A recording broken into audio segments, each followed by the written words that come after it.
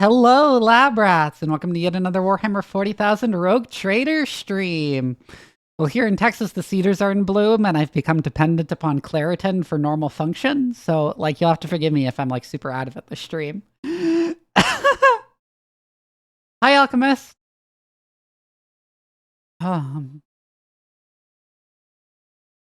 Anyways, I clicked on Adira before the stream began, so I guess we're going to start by talking to her. When Adira sees you, her lips curve into a smile and she nods at something over your shoulder. What kind of gift could I give Jay? Do you think? I can't remember if it's Jay or Jai. Well, it would have to be something that screams, "Look how much the rogue trader loves me," in the faces of everyone she meets. Like a fabulous gown beyond anything that even the noble women of Dargonus can acquire. A princess of smugglers would love the opportunity to rub the nobility's noses in her newfound privileges. I kind of want to redo my party to include Jaiana just because I like her a lot. I have learned that there are caches left by Theodora somewhere on Dargonus and Kiava Gamma. Do you know anything about this? Me? Not a clue, Lord Captain. I don't know who Lady Theodora would have told about a thing like that, but it definitely wasn't me. Why would you whisper that to me now? Why? Lord Captain, I don't know anything about caches or Lady Theodora's secrets, but the voices have just reminded me about something. I was once given the chance to try some real wine. Lady Theodora gave me some. Not just any old synthetic booze, but her favorite plonk. She always drank it in her palace. It was golden in color, and its name was Flame of Purity. A silly name, but the flavor was so intense, and like nothing I'd ever tasted before or since. Apologies. It's probably not important, but I don't know anything more than that. Aww. Of course. Why are the servitors T-posing every time?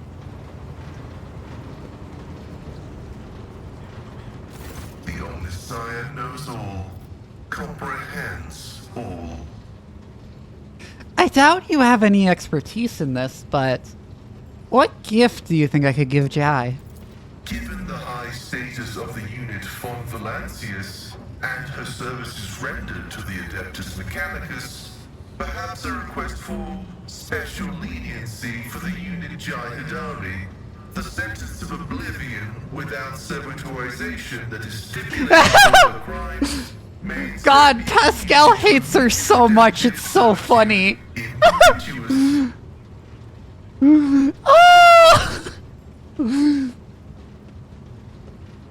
Remember during Jai's recruitment where Pascal is literally begging me to kill her? Then, hypothetically, in time she would be able to compensate for a small portion of the sacrileges she has committed against the Omnissiah. It would be a most generous gift. However, this act of mercy is not advisable, for it is undeserved. He's so mad. He hates her so much. Oh my god. Holy crap, Pascal.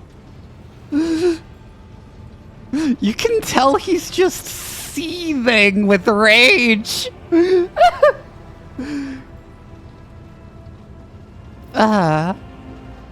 Strange messages have been appearing in the ship's log.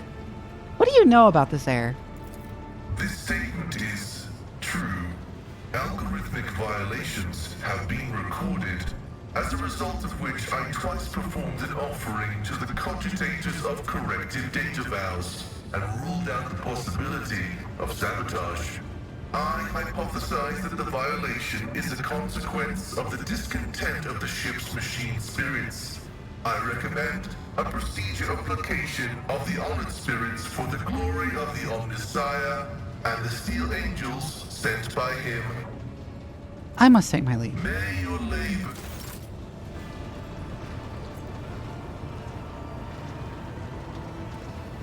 I'm gonna ask everyone that question because it's incredibly funny. Lord Captain. Seneschal, what gift would you give to the girl you liked? I used to give Genusian lilies to the girl I liked, but the species long since extinct. Now it lives only in my memory. Ask someone else, your ladyship. I am too old to remember how to charm young ladies.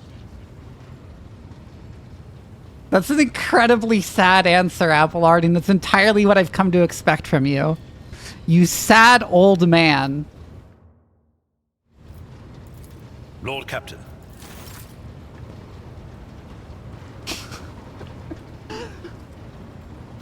You have my complete attention. Heinrichs, what kind of gift do you think I could give Jay? Mistress Adari is a dangerous person. And Rowan dangerous VT, people hi! like dangerous things. Jai is probably partial to good weapons. She even has a small but enviable collection. Such a gift would not only be practical given her perilous trade, but it would also show that you have taken an interest in her as a person and her tastes. Such demonstrations are very important when dealing with people with whom you would like to curry favor. Oh, I love how he can't even relate to the idea of courtship. He's using his advice for, like, charming informants. Oh my god, Heinrichs. You fucking stick in the mud.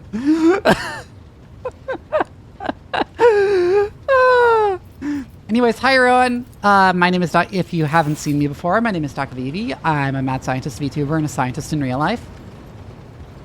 I like to stream strategy games and sometimes horror games and occasionally other stuff.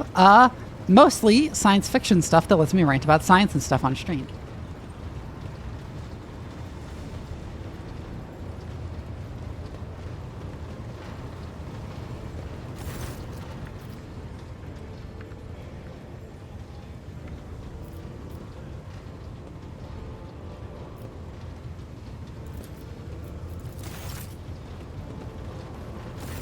Lord Captain, your presence is welcome. And I wish to apologize for my prior coldness. Oh yeah, I haven't talked to her after the big confession. Faithless offshoot of the von Valancius dynasty, like the traitor Conrad. But now I see before me a worthy leader and servant of the Imperium. I am glad to accompany you in your endeavors. Tell that to the Zinch sword I have in my back pocket.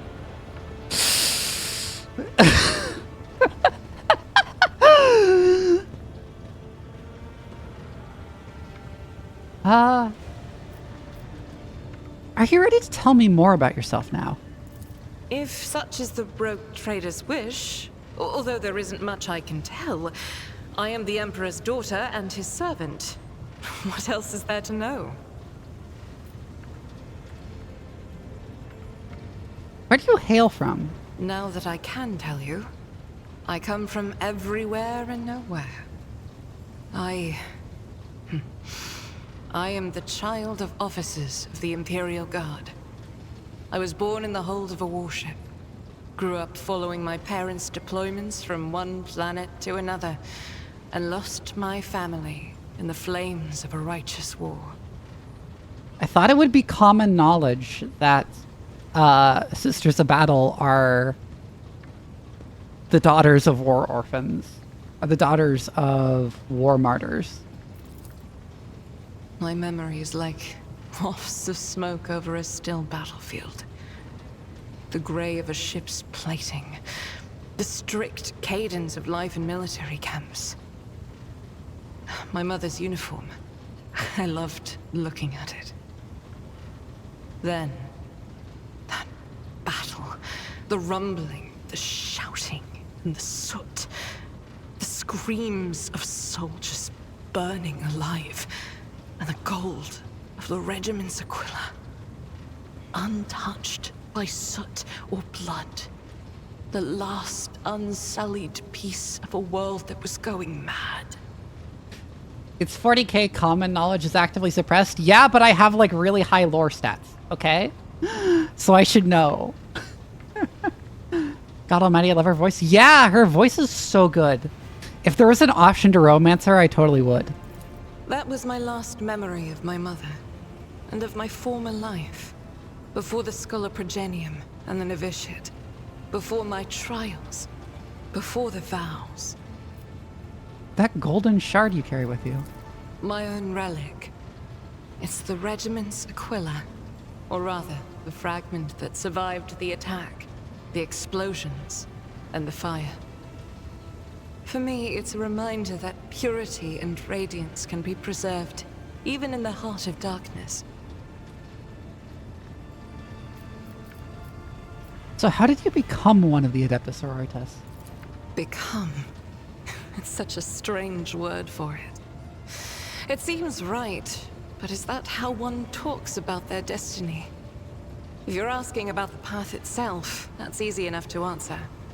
First, like many other orphans, I endured the Progenium. Those years were rough, but I remember the hardship fondly. Few things can compare with the feeling of satisfaction from a past trial, even if it leaves your body aching from exhaustion, or your soul wincing in pain.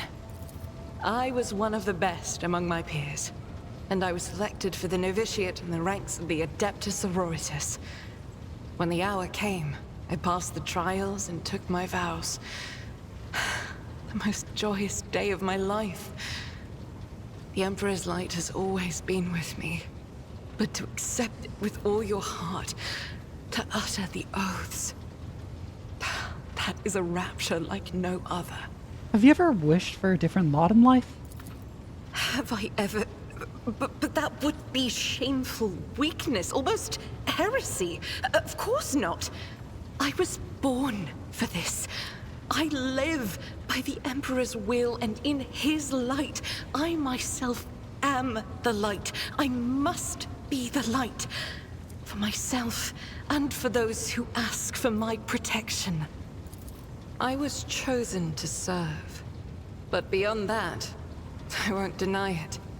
Few things elate me as much as the thought that the heretic felled by my shot will never again orphan a child. Aww. I also like how she has such a soft spot for children. Thank you for your candor. It is my pleasure to be candid. What kind of gift do you think I could give Jai? If you want to do her good, give her a dose of conscience and a fear of the Emperor.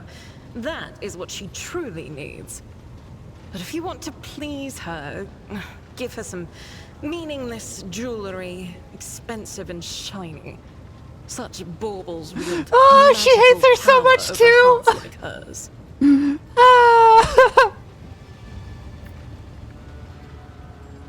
I would like to discuss Salus Prime and the relic that you want to find. Of course. My mission is all I can think about. I hear a subtle tinge of jealous in her voice. So what is this one star? If I only knew. Neither the hagiography nor the legends give a straight answer.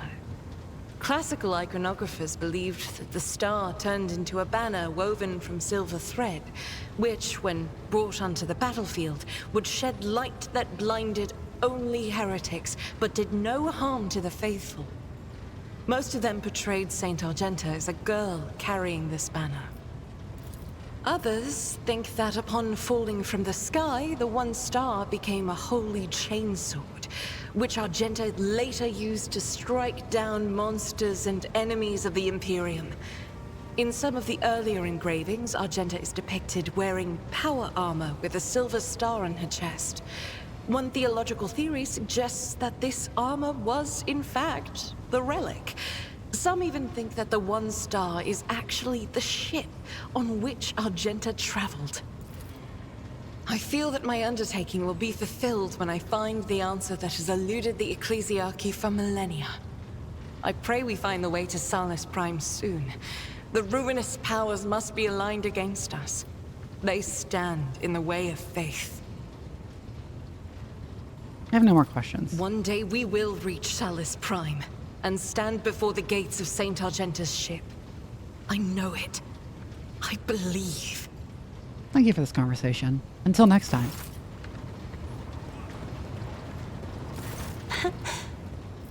Words cannot describe how boring the bridge is without our stimulating conversations. Why can you tell her to leave? Your ship can't, like, go places without her.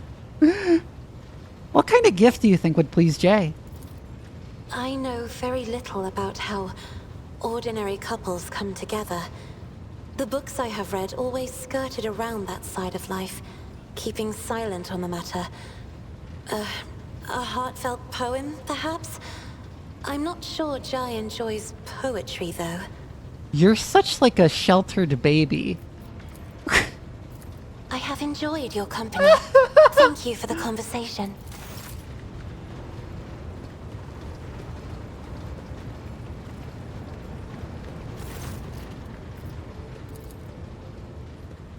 You may be interested to know that a group of officers were discussing a grim rumor over lunch.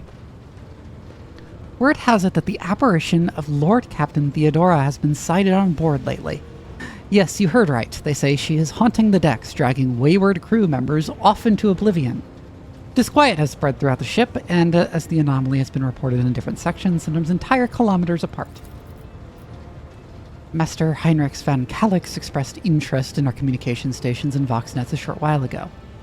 The interrogator appears to be well versed in the matters of sacred technology, and it worries me. A man of his knowledge in his line of work is capable of discreetly planting his own devices in our systems. We will be vigilant, Lord Captain, but you should try to be more careful as well. Yeah, that will be all for now. I think Heinrich has something else to say? You have my complete attention. Nah, okay.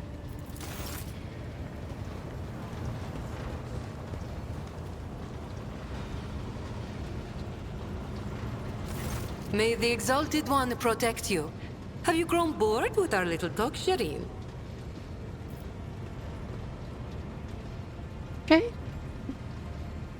Jay, do you know why my Servo Skull escort has started saying some rather unusual things?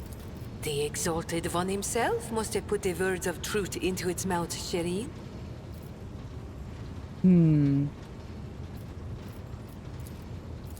Oh, I have...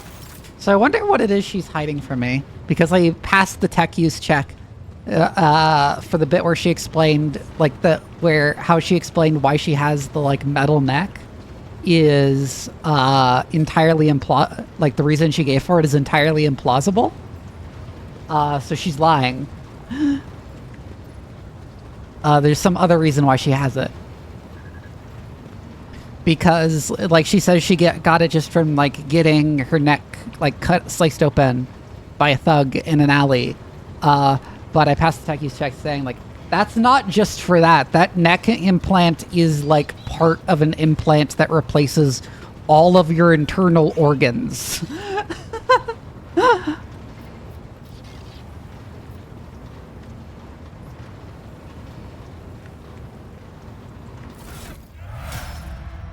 I should probably clear out my inventory one of these days.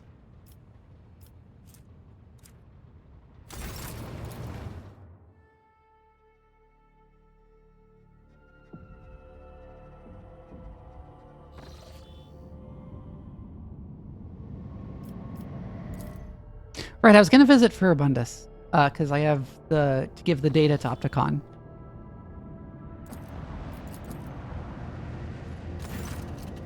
And also trade here.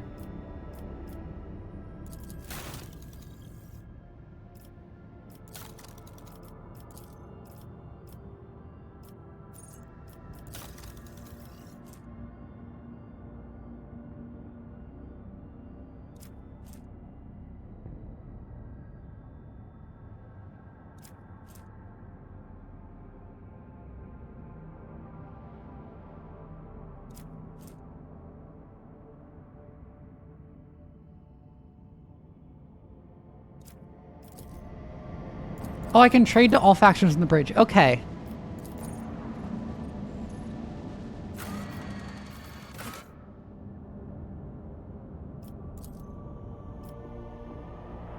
I don't know who I'd take instead of... I don't know who I'd drop to take Jay instead. Like, I could drop Cassia. She's the one who overlaps the most with what Jai's skill sets are, but... I feel like I'd be very heavily missing out given how strong Cassia is. Cassia is incredibly strong and I don't want to lose her. Is there money to be made?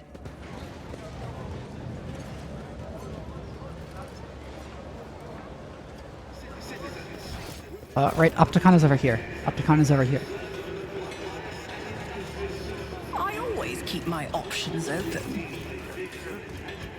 Show the data slate. I have collected planetary data that may interest you. The collected data is of interest, significant, compliant with the criteria for cooperation. The Cognizance Fleet thanks you for your contribution and guarantees the provision of a reciprocal service indulgence in the form of parts and equipment. Profit factor gained 1. Neat. Reporting, the Kappa Thread supply line is ready to continue cooperation with the Von Valencius dynasty in the sphere of planetary reconnaissance. Keep your wits Neat. about you. Okay.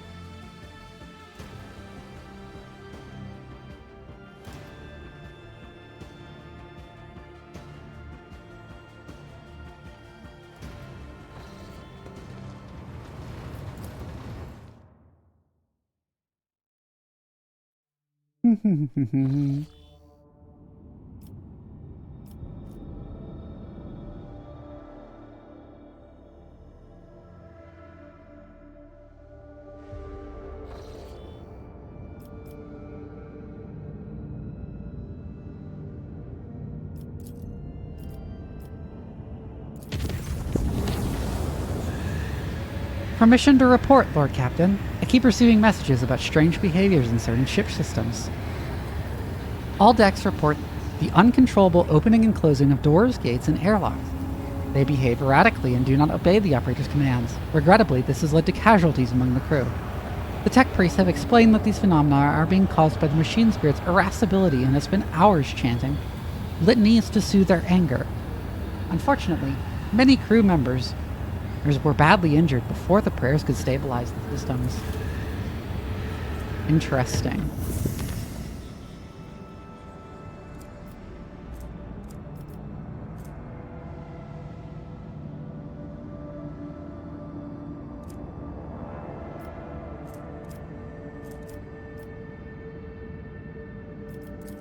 If I go here, there's a world I didn't explore because there are enemies around it that I couldn't beat, right?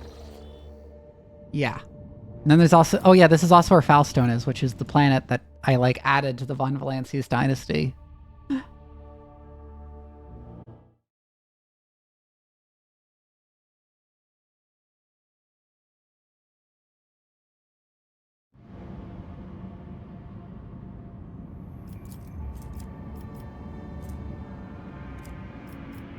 Anyways, here's Janice.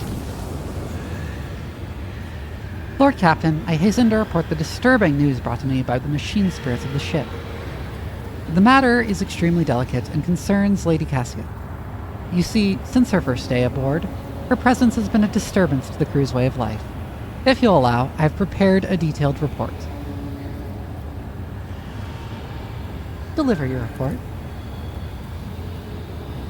The first incident occurred immediately after our departure from Urek 5. The Lady Navigator chastised one of the ship's runners, after which he went to his living quarters, killed his family, and then shot himself. The second incident was noted while traversing the warp. The Lady Navigator gave the pilots the wrong instructions and the void ship was thrown off course. For a matter of minutes, but this was enough for the forces of the Immaterium to anger the machine spirits long enough for them to start a fire in the service bay. After that, officers living near the Lady Navigator's quarters began to express extreme emotions. Hysteria, apathy, euphoria, rage. This is quite detrimental to crew morale and performance. The last incident was recorded on Footfall, Around 100 living birds were delivered on board during our stay on football. Each bird cost a hefty sum, but I failed to discover their purpose and subsequent fate. I was also told about a conflict between the Lady Navigator and the Seneschal. Alas, with no details. If you like, you can ask Master Worsarian directly. Things are even worse with Jai Hadari. I intercepted a voxcast in which she promised she would, I quote, end that Kasha if she ever saw her again. If I may, Lord Captain, the Lady Navigator's state of mind worries me. She is self-contained and does not mesh with the crew at all, which is why everyone avoids her. Even senior officers can be superstitious. I fear that only you are in position to talk to her on an equal footing and improve the situation. For the sake of the crew's safety and that of Lady Cassia herself.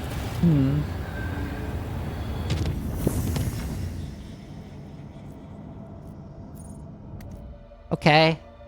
I'll go talk to her. Well, I'm gonna ask Abelard and Jay what they're talking about first.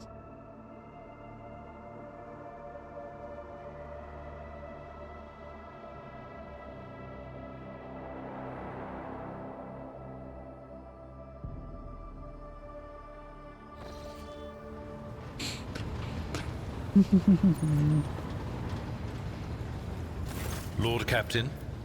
I heard you and Cassia exchanged words recently. What happened? And who brought this piece of news to you, I wonder? Then again, I have nothing to hide from you. Of late, the helmsmen have been going off course with increasing frequency, and the reports are full of contradicting accounts. The problem continued, even after several demotions were handed out, so I took it upon myself to investigate. I was astonished to learn that our Lady Navigator has been amending entries in the ship's log, and the officers have been keeping silent on her orders.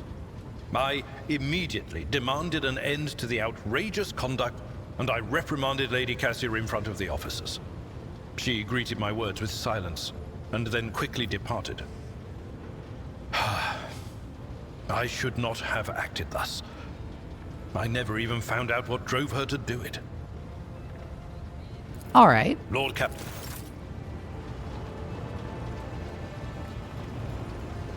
Oh yeah, and I need to talk to Jay too. Where is she? Where's the bitch? May the Exalted One protect you. Have you grown bored with our little talk, Shireen? I heard you had a falling out with Cassia? You even threatened to kill her.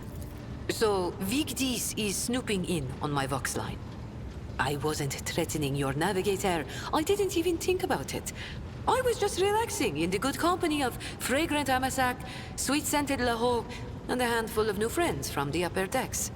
And right in the middle of the fun, the Lady Navigator swoops in and starts jabbering about how her head is about to split from the cacophony of colors coming from our cabin. Long story short, Shireen, I had the misfortune of getting a taste of what your officers have been going on about. They say when the Orselio girl becomes upset, everyone in the vicinity loses their minds and is overtaken by Aji. And it hurt like anything. I can only remember everyone huddling in a corner, wailing like klaxons. As for Cassia, I think Cassia was flustered by the state of our clothes, which were very meager back then. Oh my god! And before I could get my bearings, the porting was gone. The whole situation was awkward. As for the threats, they were addressed to one of the girls I'd been foolish enough to invite to our little party. That Kasra used the confusion to pilfer a full pouch of the Laho from under my nose.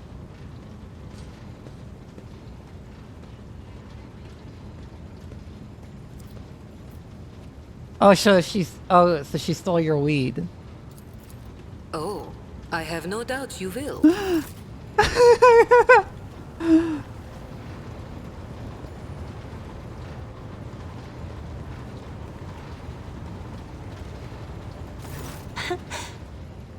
Words cannot describe how boring the bridge is without our stimulating conversations. I have heard rumors that you're not getting along well with the crew. Oh my god, Cassia! Not here. I'm begging you. Aunt Aren't noblemen supposed to discuss such things away from the servants? Let us go to my study. No one will disturb us there. Then lead the way, and I will Oh my answer God, all Cassie. of your questions.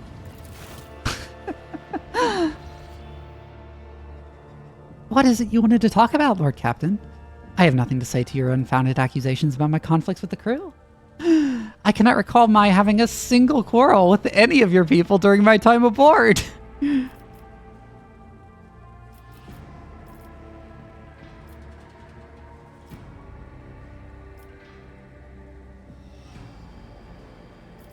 Would you mind telling me why you needed 100 species of bird and what you used them for?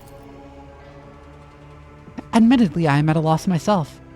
The day we arrived on Footfall, I sent a request to the ship's quartermaster and asked him to get me a songbird. But he never asked for clarification, and shortly before we left, I had a countless number of cages delivered to me, all wrapped in bright red panic with flickering tints of fear. There was a bird in every one. Oh my God, Cass. I was so excited I thought I would have 100 friends instead of just one. They were squeaking so piteously I let the poor things out. I even fed them my breakfast and dinner, but the stupid birds would not stop chittering even after bedtime.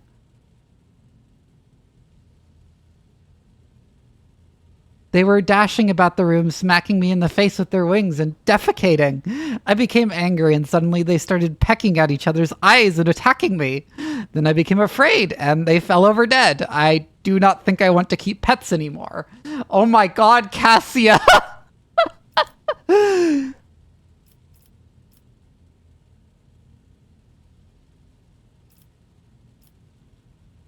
You have been willfully changing entries in the ship's logbook and forbidding officers from reporting it to Abelard. I beg to differ. I read numerous books on Astra Nataris, and I can swear on House Arcelio's honor that your officers are entering data in complete contravention of regulation. False terms, random distances between lines, spelling mistakes, and even the simplest of words. I spent the last few cycles correcting the latest log entries, and I thought it would please Master Abelard as he is so fond of order. And yet the Seneschal did not appreciate my efforts and for some reason called them an outrage. Even though mere days before he had been swaddling me in warm yellow words, I noticed all your people do this when they are expressing sympathy. I merely wanted to repay the Seneschal with the same courtesy. Perhaps he finds my friendliness off-putting. You must have had quite the falling out with Jai if she's threatening to kill you.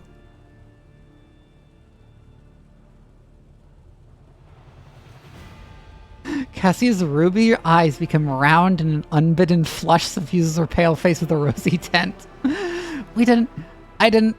That is our private business. The issue is between me and Lady Jai. Lord Captain, please pay it no heed. We made our peace long ago. And I will have you know, no one threatened me. Your information is incorrect. IDK, what's happening before birds? I've been getting a lot of complaints about Cassia, my navigator, who's like... emotions spill out into other things around her. The messenger you rebuked butchered his own family and then killed himself. I haven't rebuked a single errand boy on this ship. I think I remember. A kind young man with a shy smile and skillful fingers with too much rotten ochre on his shoulders. I grew tired of the disgusting color and advised him to lighten his burden by casting the weight off his shoulders. He did not come the next day. Or ever again. Oh my God, Cassia!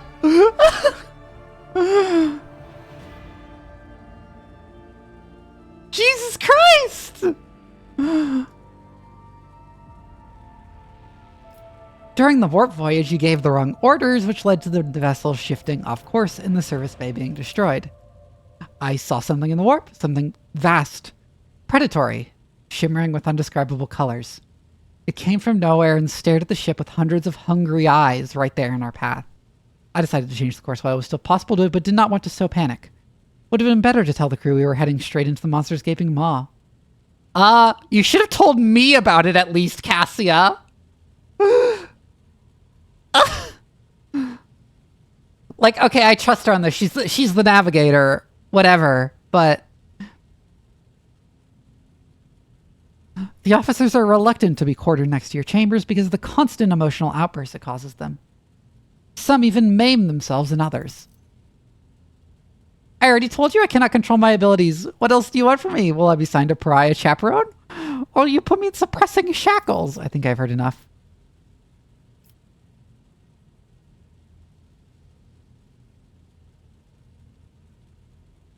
Will you share your thoughts with me?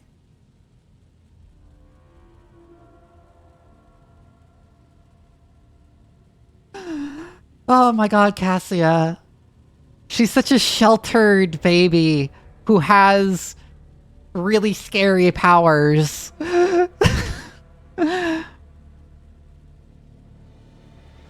You have a kind soul, but have difficulty reaching out to people. I could teach you the art of communication if you like.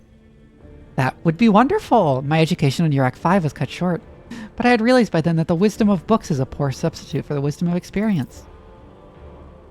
Very well, since we are done with this misunderstanding, I would like to change the subject. It would only be fair for me to ask you a few questions now, wouldn't it? Cassia hesitates and continues in a less confident tone. Do not mistake me, I'm not going to accuse you of anything. It's just that you are the most worthy interlocutor on the entire ship, and you are always so busy. What would you like to ask? Archivist, you should know when she first came aboard my ship, she asked me why I let my servants have keep their tongues. Because on Urak 5, they cut out all the servants' tongues. And I told her that's not normal, and she's like, oh, it's not normal?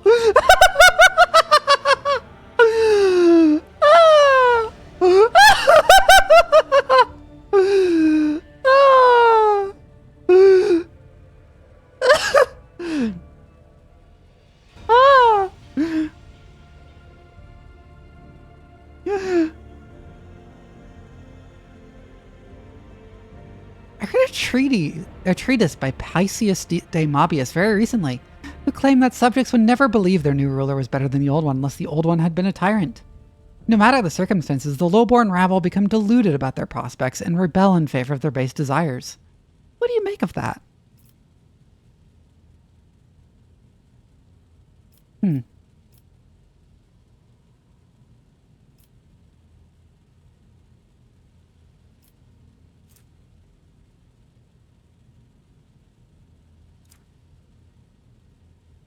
Good thing I'm a sucker for characters that are morally questionable. You know, I think Cassie is a sweetheart, but she's just unimaginably privileged and sheltered.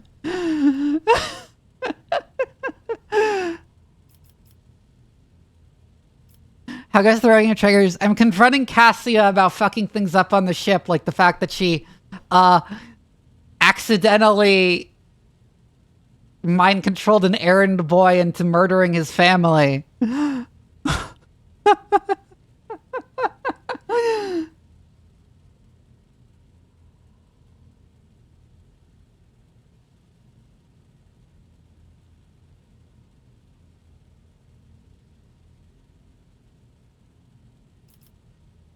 On the contrary, the loyalty of subjects can be bought at a pittance.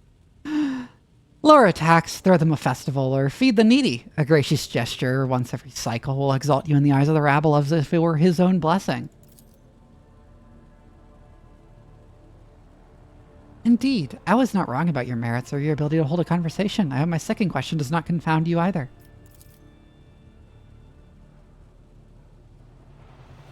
According to the 20 tomes penned by the preacher Oistach Istefan the Forgotten, mercy and cruelty go through the world hand in hand, but people flock only to one pan of the scales. Would you rather inspire fear in your followers or be magnanimous and choose awe?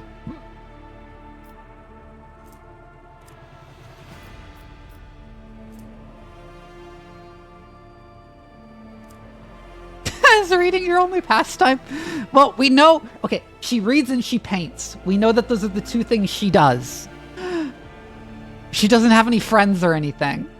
So...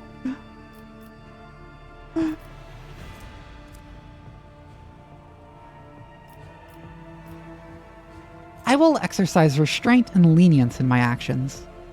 Excessive suspicion and mistrust harden the hearts of the people and turn them against each other. There is so much power in your words, power that makes me want to join you. I understand now why your subjects are eager to follow you. She, like, worships the ground I walk on, too, at this point. So...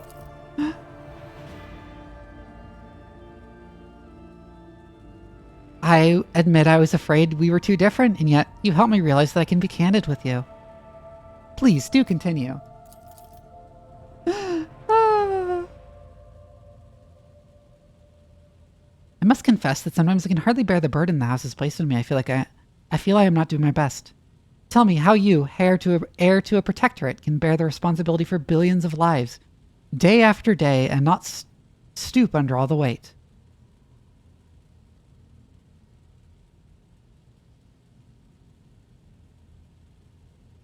It is my duty whether I like it or not. I mean, I was kind of forced into this. But, like, not like I'd complain. I went from being, like, a crime lord to a rogue trader, so... Thank you for your patience, Vivian. You're helping me to see the world in different colors. A novel experience for me. Our conversations hold a special place in my heart. Allow me to bid you farewell for now. I am heading back to my chambers to consider today's conversation. Interesting.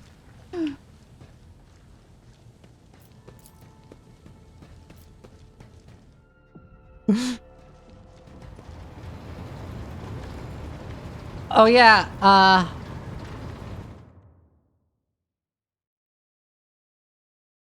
never mind.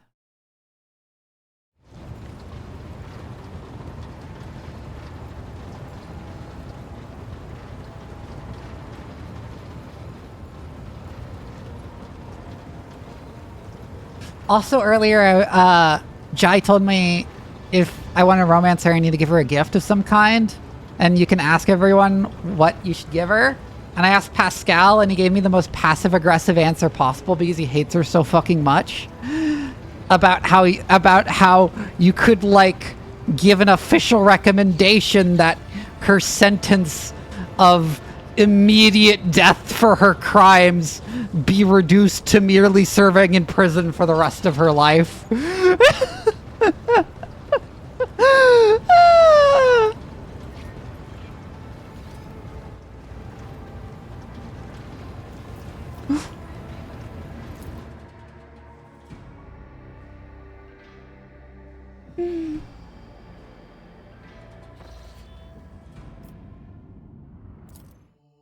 You could tell he was just seething in that entire conversation. Lord Captain, according to the telemetry, the parameters of the system match those of Telecos Epsilon, home to the agri-world Janus that belongs to the von Valancius dynasty. We have received a Vox message from the planet. The agri-world's governor officially welcomes the rogue trader and reports that she has begun preparations for a formal reception to celebrate the arrival of the planet's sovereign.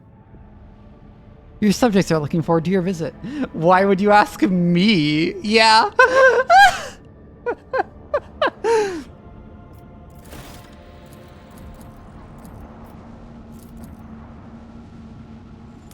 I also asked Heinrichs, and he accidentally let slip that he was pulling advice from the techniques he uses to, like, charm informants. Because he's, like, never been in a relationship. Because he's such an edgy stick in the mud.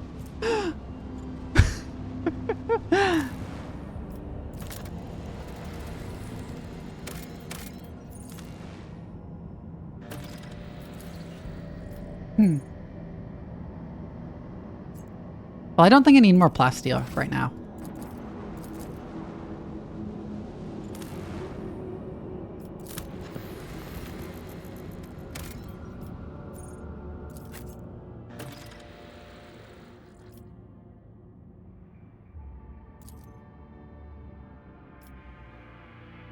Man, I wish I had another slot in the party for Jai, because I like her.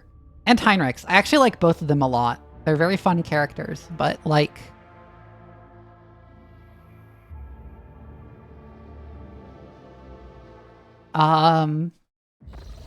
everyone else is too good.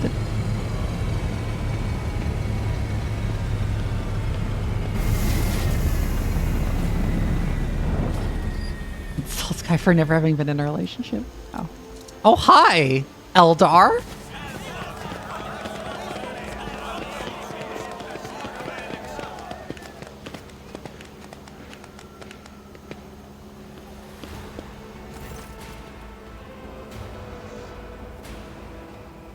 Just shoot who you don't like. A lavishly dressed noblewoman in an opulent silk gown watches you with an expectant air, but then gracefully bows her head. Gem-encrusted implants protrude from her arms and neck. I welcome you on behalf of the House Viat Ab Aram. My name is Vistenza Janus Viat at Arab Af Coronis. By the grace of the Emperor and the will of the rogue trader, Theodora von Valancius, I serve as planetary governor and imperial commander-in-chief of this world. Vistenza Viat raises her head slightly. And greetings to you, noble Versarian. It has been years since your last visit to Janus. I am glad to see you again. It is a good sign when a rogue trader's seneschal does not visit a subject planet for a long time. Isn't that correct, Lady Viat? It means the governor is taking care of all matters and there is no need for the seneschal to interfere. Vistenza lets out a musical laugh. I hear praise in those words, and I thank you for them. She turns once again to you. In truth, your arrival in the place of the esteemed Lady von Valancius is quite unexpected. I hope my coming in Theodora's stead has not disappointed you too much. Not in the least, your ladyship. On the contrary, I am delighted after all these years to once again welcome to my world. For Janus!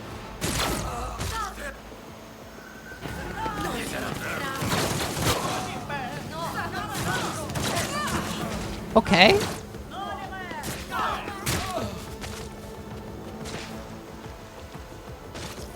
Your arrogance will be your downfall. You will fall. Yeah, that did escalate quite quickly. I'm surprised. This is the first time we've had an ambush that Adira did not see coming.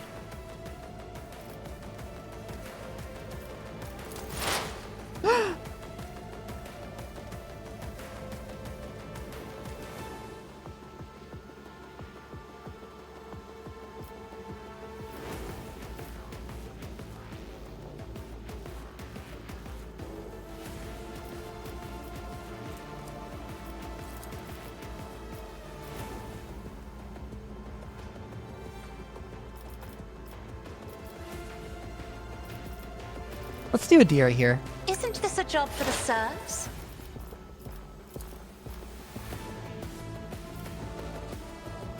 That'll hit Abelard, but it'll take barely any damage.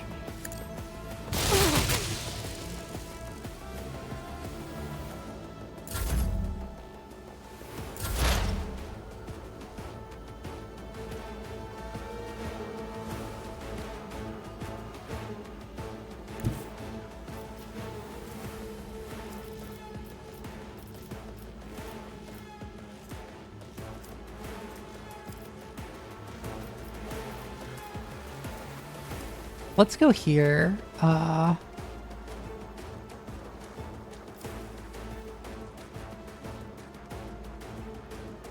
think. Yeah, let's go there. We're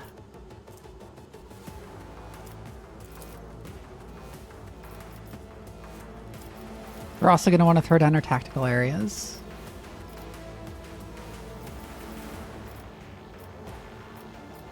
I could go over there, but those guys are almost dead, and Argento will probably take care of them, so I'm just gonna... Who if not me? Front line here.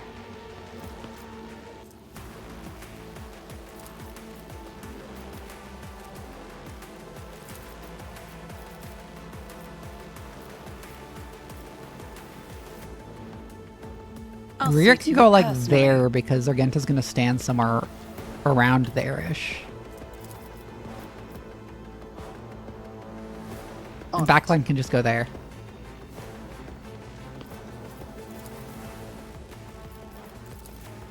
We will analyze on him. And then surefire plan.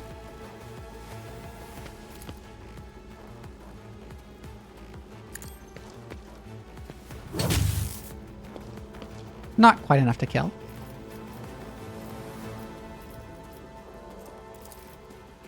It's as good We as can also done. use our toxic needle. You never stood a chance. Yeah, that got him. Okay.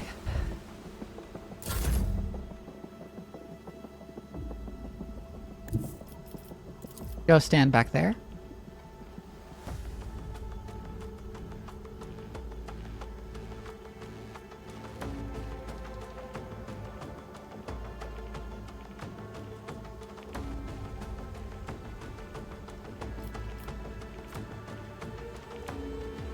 Yeah, go As the there, Emperor commands, wildfire. I act.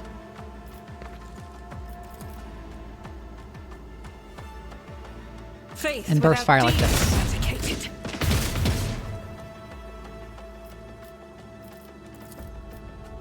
And then Doubt kill is off for another the one with a weak. single shot. Oh, fuck, that missed. That's unfortunate.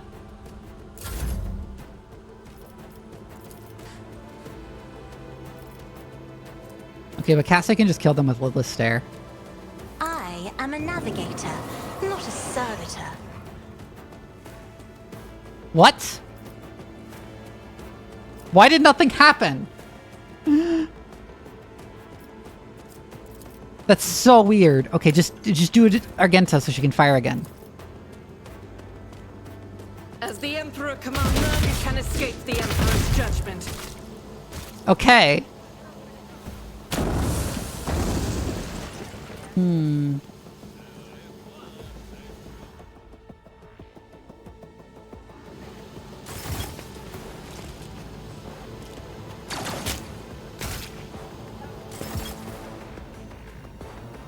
So the Eldar is on our side for some reason.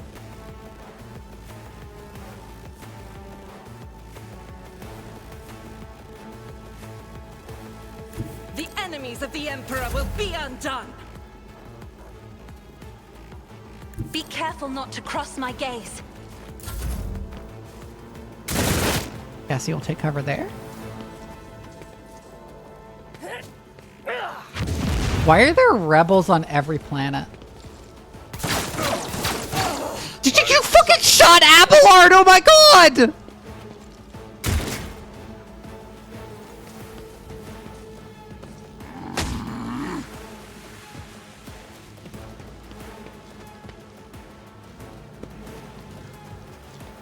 I like how they're running into their own gas.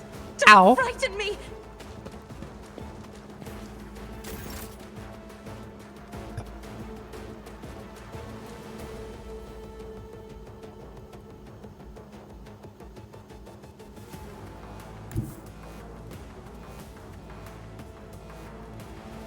Rebels in the Imperium? Can't imagine why. Okay, Abelard will go there.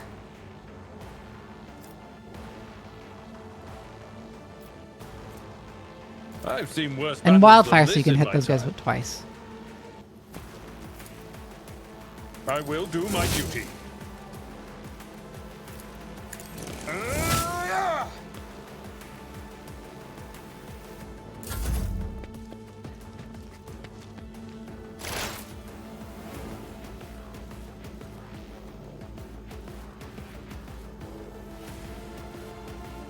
There's like no cover around here.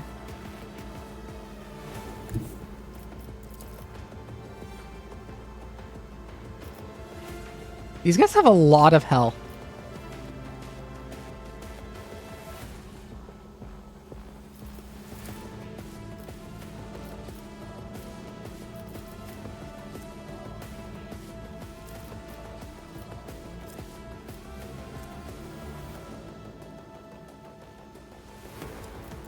Let's sensory deprivation the sharpshooter.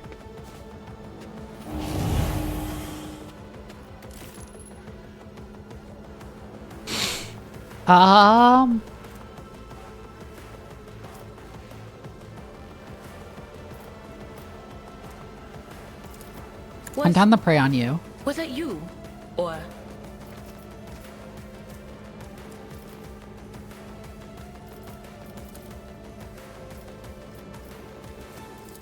And analyze enemies.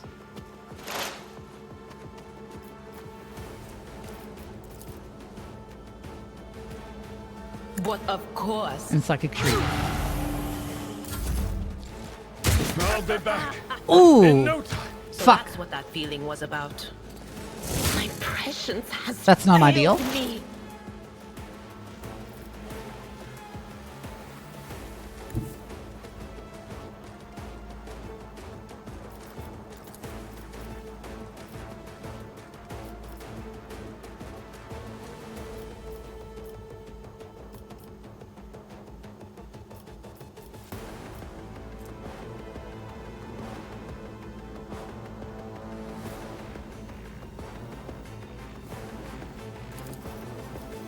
Go here.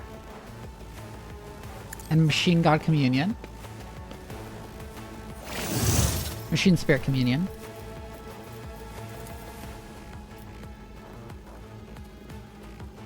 And did I shot those guys?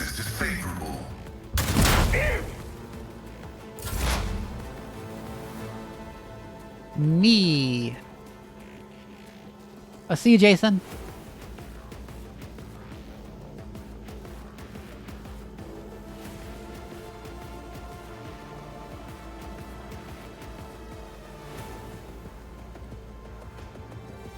Well, let's go stand in the tree. Nah, actually, we're gonna go fight these guys. We go stand over where Abelard fell over. Let's make Throw it down some the front line. opportunities.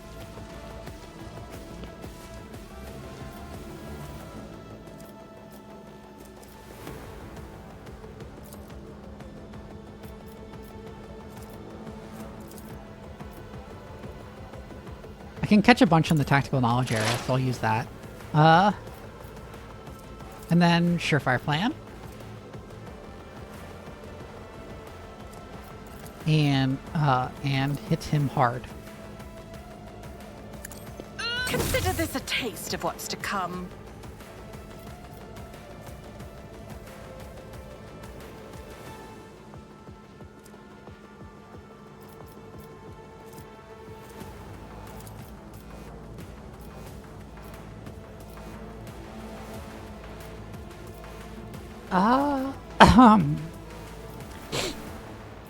Oh, I should have intimidated. God damn it. Okay, I'll make it sharpshooter. happen. Grenadier. It's been a bit since I played this game. Okay.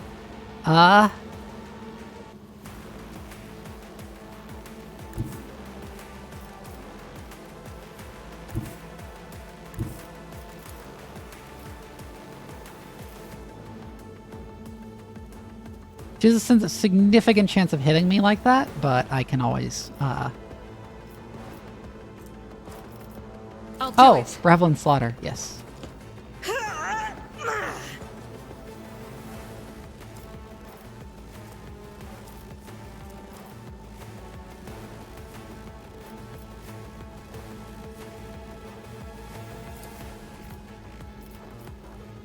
And then controlled shot. And fire like this.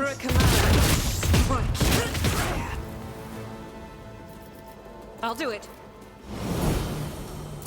Recycle the momentum.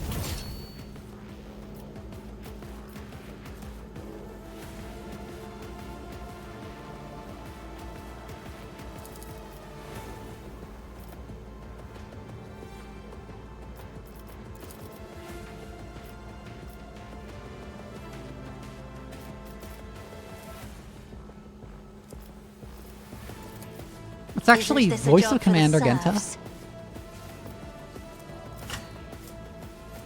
Glimpse of Fate, Argenta.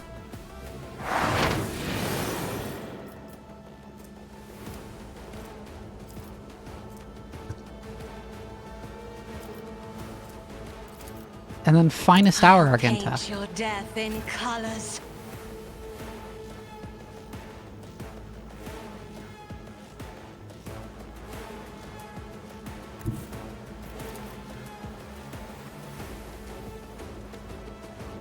Go here.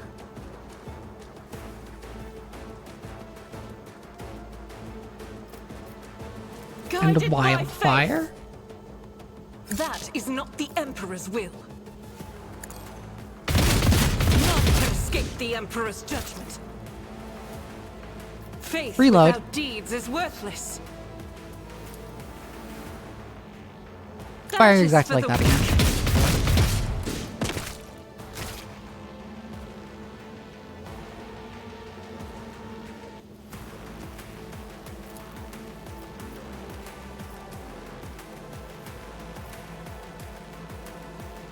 And then fire at that guy. As the Emperor commands, the King's strike is a prayer. God, she's so good. Move there again.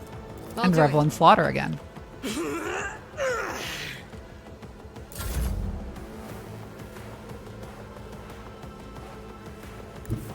Cassia retreat.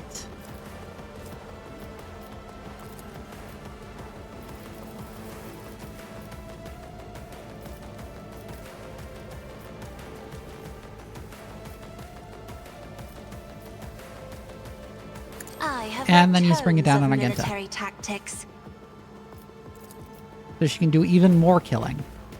A run and gun. Without deeds is worthless.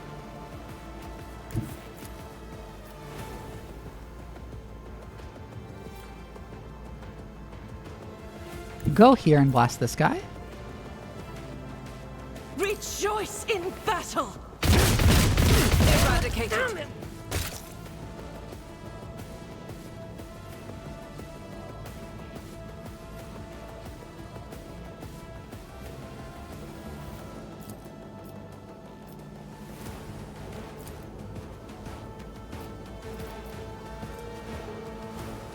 I will not. Does she not have enough ammo? Yeah, she's 2 of 14 bullets. Okay. It's only single shots now.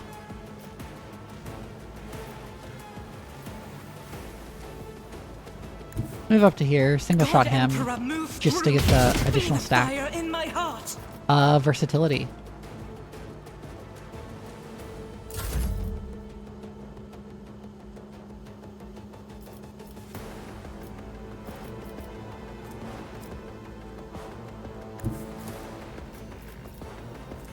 Cassia, go there. Press the advantage. You shoot this guy with your shotgun. Okay. Ow. Oh, it hit the estate warden. Okay.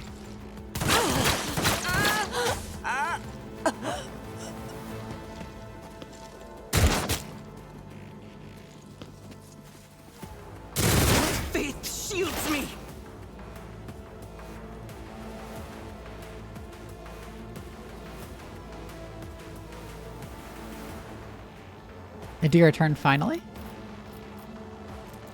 Let's hunt down the prey on this guy.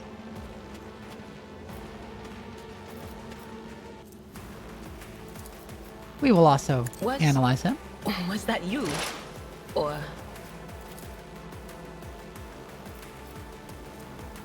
anything And else? call the bolt. And then Psychic Shriek on him. Ah, didn't quite kill him. Well, he'll die to Aftershock. Yep, there he goes.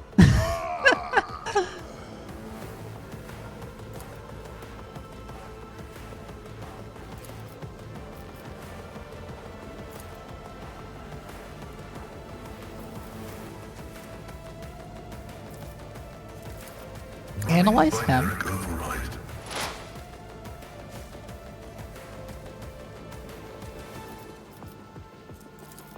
Hunt down the prey.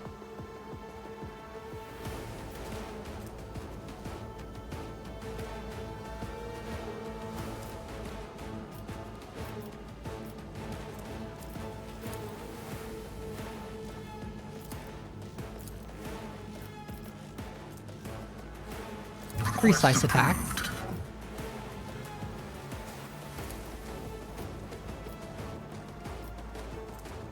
And the piercing shot. The order is contrary to dogmatic protocols. This will probably miss. Ooh, he did hit though. Your life is a negligible variable. Alright, I'll run up and finish him off. Oh, there's another guy in the corner over there. I didn't even realize.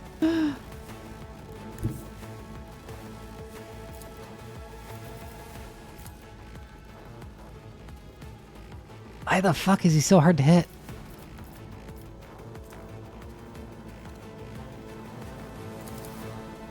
Alright, go there and move the front line.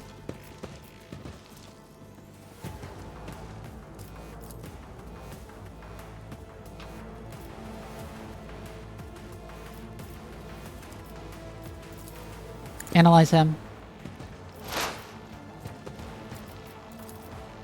On it. Expose weakness. I'll make Intimidate. it happen. Who, if not me? Oh, that did hit. Okay, even despite being 20%. Okay. Thank God.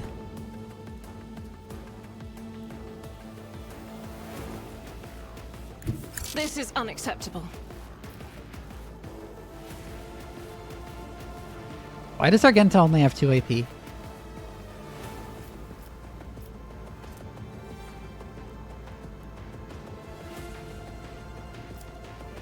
I refuse. I'll do it. Whatever. Reload. Doubt is for the weak. Wildfire. First fire on that guy in the corner. High momentum.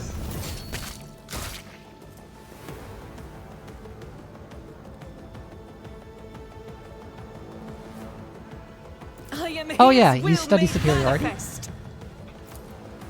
First fire that guy over As there the too. Emperor commands, I act. How did you miss all of those when they were 91% chance to hit? God damn it, Argenta.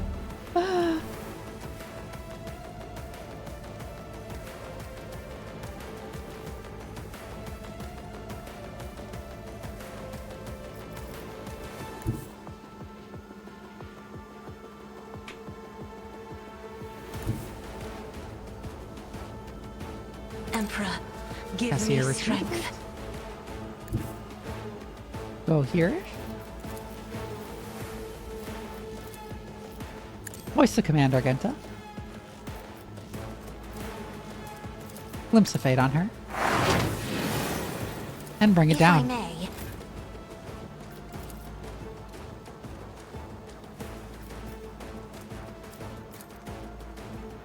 I'll do it.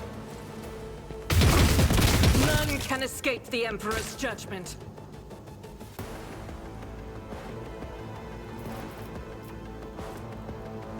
Doubt is for the Revel in weak. slaughter. Faith And then without run and deeds gun. is worthless.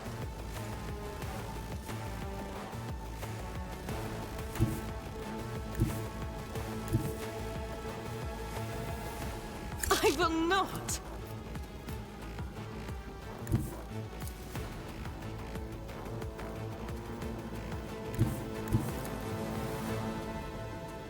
Is there no angle where she can get like a good shot on that guy?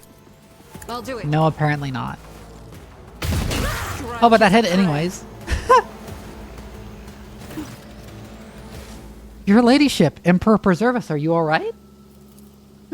Do not fret, layperson. We have grown accustomed to outrageous slovenliness among the wardens of every world we visit. Pascal's voice, quiet at first, is booming with fury by the end of his remark. God, I love that. Okay, so it's more like, do not fret, Warden. We have grown accustomed to outrageous slovenliness by every world we visit!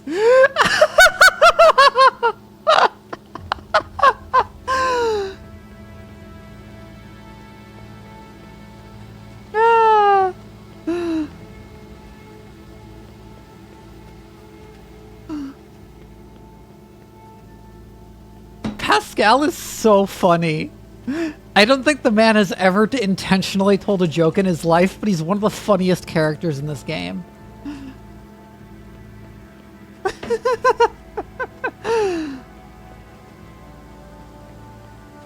Pale grayness is strangling this peasant like a noose.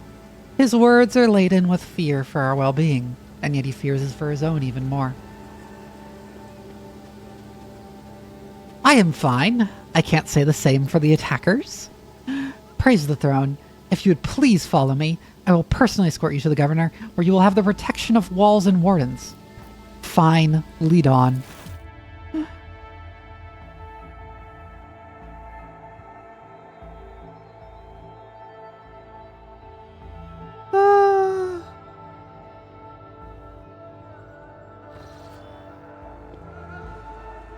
Upon seeing you, the guard at the door lets out a frightened yelp and doubles over into a low bow.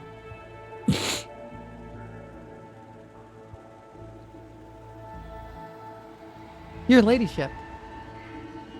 Someone already took the jacket off. Your ladyship, the most honorable Vivienne von Valancius. The governor is awaiting you in her office, where she is protected by walls and guards. Would you prefer to meet her with her alone or with your entourage? My entourage will accompany me in my meeting with the governor.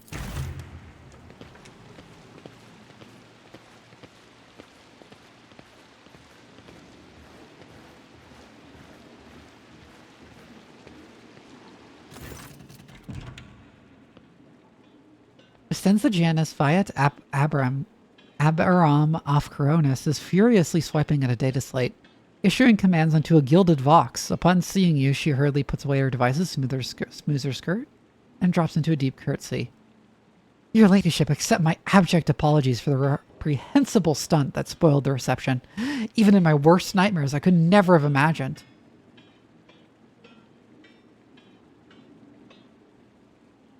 Reprehensible stunt? I thought firing at moving targets was part of the ceremony.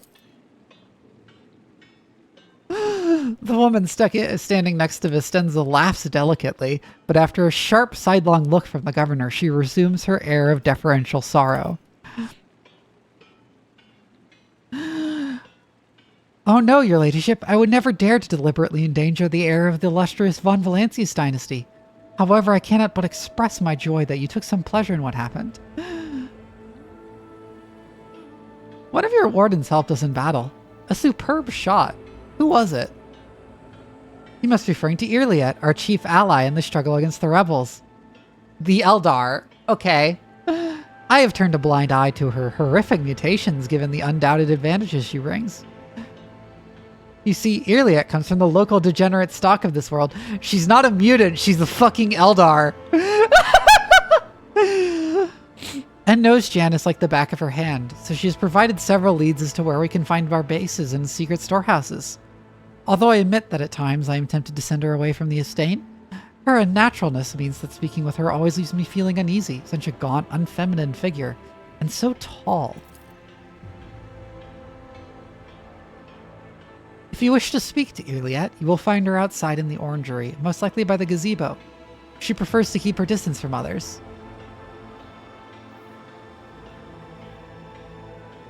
What's happening on the planet? Several months ago, I pity this disgusting mutated creature points at Elf. Yeah? Several months ago, uprisings broke out on Janus. I was not even notified at first. Griping worms are for wardens to worry about. Alas, I only learned of what was happening after the miscreants began targeting noble families. Vistenza shakes her head. And then it became apparent that what the Administratum's accounts had referred to as unrest were in fact organized attacks on infrastructure and society leaders. They have already brought 13 agri-complexes to a halt and have now moved on to assassination attempts.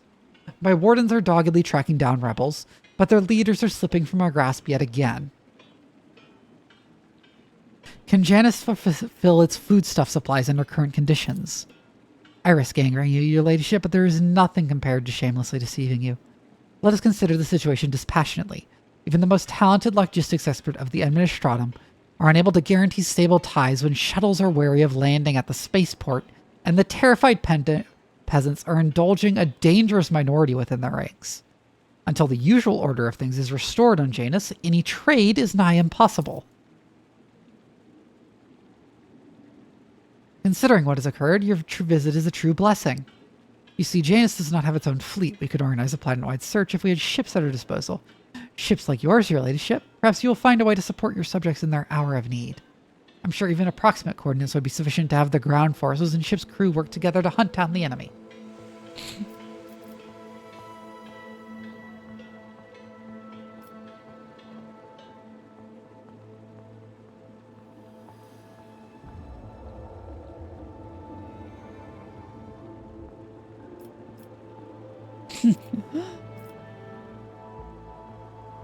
Don't trust her or the gazebo? Okay. You want me to go and off and catch some rebels for you? Not quite, your ladyship. My wardens are crushing the lowly saboteurs across the planet relentlessly, Vivienne. But it'll be for naught unless their nests are destroyed. Someone is controlling the riffraff who are perishing in thoughtless escapades, such as the one we witnessed today, and that someone could be hiding anywhere. You have resources and capabilities at your disposal, the likes of which I could never hope to possess. Your ship alone is an unequaled asset for tracking down criminals beyond the borders of my influence.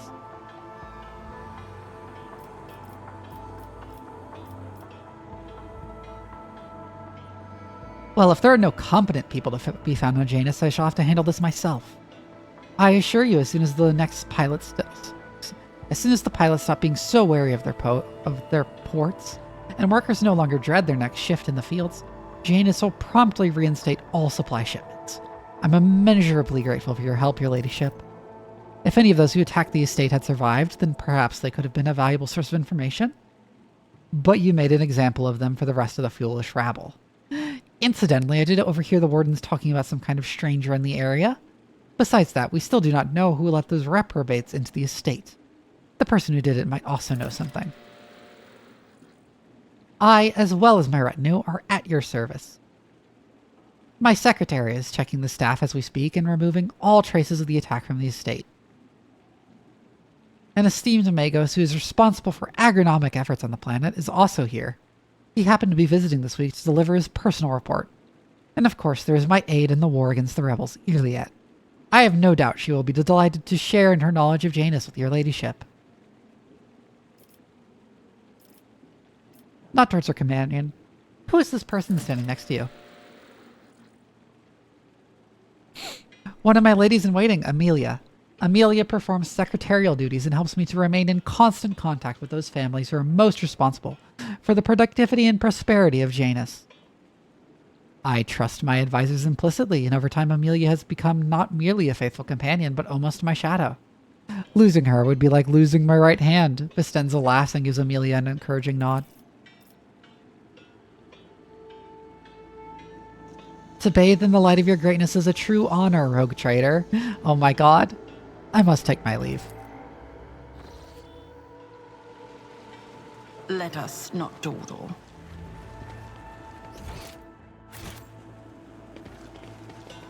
The fall of Reichert Minoris is a blow to all of the Expanse.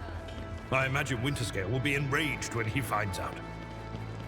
I nurtured a spark of hope that Urak 5 could still be saved. But now my home is lost. Forever.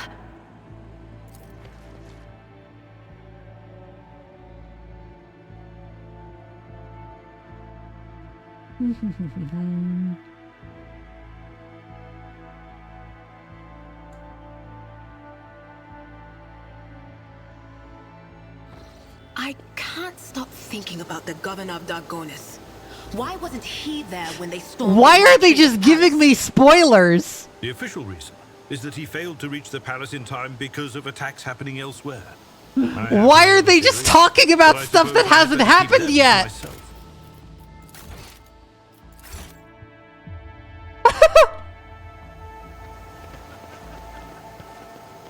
Always keep your eye on the prize.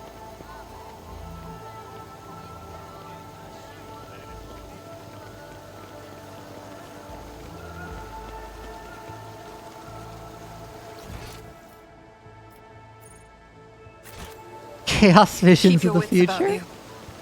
Attilius Quint. The stupid man wearing a cloak of the Adeptus Administratum is reviewing information on a data slate, while he's quietly whirring mechanical arms. Fill a long scroll with writing. Upon noticing you, the man stretches his thin lips into a smile and deferentially bows. The light in the eyes of the servo skull hovering over his right shoulder gently pulsates. Your ladyship, what an honor it is to address you in person. Allow me to introduce myself. Attilius Quint, Prefectus of the Officio Agriculti. I will preserve the record of our conversation forever.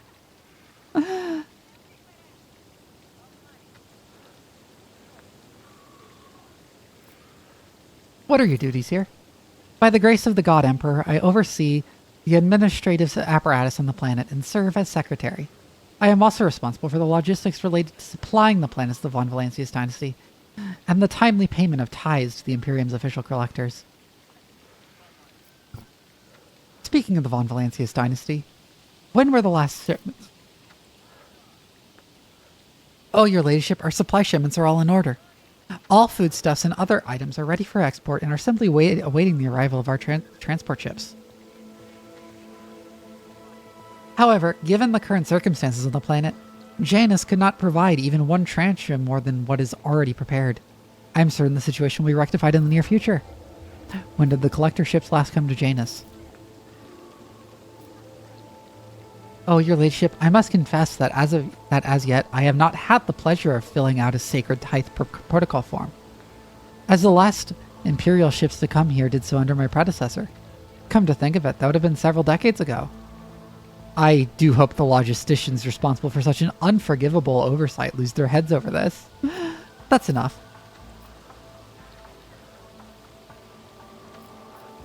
What do you have to say about the governor's helper, Irliet? To be honest, your ladyship, I find her presence most distressing. Of course, I would never gainsay the wisdom of the governor. Who, if not she, could perceive the true worth of a person, even if that person is a mutant? Moreover, Irliet's particular abilities could be an interesting subject of study for the Magos Biologis. That elongated head shape, those eyes, judging by the skull that was given me to send on to Footfall. Such developmental anomalies of Janus are not a quirk of nature, but some kind of inheritable trait. What skull are you talking about? A remarkable item, I must say, a true anomaly. One moment. After rummaging in a nearby container, Attilius draws out a parcel, which he immediately unwraps. Here it is. I believe the finished piece was intended to be given as a gift to the governor, but under the current circumstances, I doubt I will be able to send it to Footfall anytime soon.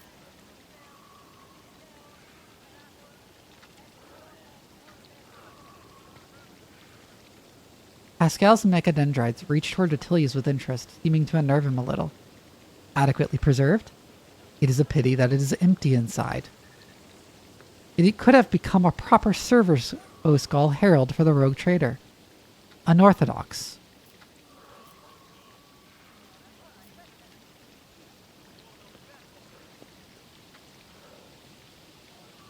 Remove it from my sight.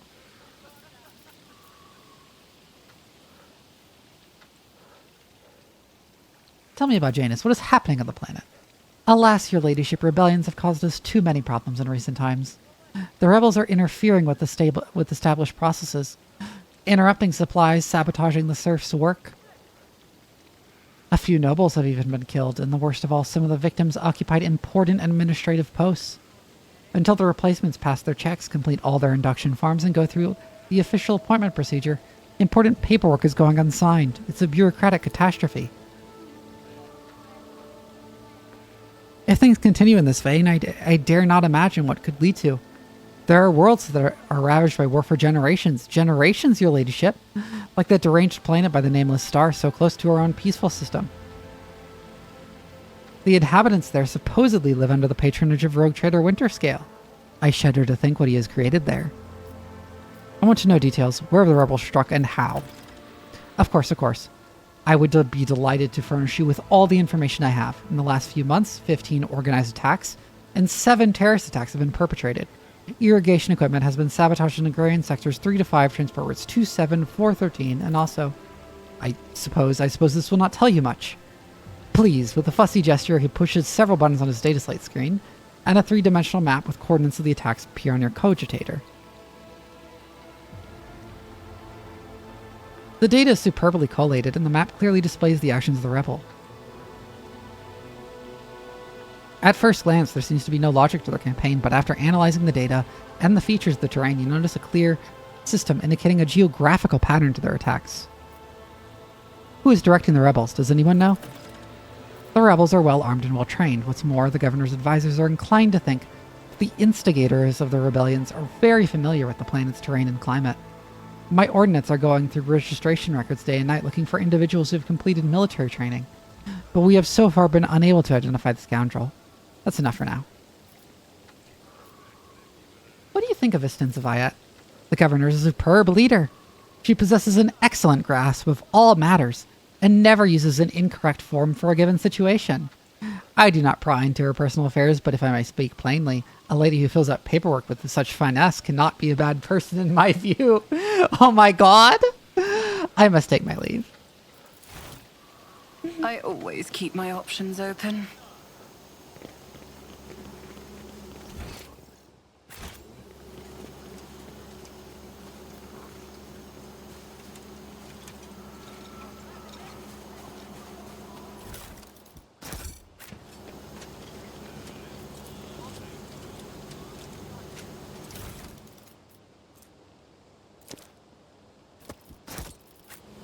Rise to the top, or get left in the dust.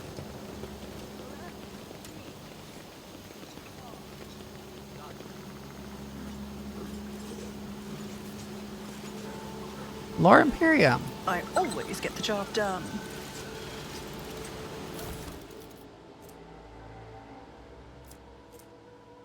Hotshot Lasgun. Interesting.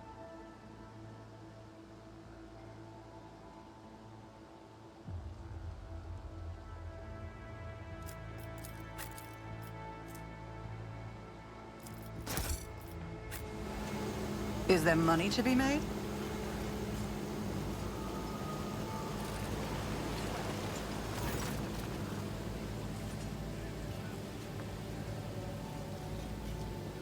A hulking man dressed in a uniform marking him as an officer of the gubernatorial wardens. He is closely monitoring his subordinates as they surround the building. Sensing your approach, he whips around, his face going pale, and he offers a low bow. Your ladyship, please do not strike too close to the building. One of the terrorists from today's attack has holed himself up in there. He could be dangerous. What's going on here? Ready to report, your ladyship. We conducted a sweep of the area after the attack. All of the assassins were arrested or neutralized except for one. He's sealed himself inside. He already injured 2 wardens who tried to reach him. But there's no need to worry. We'll poison him and clear the last dregs of dirt from the estate. I have only one question, officer. Why have you not already done it? The rogue trader is here, and the longer you delay, the more you put her life needlessly at risk. It is inexcusable, your ladyship. The barrels of poison were only just delivered. But we're ready to begin now. I want to talk to the person inside. Are you sure? It's not exactly safe, your ladyship.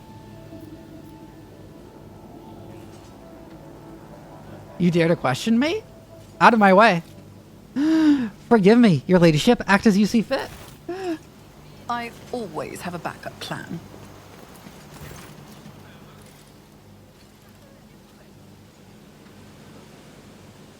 Piss off, you won't take me alive. Better to put a bullet in my brain than let the governor's dogs get their hands on me.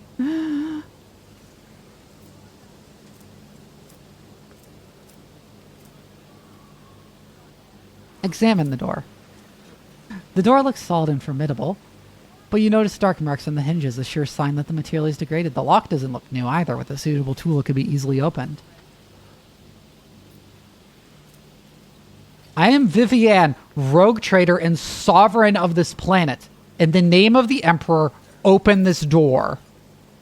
For a long time, nothing happens. Then the door opens with a quick click. The space is small, the corners filled with inky black shadows, but you can still make out the person in the room. He is desperately gripping a discharged lasgun in his hands. The rebel looks at you in amazement. It really is you. Wounded rebel, the young man, practically a boy, falls to his knees and stretches out his bloody hands toward you. His clothes are burned on one side and grimy with baked-in blood. Your ladyship, have mercy! You are the sovereign of this planet. Only you have the power to save us. Youth is a time of recklessness. I heard that said more than once in the Schola Progenium and during my novitiate. But youth is also a time of directness. Let us listen to this young man before we judge him. I agree with the sister here. People don't become rebels because everything in their lives is rosy. And the kid's green as grass. It'd be a shame to kill him for nothing. Something is wrong on Janus. I can feel it. Maybe you can shed some light into what's going on. Save you from what? From Governor Viat. Everybody here knows what she's doing to us. We've put up with it a long time, hoping that somebody would intervene and help us, but nobody ever did.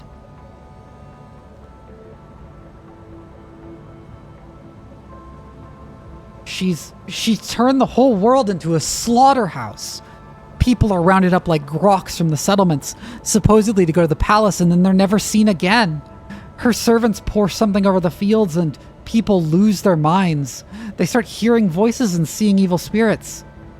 And while we're dying, she's sitting behind her white walls and feasting on our bones.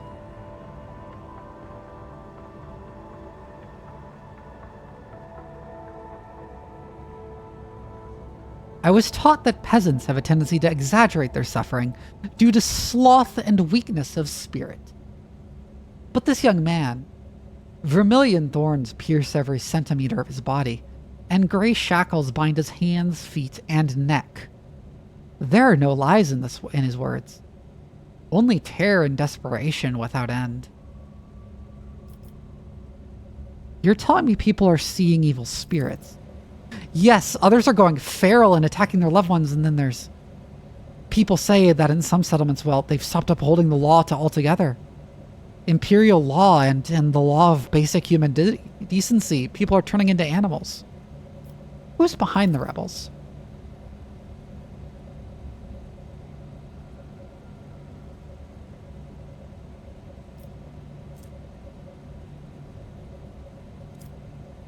He swallows nervously and looks at you with fear. Your ladyship, I beg you, don't ask me that. I can't sell out my brethren. It's over for me, but the others, I won't betray them. There will be no end to the war on this planet until I get a handle on the situation. But to do that, I need to meet with your leader. As long as you keep your word. I've never been in their camp. None of us have. Only the chiefs saw one person from their base. He came a few times, bringing weapons and orders. He said he represented a greater force than we could imagine. And he said that the governor's dogs will pay for their reprisals in the settlements. But that's not where they're hidden. They keep their distance from ordinary folks.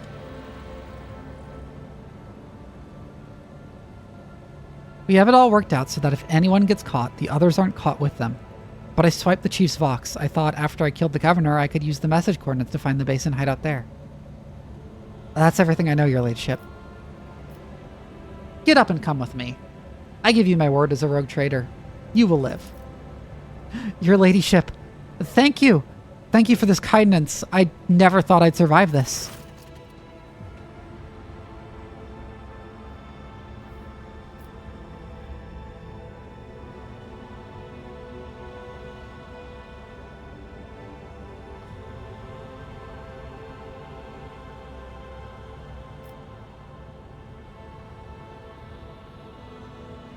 Escort this man safely to the perimeter of the estate. He is free to go. With the deepest respect, your ladyship, it will be done.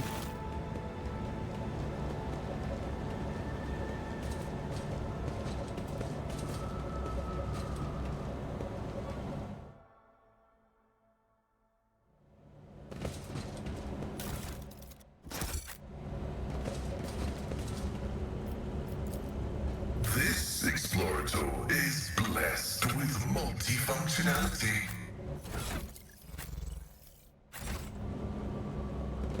Plus 15 to carouse, huh? Keep your wits about you.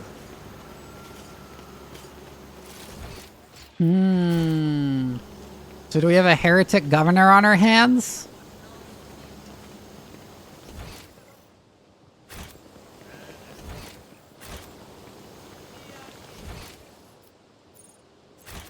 I always keep my options open.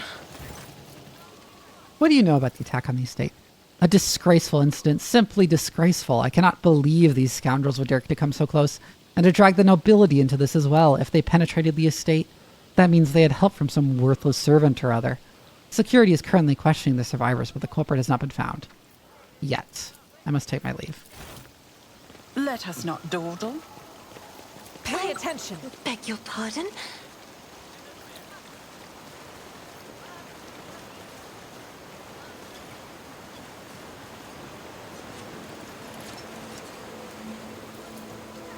Success is the only outcome I accept.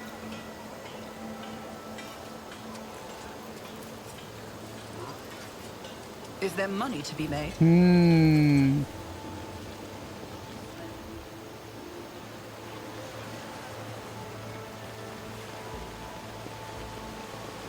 This is intriguing. My knowledge has its limits.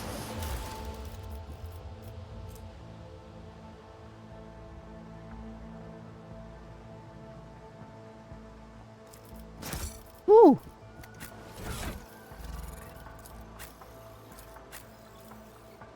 I should give that to Cassia.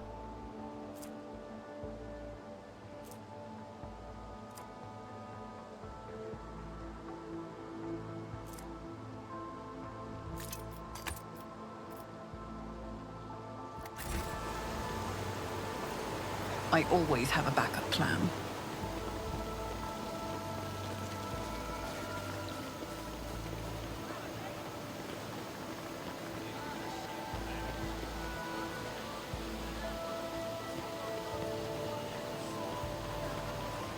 Hello, Irliet.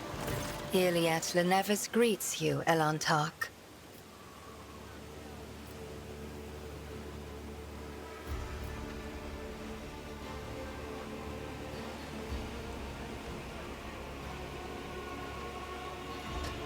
You're not a mutant. I have met souls like you before. You travel a path that offers you enlightenment. A rare gift among your limited kind. My soul is nothing kin to yours. Your kind call us Xenos, as if we are all as one. I came here to protect the Lilithon by assisting the Governor against her enemies. Will you hear me, or be blinded to sense by your precepts?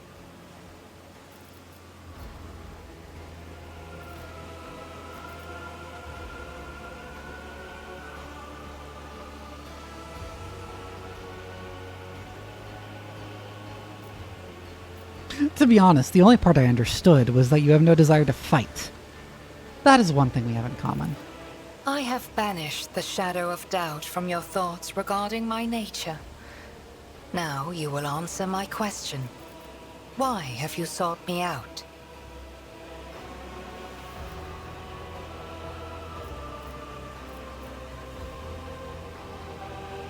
So you're the Governor's mysterious helper. I am Elantark. My hand parried the death promised to the ruler of these people, and I aided you in battle against the Lost Ones. Why are you helping the Governor? This world is in distress. I wish to protect it from unnecessary suffering. That the Governor will suspect you for letting him live now? Probably. What do you know about the rank and file rebels? Only that they threaten the established order. There is much risk to this world should the ruler die.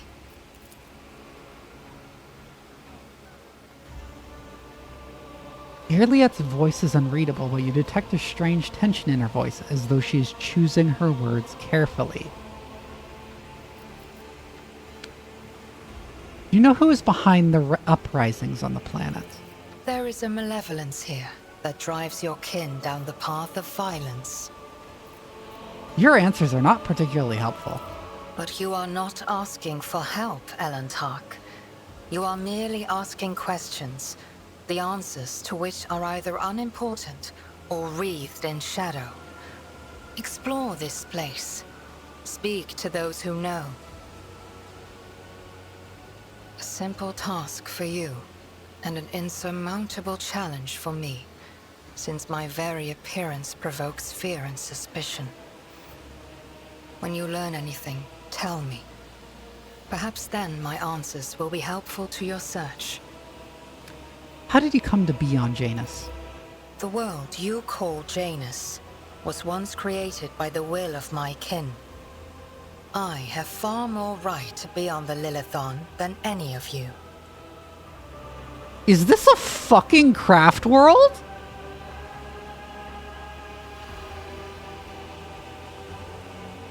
Or is it, like, an Exodite world? Okay. Well, she says it's created by the will of my kin, so is it a what? Garden World, okay.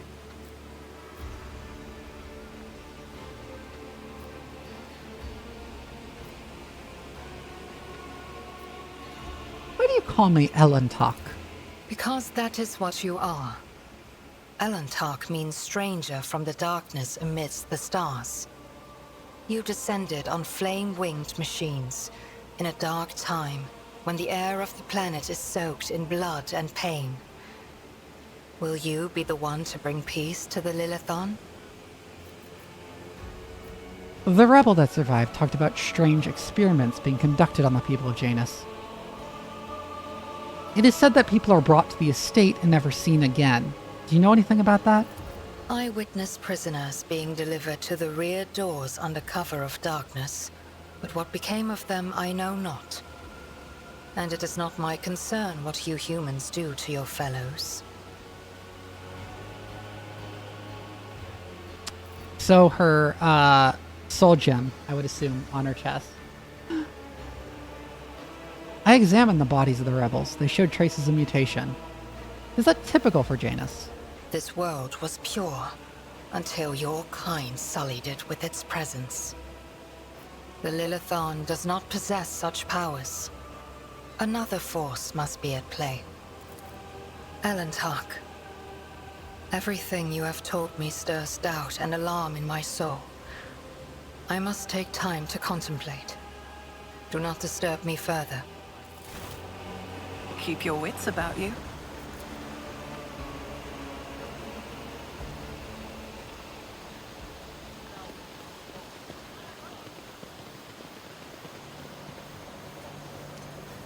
I always keep my options open.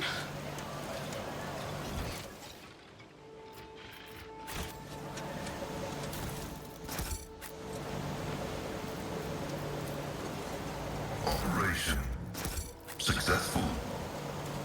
Vinzelex. Draped in a red cloak, the Magos' body barely looks human. Wires, tubes, and metal manipulators turn him into a whimsical machine, while implants hide his face behind a sinister mask. The tech priest intermittently dictates something in Technolingua to a servo skull floating next to him, but at your approach he falls silent and offers a reserved bow. Greetings, your ladyship. Lex Mechanic of Vinzelex. How may I serve you?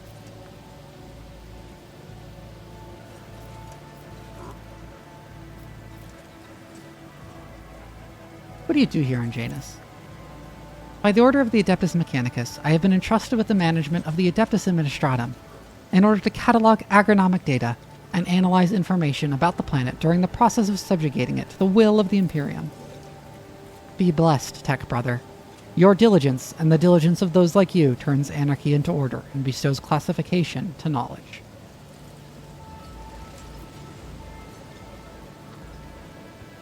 I found this on the body of a dead rebel. Can you tell me about anything about these specimens? Your blessing for the examination, Magos? Creeping creeweed, a typical plant of the Western Hemisphere. We have studied the possibility of industrial cultivation, but the process was found to be inefficient due to the specific requirements of the soil, which is found in the right composition only in the archipelagos of the planet. Tell me about Janus. Initializing report. The planet's soil possesses a unique composition suitable for the re-engineering of the planet and the mass production of foodstuffs. Significant cultivation of the Eastern Hemisphere with the aim of improving production processes and logistics operations. Traces of xenoactivity that do not pose an immediate threat to ongoing operations. Undesirable pathologies of flora and fauna have been noted which may pose a threat in the short term. What pathologies in the flora and fauna? Genetic and chemical pathologies, your ladyship. Harmless species mutate and become aggressive, while plants change their chemical composition and become poisonous. This is happening more and more often, and if you do not take action, the ecosystem of this world will be irreparably disrupted. The changes may be artificial. Has the possibility been considered that someone is manipulating the ecosystem to reduce our living space? Not at all, Venerable Magos. I Our tech comrades from the Magos Biologis are humble workers, not warriors. They could not have come up with a thought of such a militant nature. The mind must be open to all forms of knowledge. I ordered you to commence a check. In the event that your account of the indolence of their minds is confirmed, I will petition for the appropriate penance. How is the governor dealing with undesirable pathologies? I have analyzed the genome of the affected species, and I'm currently developing suppressor genes to make the planet's organisms resistant to pathology. But so far I have not been able to solve the problem.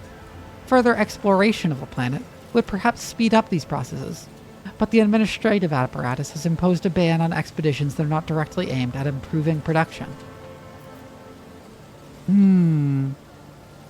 Traces of xenoactivity.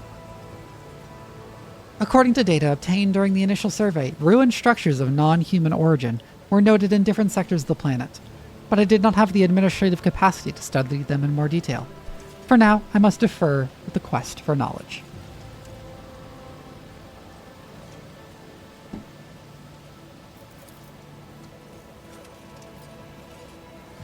Let's talk about something else. We'll speak later. Always keep your eye on the prize.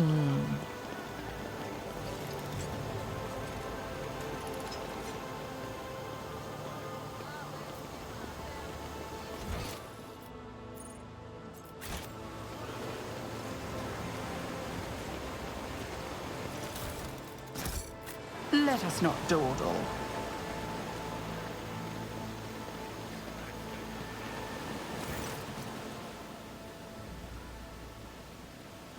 Hearing your footsteps, the elderly servant grabs an injector and stabs it into his arm.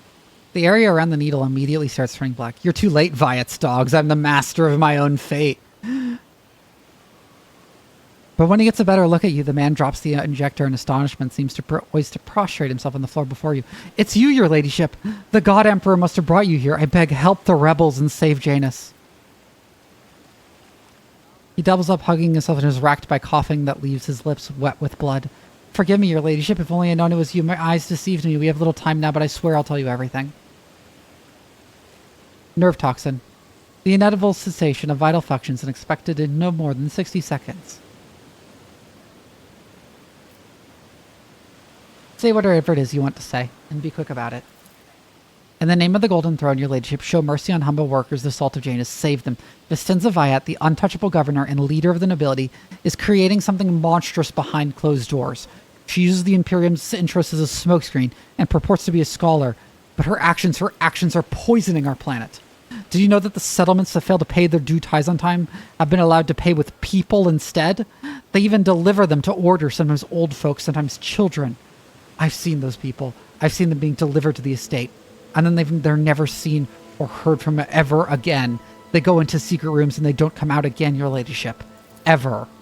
Fresh meat to entertain the nobility. Sometimes things never change, whether you're on my planet or anywhere in the righteous Imperium. Peasants who were taken to Uruk V to serve House Arcelio were never seen or heard from again either. They became loyal servants and told for the growth of a great dynasty. Why should they ever return to their filthy, squalid abodes?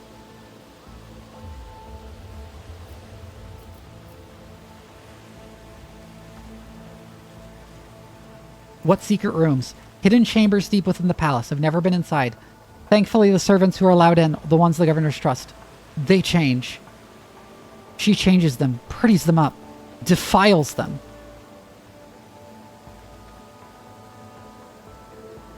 You accuse the rogue traitors appointed governor of heresy. If your words are false, they themselves are tantamount to heresy. But if what you say is true, if it's true, then your sacrifice will be to your credit, my good man. I swear I'm not lying. Pray for me, holy sister. For me and for Janus. What else is going on in the settlements? I'll tell you exactly what I was told by the people who contacted me. These ties, some people have already switched to paying with people. They say that amenable settlements get special treatment from the governor's dogs. They arrange for medicine to be supplied to the settlement, then security, and then they completely isolate them. All contact between those inside the settlement and the outside world is cut off. One lad managed to get out. He's the one who told me all this. The people are rotting alive in there. Strange, gross, yellow eyes, stinking like dead bodies. The worst-looking ones are rounded up and taken away. The fellow who escaped, he says, seemed fine, but within a couple of days of the rebels picking him up, he started seeing monsters instead of people. They had to lock him up away from the other folks in the Porsad, and then his wrists...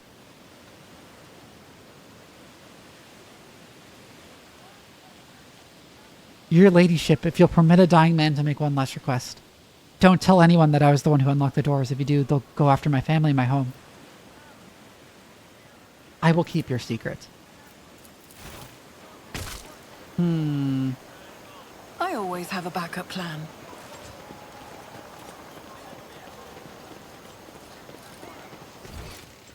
That's all very,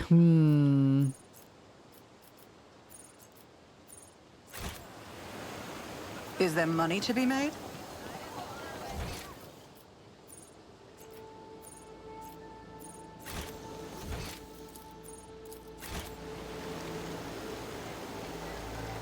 I missed that.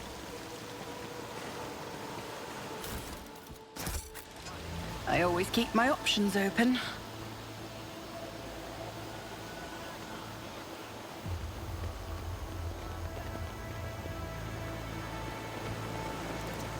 Keep your wits about you.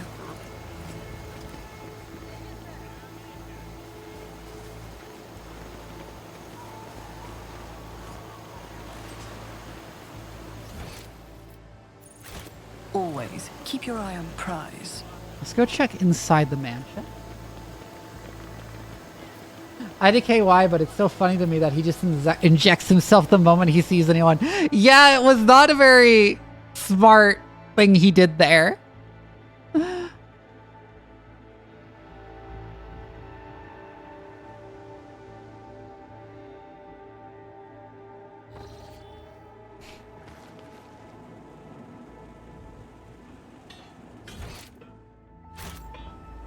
Let us not dawdle.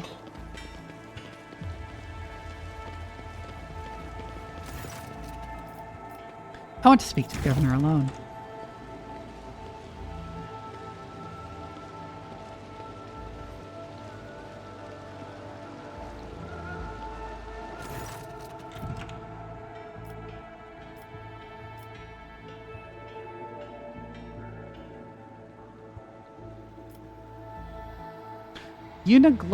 The tech priest mentioned ancient ruins belonging to the Xenos. I know to what you're referring, strange structures of an unknown material. For the prevention of any unfortunate accidents, I ordered the area to be declared out of bounds for all. Some things are better off left under a thick layer of dirt, beyond the grasp of even the enlightened mind of the Adeptus Mechanicus. You neglected to mention the strange changes in the planet's flora and fauna. Magos Finzelex is a very wise man, but his fixation on evolutionary processes seems a little extreme to me. Janos was heavily cultivated. Forests were cleared and mountains raised across half the planet. It is no surprise that we are still noticing the consequences of those changes. It is possible that the plant mutations are connected to waste runoff from the harvesting equipment, and the changes in wildlife behavior could be a reaction to the expansion of the cultivating era.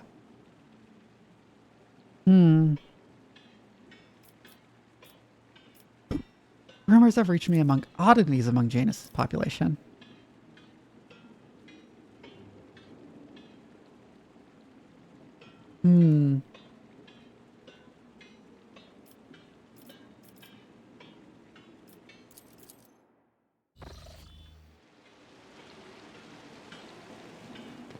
Rise to the top, or get left in the dust. This is all very,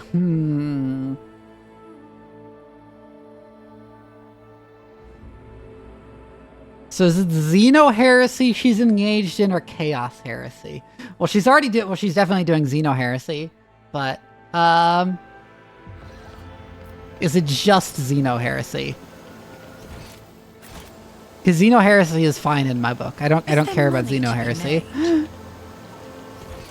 I mean, I'm doing quite a lot of Xeno heresy myself, so.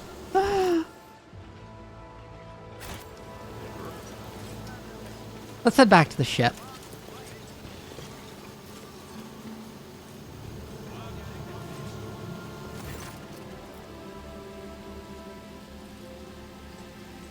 think it's chaos because of what the Eldar said? Probably. Ellen Talk. As you once sought my help, now I am seeking yours. The time has come to dispel the final shadows on our path. I have hidden the truth from you. I know a great deal about those who are disturbing the peace of the local ruler, and I also know where they are hiding. Allow me to show you the way, on the condition that you bring me to them.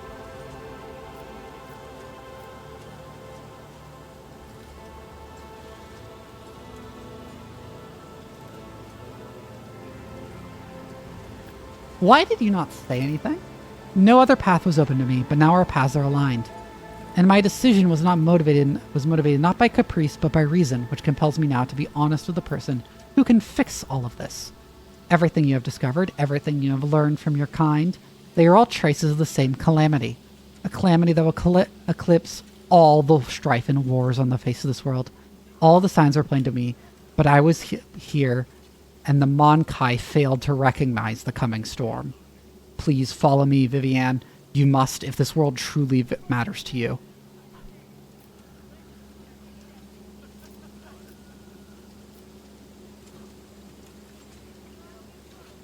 What calamity are you talking about? You're still holding back information. I will reveal the truth very soon, but not here. Not in the place where it seems evil has made its nest. Have patience, Elentok, and trust me.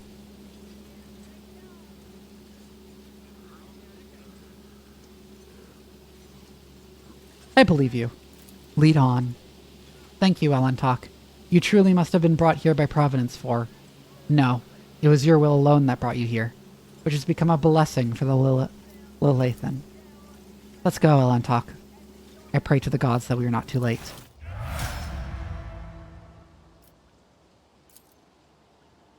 Okay, so I have to take Irlietta in my party. Who do I want to drop? I don't want to drop Cassia. Pascal. He'd probably be extremely mad if, like, the game had taken account for it. He'd be extremely mad about having a Xenos in the party anyways.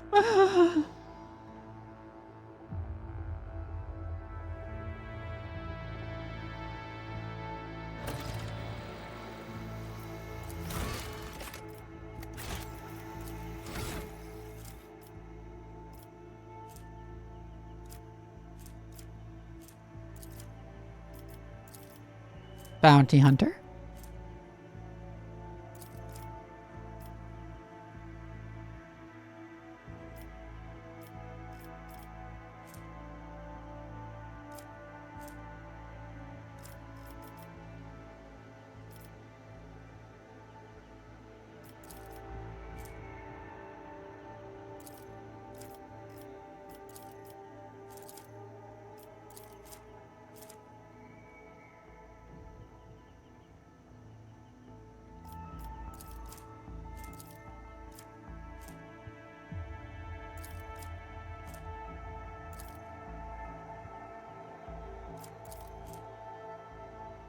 Five Imperium lore. I didn't even notice that. Yeah.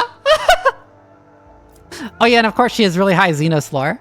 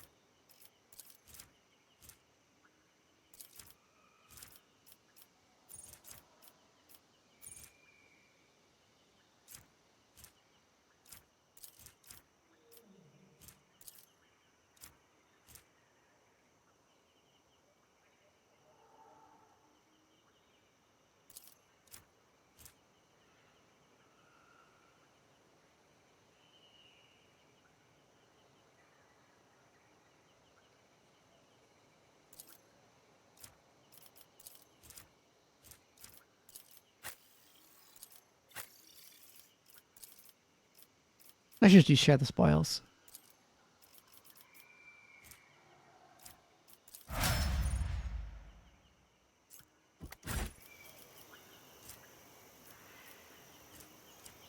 Keep your wits about you.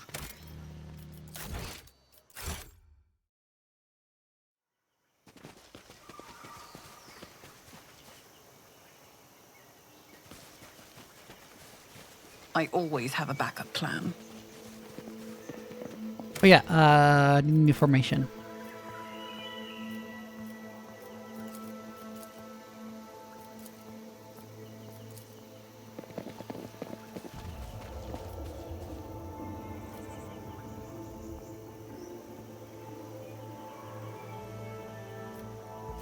An expected result.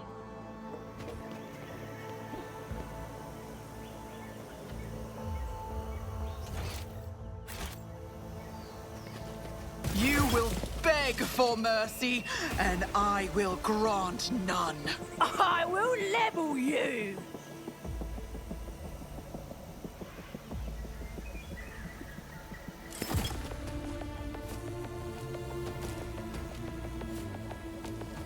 Oh, hi, Jason.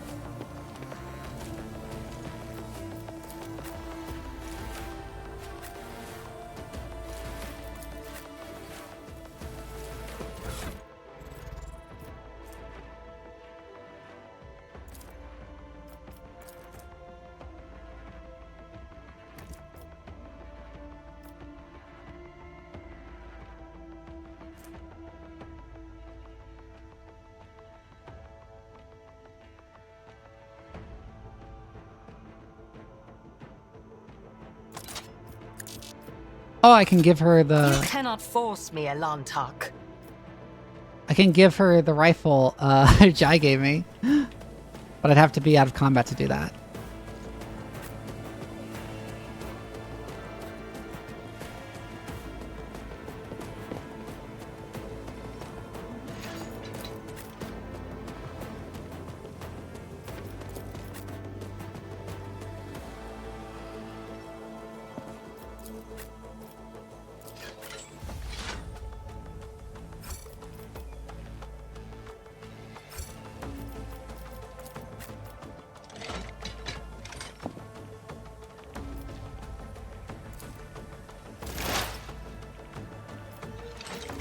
Okay, Cassia, give turn to Argenta. Not a servitor. Argenta, blast those guys. I act.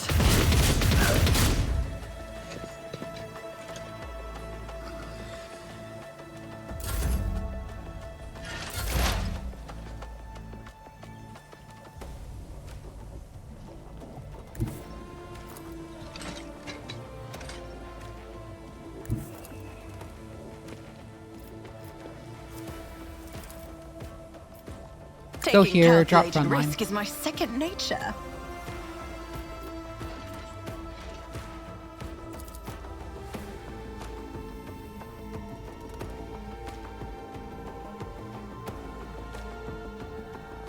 I'll make it Drop the happen. back line there.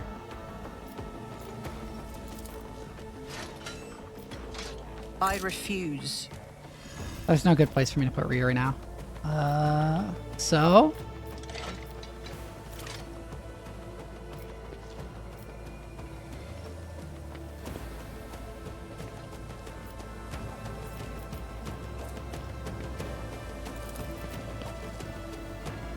Tactical knowledge over there.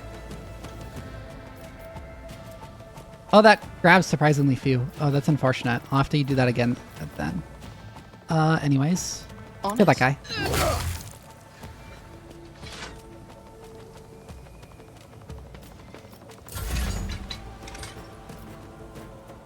That guy's just kind of sliding around. He never... Oh, yeah, they never stopped their talking animations.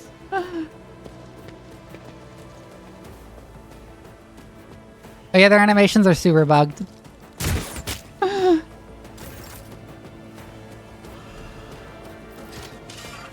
Doubt is for the weak. Wildfire.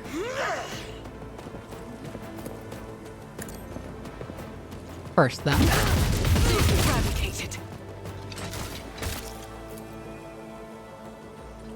I'll do it. And then one more.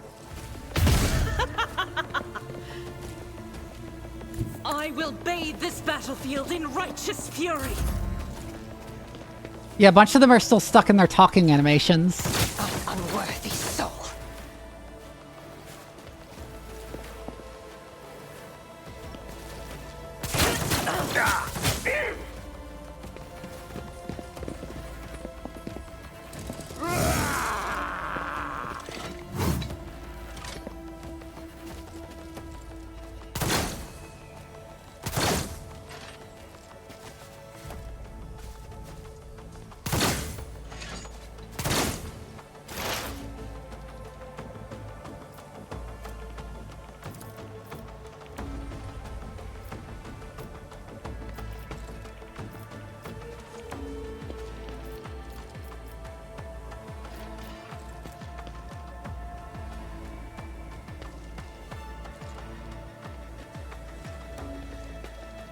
I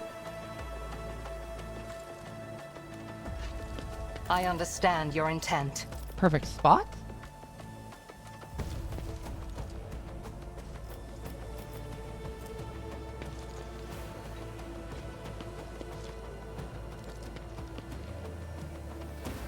Ah.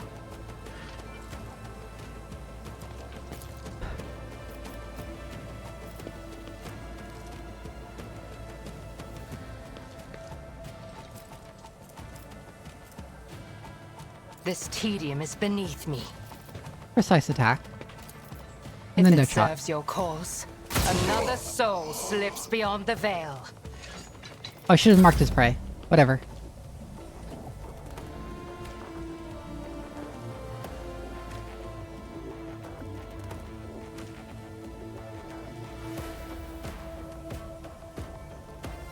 Oh, I have to go this way. That's unfortunate. It will be done.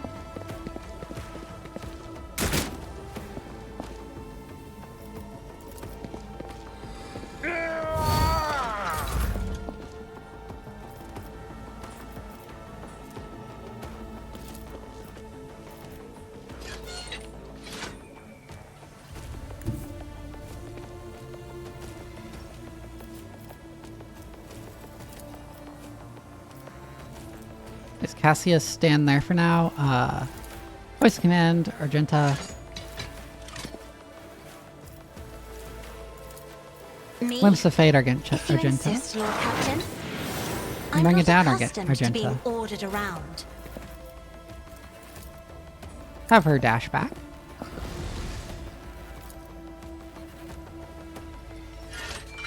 As And the then spray Emperor these commands, waves. I act. Each strike is a prayer. I'll do it.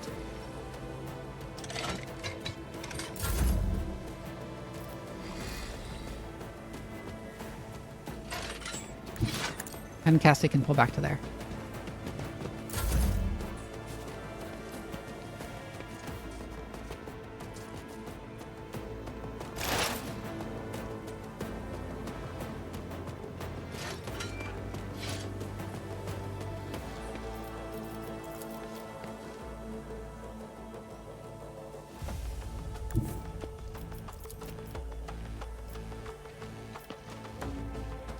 Yeah, I can go there and just have her lightning and kill all those guys. What an unfortunate turn of I should have marked one of them as prey. God damn it, I keep forgetting.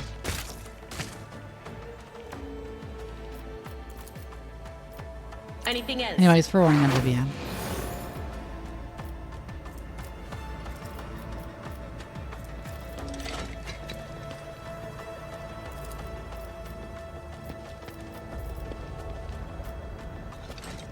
None will stand against you. Oh, and I can do that at risk of like kind of blowing up the veil and using a bunch of momentum too.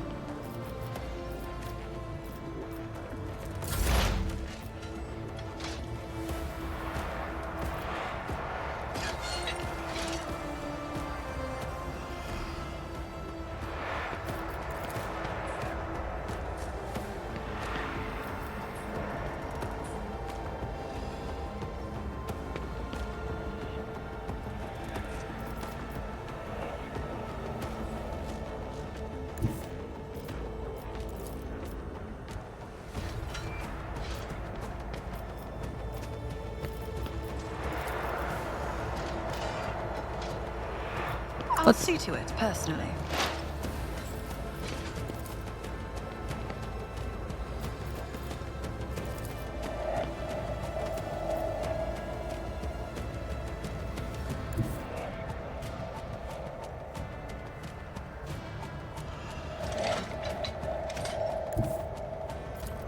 It's as good And then as go there done. and just like kill that guy. Your end was inevitable.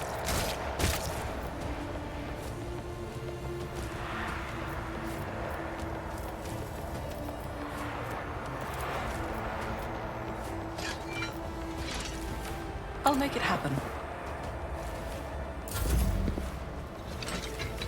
Look at him just sliding around because he's stuck in this talking animation. God damn it. Brush this off.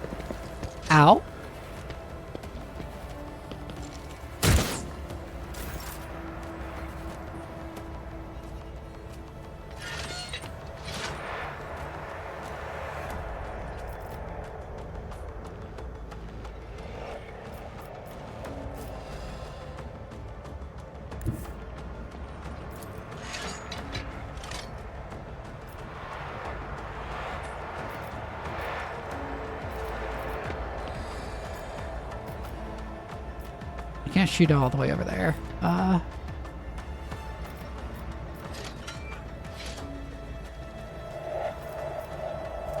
The enemies Go of the here. Emperor will be undone. Revel in slaughter. As the Wildfire. Emperor commands, I act. That is not the Emperor's will. Blast that guy.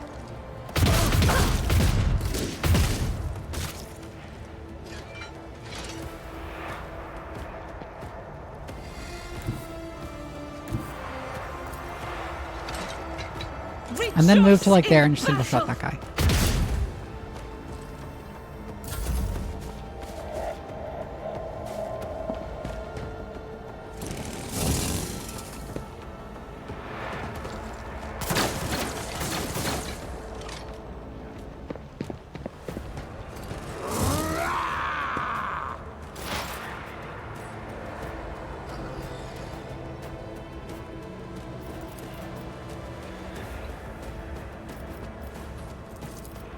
Hunt down the prey. I am not your Xenos pet monkey.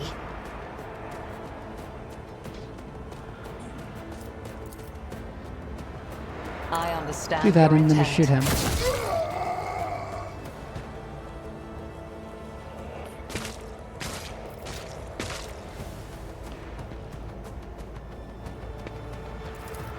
And then end my sights on the sharpshooter rebel.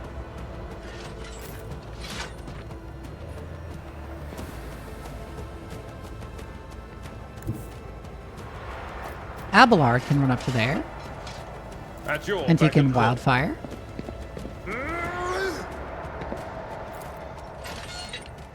It And will be please. done.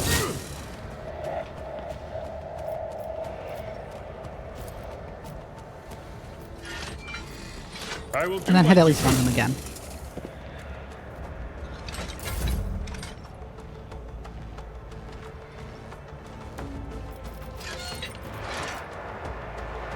Cassie needs to move up, but then she can voice of command Abelard. The navigator is coming. Glimpse of Fate him as well. If you insist, Lord Captain. And bring I it am down a on him. navigator, not a servitor.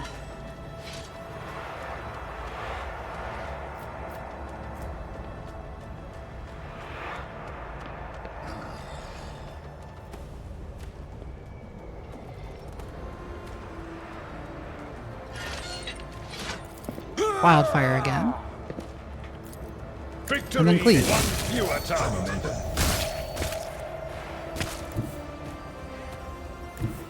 Then move This up to the operating servitor. fund was a worthwhile investment.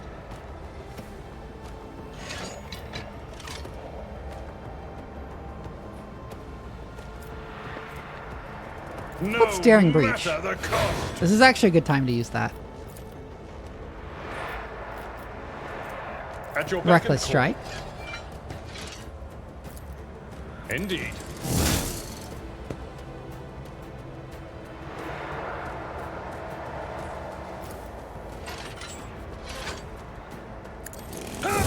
An exemplary strike. It will be done. Grey hair, sure hand.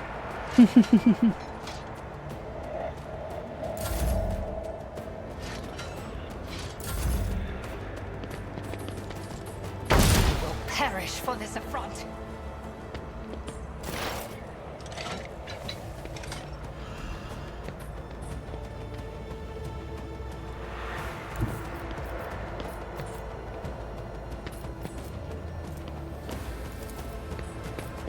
What is this? Go up to there, analyze him.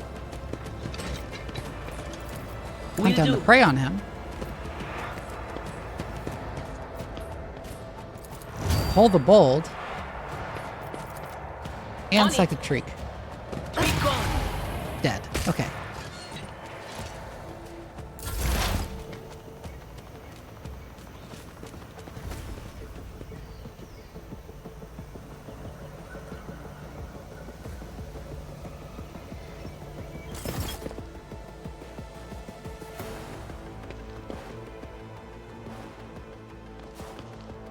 Oh yeah, those are Eldari.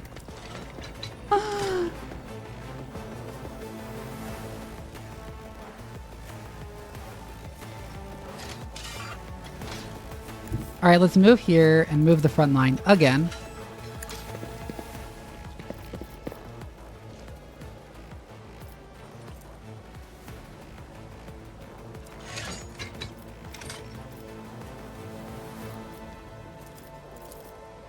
Analyze. If not me.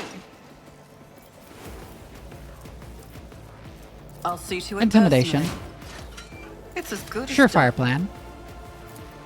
And then hit it.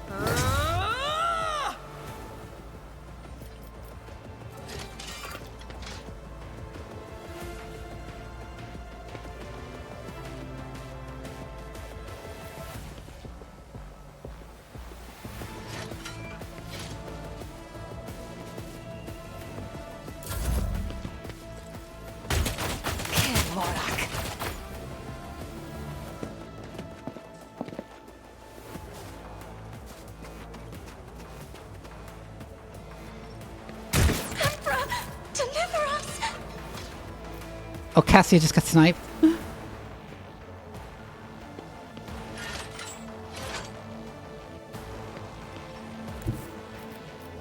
Alright, against a move there. Wildfire. Blast those guys. Without deeds is worthless. Blast As them the again. Emperor commands, I act.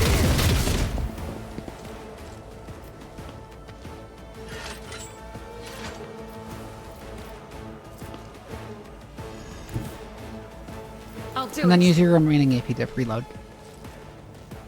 Somehow she's in cover there. I have no idea how.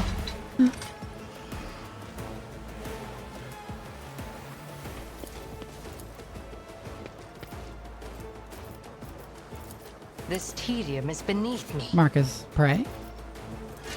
Hunt down the prey. I mean, analyze further.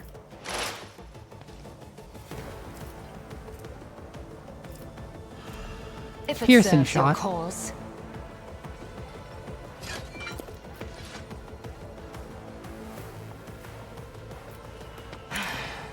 If I must, ancestors guide me. Not quite enough to kill him.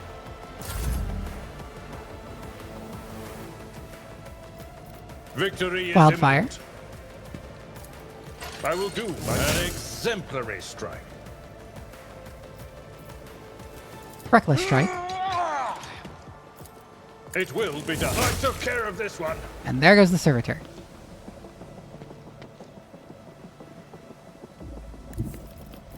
Run forward and endure.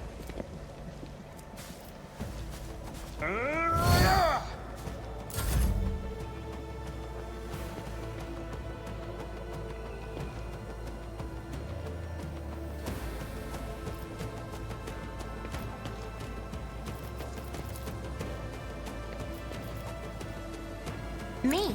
Let's have your early If echo you again. insist, Lord Captain.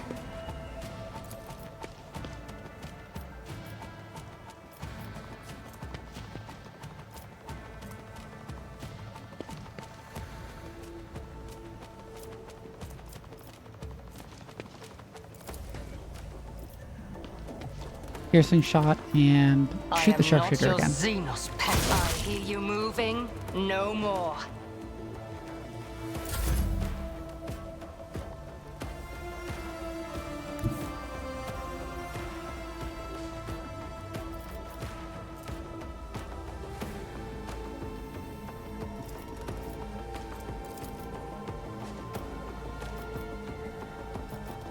I'm Glimpse not of fate, Ilia. accustomed to being ordered around. I will endure.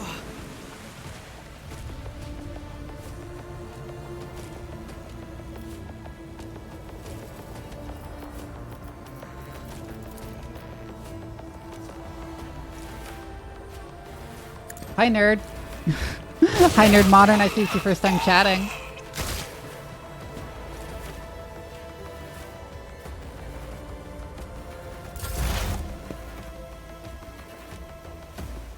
I'm doing pretty well.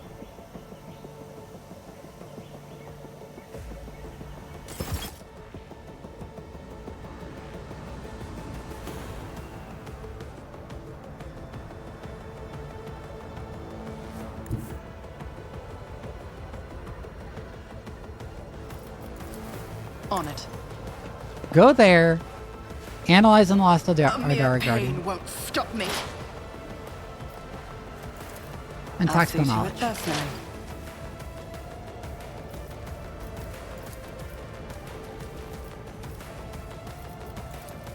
Who, if His not first me? fire. I face worse than this, can't catch my breath.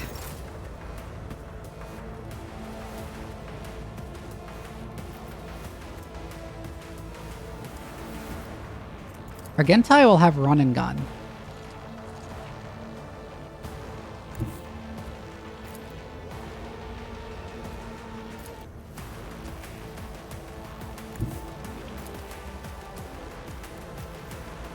God, Emperor, Go up there and just through me. go to there Be and the burst fire. in my heart. Ooh! That was so lucky!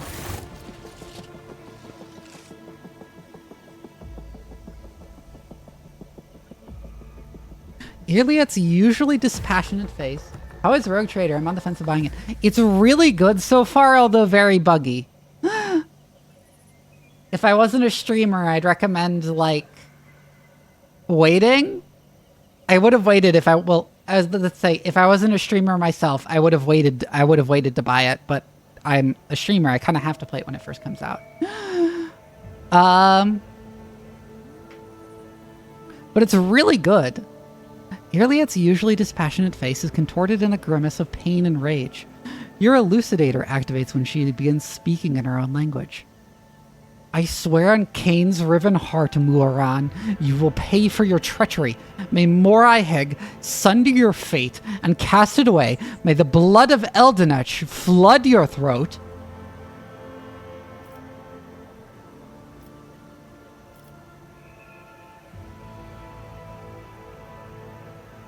Well, well, who knew a tempest is raging beneath that unruffled surface? Iliad closes her eyes, sucks in a breath through her teeth, and quickly murmurs something. When she opens her eyes, her face is once again a mask of cool serenity. She looks at you and begins to speak, this time in Low Gothic.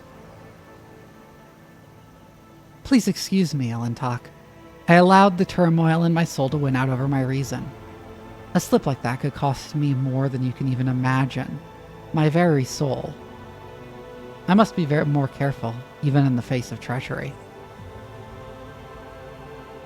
Yeah, because the Eldar kind of rely on being and keeping, because the craft world Eldar rely on like keeping their emotions in check to hide themselves from Slaanesh.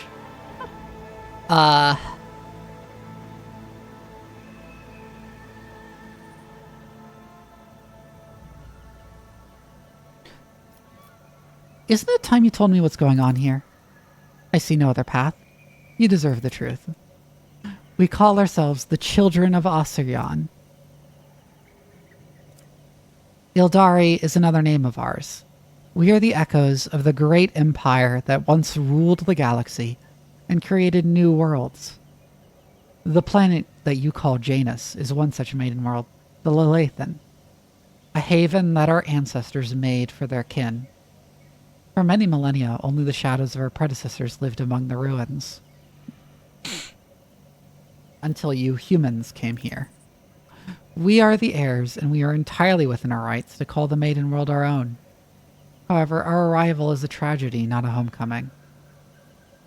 We belonged to the craft world, Krudarak, which fell on the border of this star region.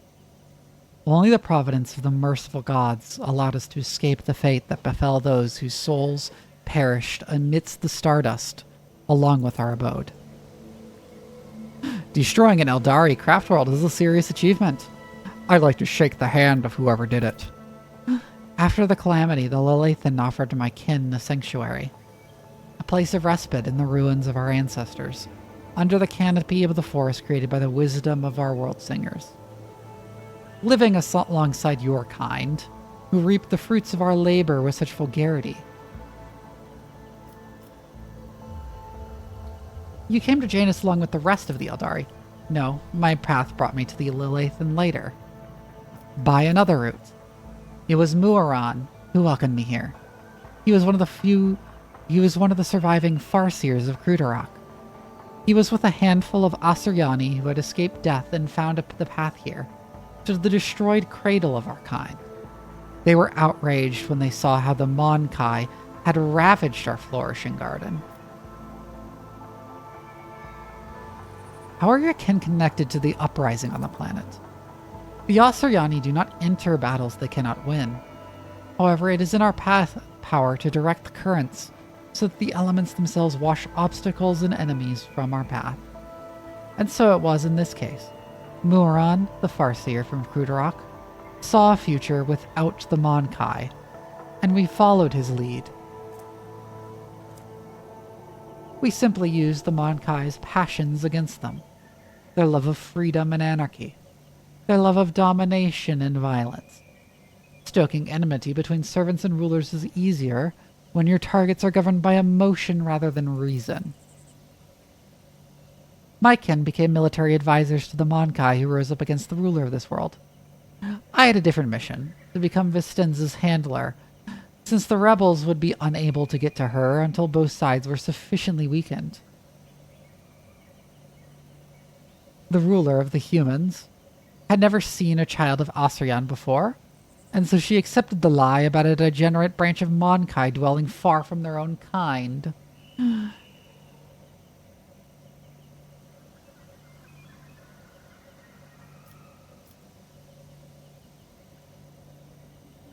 Why did your own kind attack you? I know not the answer to that question. Many cycles have passed since I departed these forces of my kin. They cannot have forgotten me, can they? Why would a handful of Xenos go to war against a whole planet? You can't kill everyone. You struggle to understand the children of Osirion. And I do not blame you for that. We are too different. Monkai walk blindly into the future. We choose the path, guided by our Farseers. Cruderach was the birthplace of the powerful watchers of things to come. Our leaders were selected from among their ranks, and their word was set as stone, unshakable like the universe itself. Muaran, our leader here, is one of that group. The children of Asrion are subject to his will, and he is subject to the will of his visions. Muaran saw the Lilithan in the vision, suffering and crying out to be cleansed, and we did everything we could to rid the maiden world of the Monkai.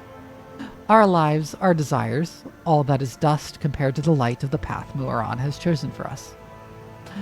At least, that is what my kin believe. I used to believe it too.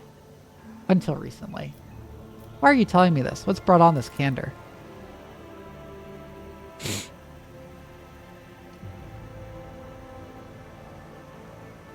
Ellentuck, your arrival has thrown my past into disarray, and lifted the veil on the truth that had been hidden from me. While I was shadowing the human's ruler, I failed to see the signs. Signs that there was another threat looming over the Lilithan besides the Monkai's deeds. The threat should be familiar to you, as it is to other intelligent species in the galaxy. We call it Cylon Thresh, she who thirsts, goddess of chaos.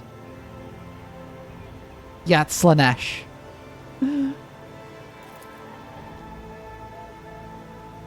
Disfigurements, it seems you call these mutations, are the surest sign of this threat.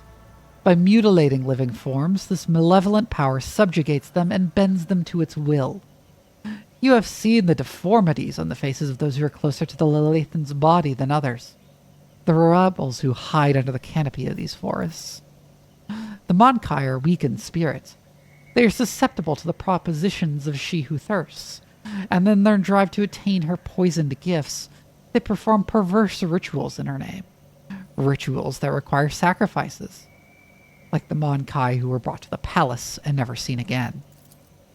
The signs that have been revealed to me, they all indicate the presence of corruption on this world. Tendrils of corruption may be threading through the world spirit. Hold on.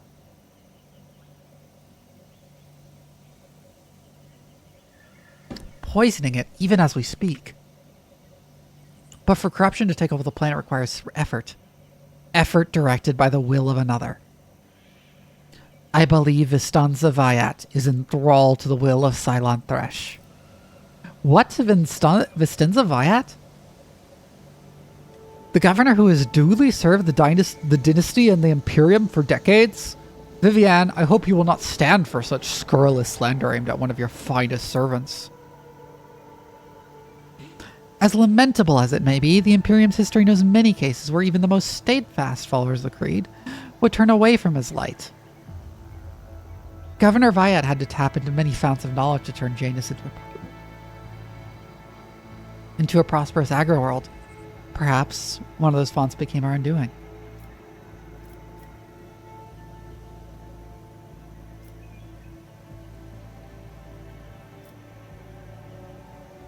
If Estenza is to blame, then why haven't you gone to the palace and killed her already?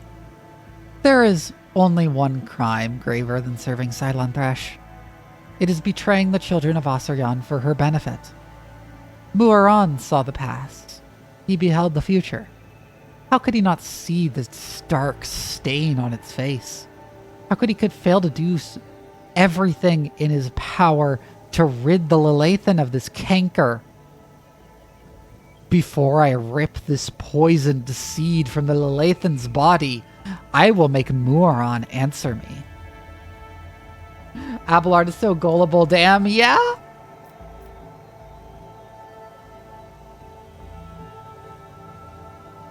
Maybe Vistenza is tainted from consorting with the archenemy. We will have to find out for ourselves. Perhaps the signs I've uncovered have failed to convince you. I pray to the gods that other proof, something more comprehensible to you, will emerge to sway your opinion. Cylon Thresh is deceitful and cunning. She subtly penetrates the soul, offering false perfection, luring victims into her web with promises of a wicked ideal. The ruler of the Monkai perhaps does not even know that her soul has been corrupted. If we want to meet with the leaders of the uprising, we better keep moving.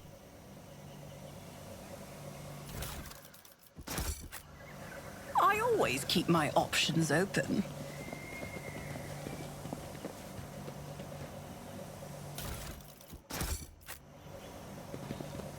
I know how to take risks.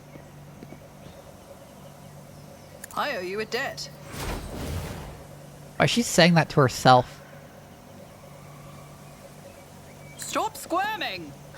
I'm grateful. Always keep your eye on the prize.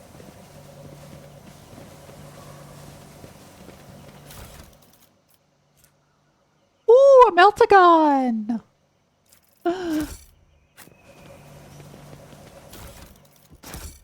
Is there money to be made? Ildari Chainsword.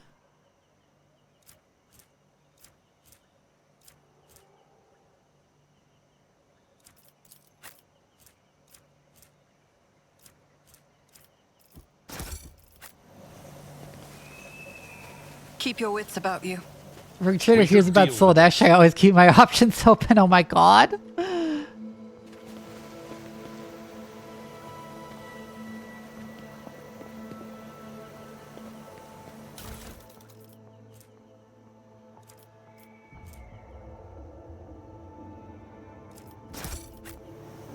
Rise to the top, or get left in the dust. Yeah, I should give her the rifle.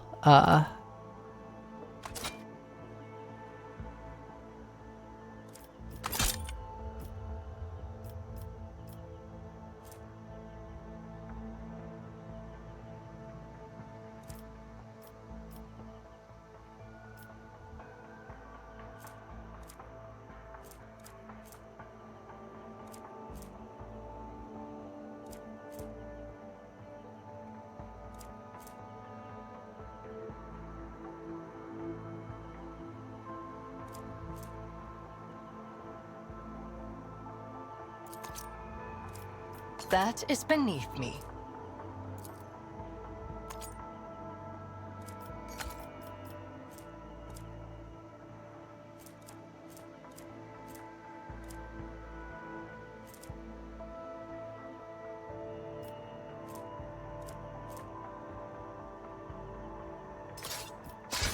I should give her the sword just so she has something to use if she gets engaged in combat.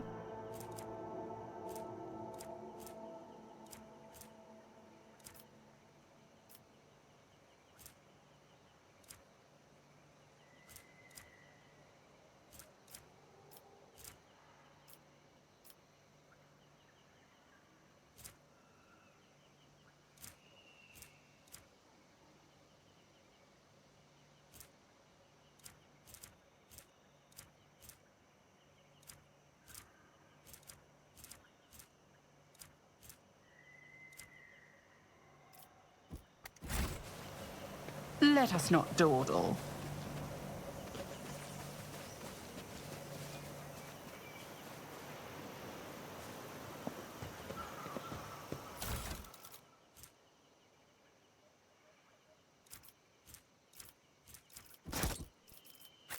I always keep my options open.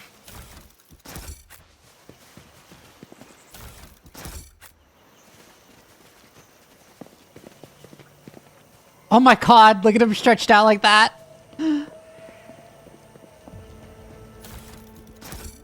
Is there money to be made?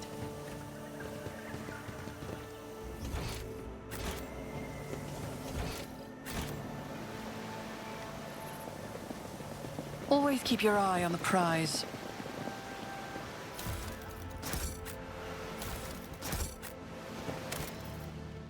Let's save the game.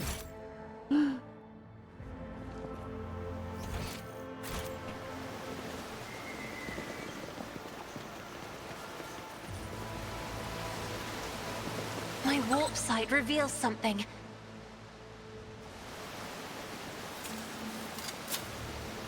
Duty prevails. Rise to the top. Stop. Or get left There. in the dust.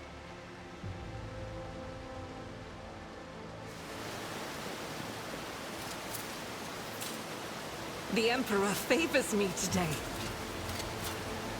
I better myself through my None are service. better at searching. Ooh, I almost stepped into that one. Duty prevails. Just as I planned. Agility and athletics bonus. Neat. Sylphania, thank you for the raid. Hi, if you haven't watched me before. My name is Dr. Vivi. I'm a Mad Scientist VTuber and also a scientist in real life. I like playing strategy games and sometimes RPGs, I guess. Sometimes horror games. Some occasionally other things. But mostly I play sci-fi games that give me an excuse to talk about science and stuff because, like, as I mentioned, I'm a scientist in real life.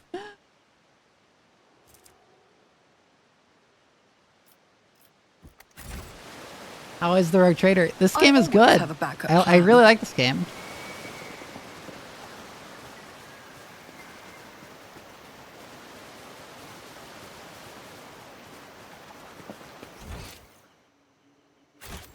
Let us not dawdle.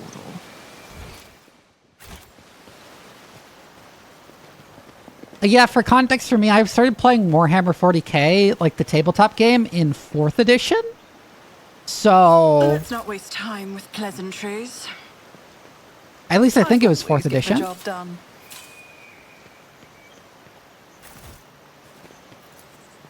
I have learned much in there my money to exile. be made? See? Right there.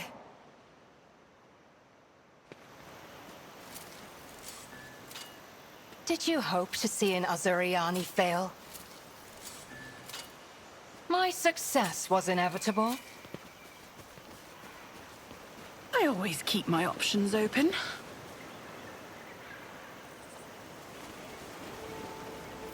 That's how it's done.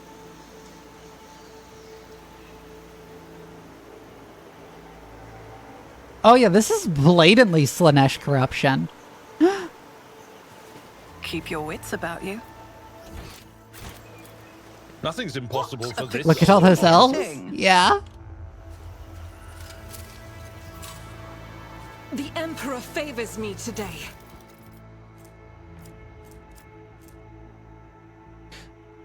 Oh. Kurt, I know it's been rough for you since the meeting by the ruins.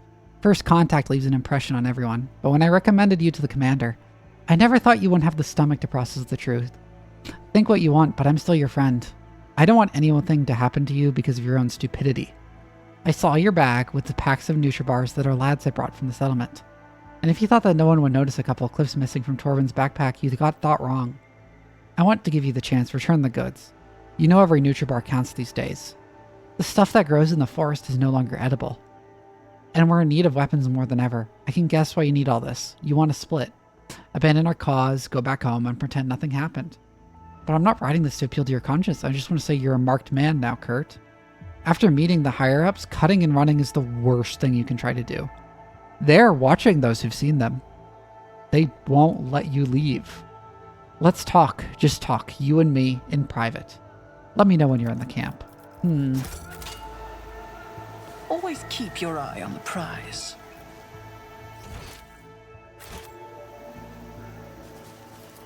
Experience. Nothing matters more. Rise to the top, or get left in the dust.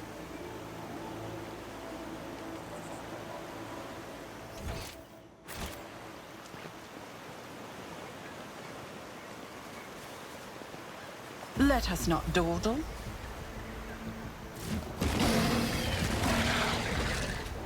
I see your darkened colors.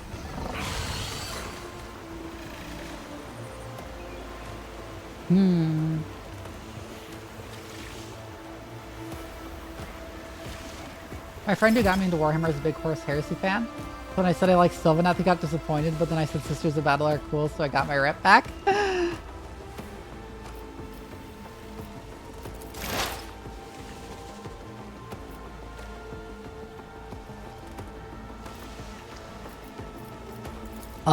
Give Abelard the turn.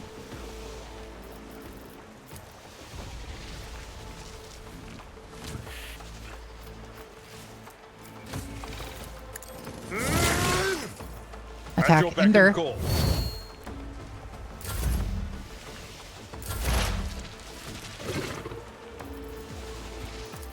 My turn. Front line.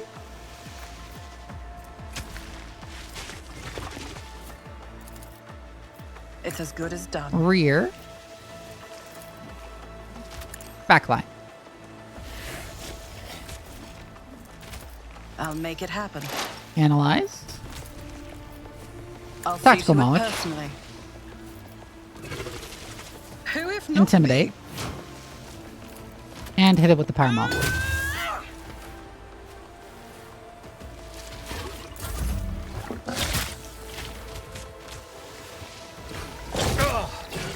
Pain and duty go hand in hand. As the Again to Emperor dash back. commands, I act. Wildfire.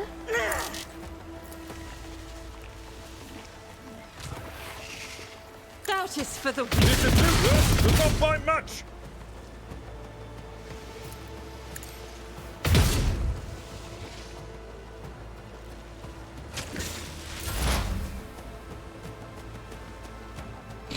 Irliet, I don't think has a way of leaving combat there without, like, provoking attacks. So, I guess I'll have to. I move swiftly to strike. Yeah, go there, analyze. If Hunt it on the serves prey. your cause.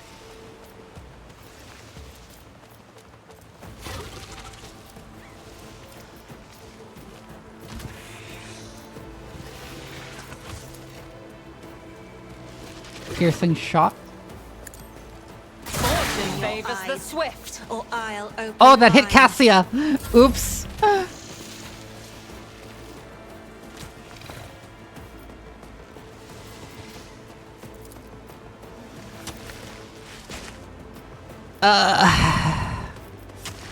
Isn't this Voice a the job command for on the Abelard. serfs?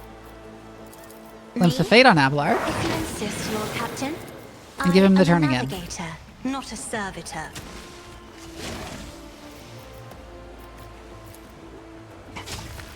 It will be done. Reckless strike. Indeed. I don't really care if it counter strikes. Abelard, like, can't die, so.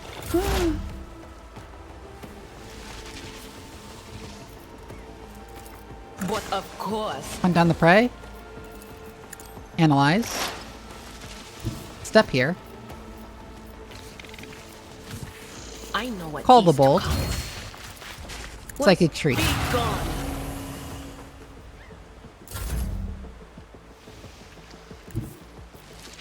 I will do Abelard, what go there. Wildfire. at your beck and call. Hit it once. Hit it again. And there we go.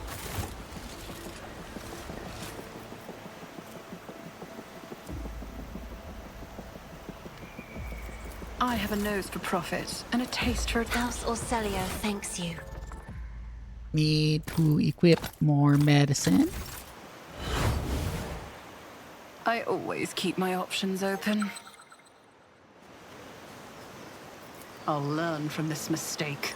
Huh. Success is the only outcome I accept. I always have a backup plan. I'm still new to the art of exploring. How did I manage to walk better past those myself traps without through my triggering them? service. Never doubt me.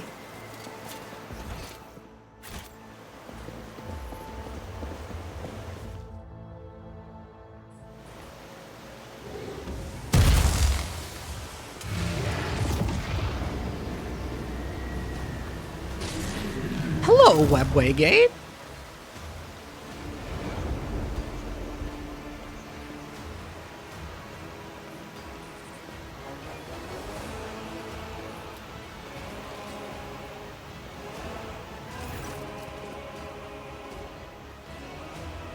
The tall being in a fine long garment turns to you, their face hidden behind the blank visor of their helmet.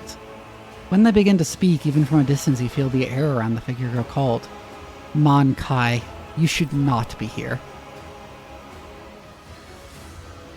Muron, I am calling you to account. You have said that the great danger... Thank you for following, Near Modern. Yeah. I hope you show up for more streams. Muron, I am calling you to account. You said that the great danger threatening the Lilithan lurked in the hearts of the Monkai, in their greed and in ignorance. And all the while another enemy was looming over this world. An enemy whose tracks you should have seen in things to come. Cylon Thresh, she who thirsts, is threatening this world. And you hid it from us? Answer me. Did you or did you not behold our greatest foe in Lilithan's future? Did you lie to me?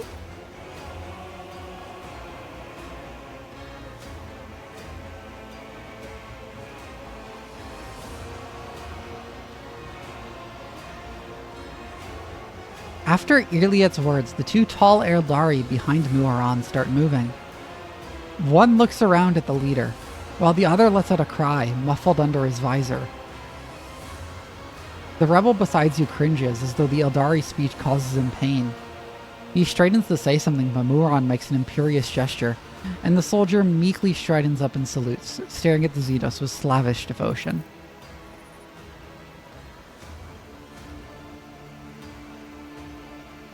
Iliad, the outcast.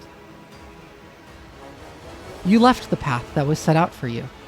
You brought unknown Monkai to our refuge, and now you speak to me with unseemly anger. Your long wanderings, far from Kruderok, have altered your mind and tainted your sight.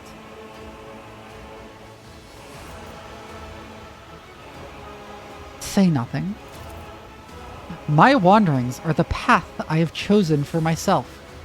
Far from the walls of Kruderok, I have seen and come to know things that no other Eldari could, hidden away in a craft world their entire life.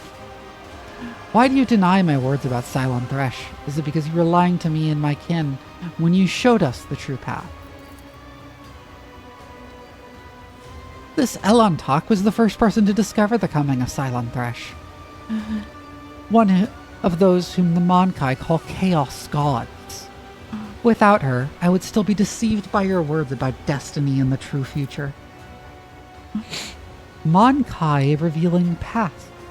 It's a ludicrous. Monkai bring pain and strife in our time and for all time. How can you trust a Monkai after what we taught you? After hearing the sorrowful song of the dying world? It was not chance that brought Kruderok down. Monkai destroyed our ancient home, stripped us of our defenses, doomed us to wander amidst the cold stars. The colors of these Xenos are painful to behold, but there is just as much pain in their hearts. Or could it be fear, despair? I cannot tell. The hues are too strange to... Ah! Cassia flinches and a trickle of blood runs down her cheek.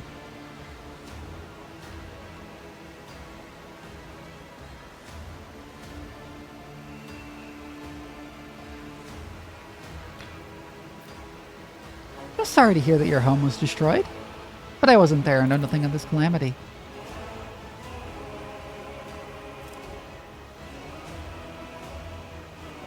Extremely weird convo with purple Slanesh plants only like 40 feet behind you. Yeah! If these words had come from an Eldari, I would have believed them. But you are merely a Monkai, a plaything of your own passions. Any emotion that takes hold of your soul can drive out all trace of reason and honor. You are playing with words and avoiding the question. The Lelathan is under threat from our eternal foe, and yet you're more concerned about the presence of the Elantok than the corruption that is flowing through the veins of this world. Did you never consider that your war might be simply hastening Ceylon Thresh's triumph? Perhaps the ruler's servants, in their efforts to protect her, will resort to more and more instruments of corruption.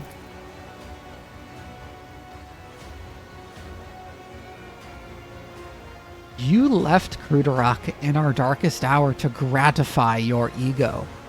You came to us in the Lelathan, and I accepted you as one of our own. I even gave you a real purpose, Irliet the Outcast, and you dare to insult me, a Farseer. It was a mistake to let you into our circle. You have turned our efforts to survive into dust with your own hands.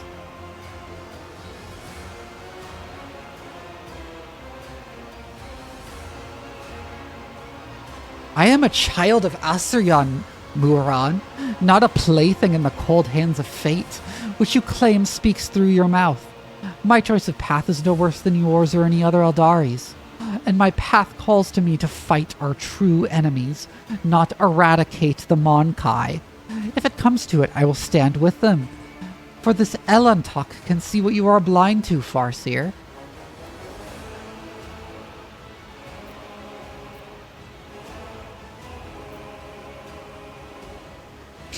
I love this response, although it's not very diplomatic. My duty is to protect my worlds and my vassals.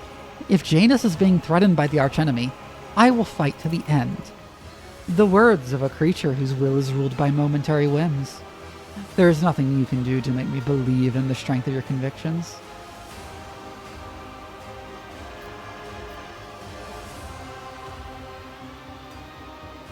What have you done to these people? They believe you are their commanders. The Monkai believe they are serving fellow members of their tribe, their wise and noble chiefs.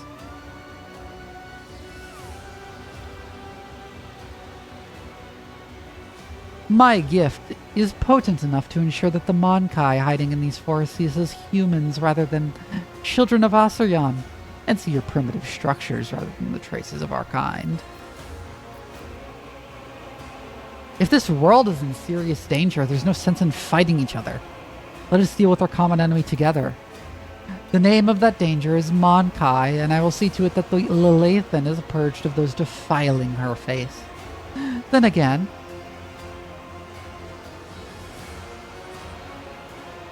there is one way to prove to me that the Monkai truly do care about the well-being of their captured world. Eliminate the ruler of the Monkai sojourning on the Lelathan, and relinquish the governing of this world to me and thy kin. The Lelathan herself will stand as a surety for our agreement, as will your compatriots who live on it, and the profit that you will gain by tilling the maiden world. Our human helpers will replace the leaders of the Monkai. We will be the ones who govern the Lelathan from the shadows. And where's my guarantee that the planet and its inhabitants will be safe? You have the word of a child of Asuryan who venerates life far more than any of you. What is more, Monkai? I have not the slightest desire to inflict harm upon the Lelathan, the land of the Eldari ancestors.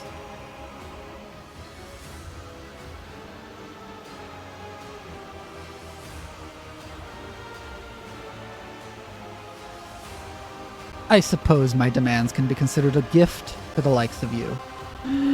You could not wish for anything better than Eldari stewards to rule over Monkai without bloodshed.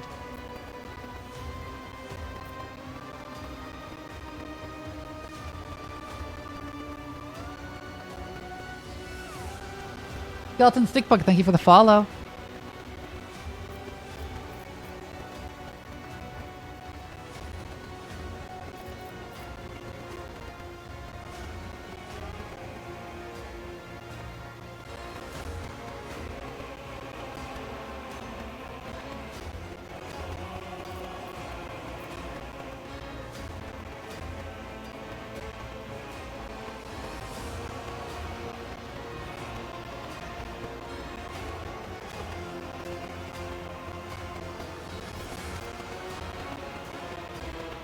We shall do things another way.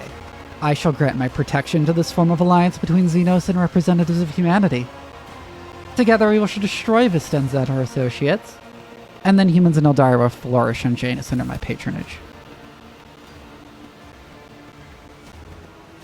Lord Captain, are you, pardon my frankness, sure that you haven't just bitten off more than you can chew? Who told you this idea would sit well with the locals? An alliance, that is how you interpreted what I said?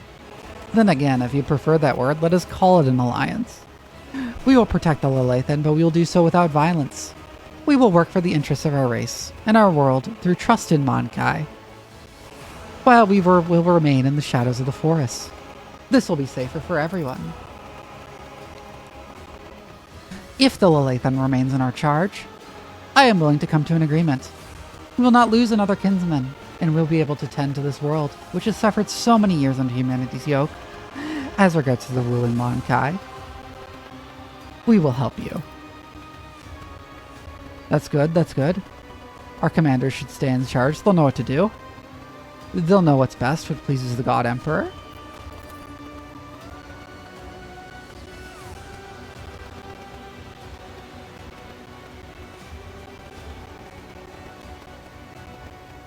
Wait, Elamtok. Before you leave these forests forever, take me with you to the distant suns. The tale of the children of Osirion and the Lilithan is coming to an end, but somewhere out there among the cold stars of the cosmos, that your kind calls the expanse, there are others, deprived of home, lost, suffering. We can help one another, Elamtok. You will be my wings, and I will be your wounding spear, and your voice of reason should you encounter my kin. If that is still not enough, I promise you a wondrous reward, Elamtok. The treasures of my world hidden in the vastness of space, in exchange for the rescue of my kin. You remain true to your word and do not go back on our covenant. Space bitches exotic acquired. See, here's the funny thing. I do know that there is actually a romance with Irliet, although it is apparently entirely non-physical. I do have that spoiler.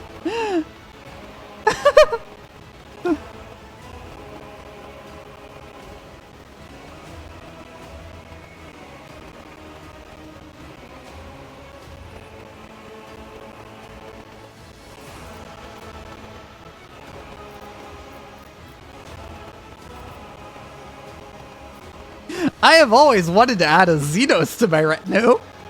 Welcome! Welcome!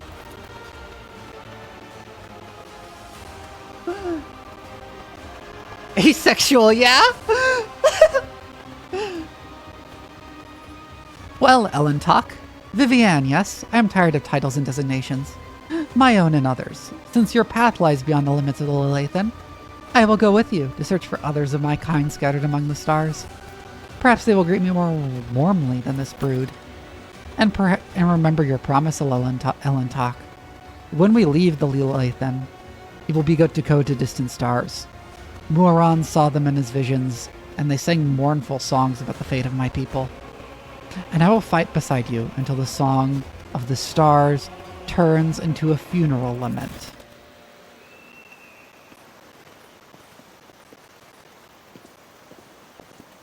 Is there money to be made? Neat.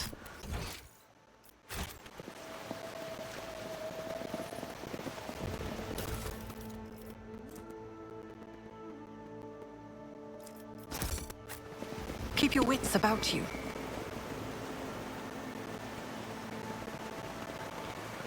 Failure is just a temporary setback. Let us not dawdle.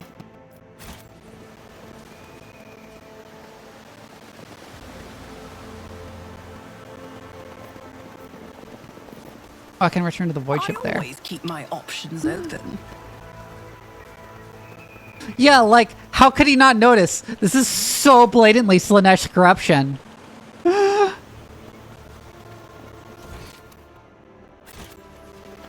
That's the most blatant Slanesh corruption I've ever seen.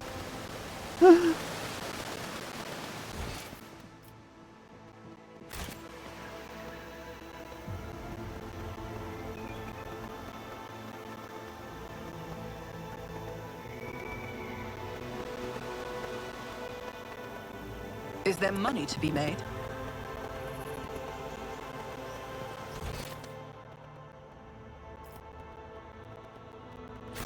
I have no idea how you'd get up there. Okay, let's just go back to the ship. Yeah, I'll level. I'll do levels. Yeah.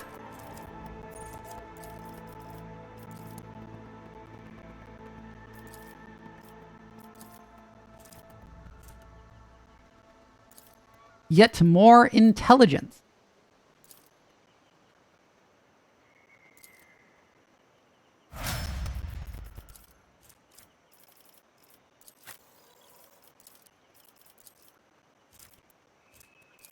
Ballistic skill, because she doesn't have round number.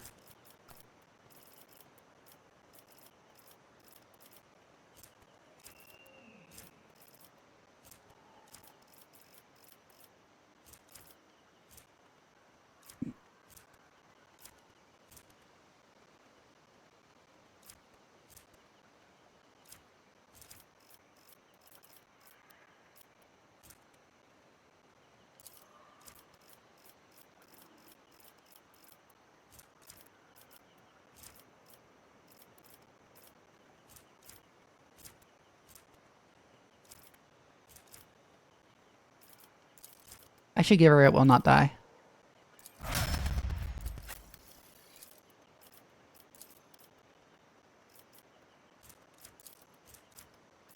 More weapon skill.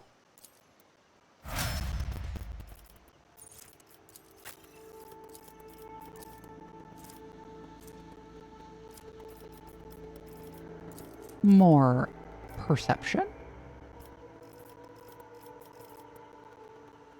And then she can get psi rating too. More int for the people with the smartification fetish.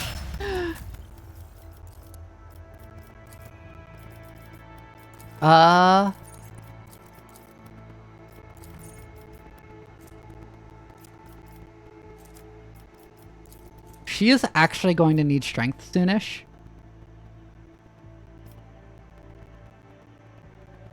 Because I do want to get power armor for her, so.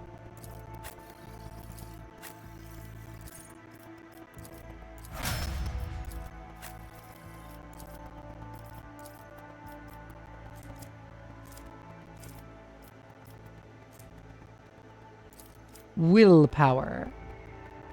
Foster Goblin! Wow, I'm getting a ton of raids tonight! Hi! My name is Doc Vivi. I'm a Mad Scientist VTuber. I like to play strategy games, and sometimes RPGs, and sometimes horror games. And occasionally other things, but mostly I just play sci-fi games that give me a chance to, like, talk about science and stuff.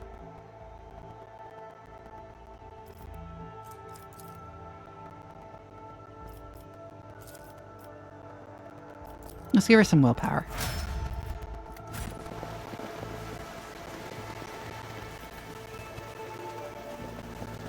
How's our trader been treating me? Really quite well. It's been somewhat buggy, but like I'm starting to notice bugs that like actually affect gameplay. But it's been very fun. It's a very good game. It just needs a lot of patching.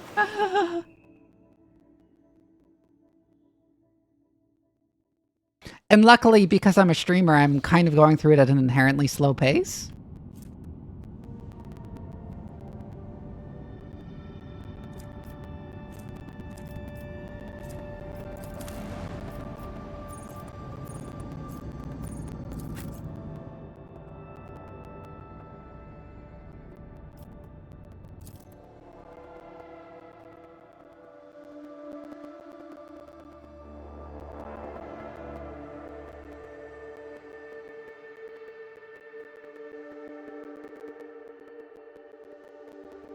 Indifferent to some other streams, this area wasn't all too difficult. Well, yeah, because I'm smart as fuck. Rise to the like, top, I'm playing on a pretty high left in the difficulty, and I've dust. still not really had that much of a problem with the places. Yet.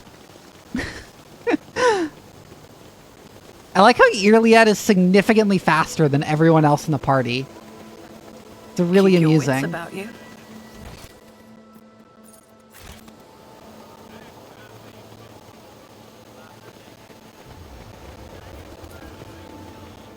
They're playing Fear and Hunger?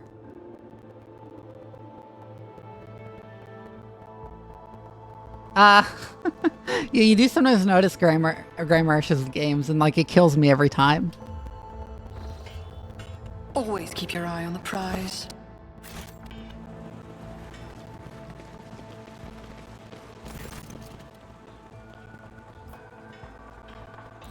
My entourage will accompany me. Meet with the governor.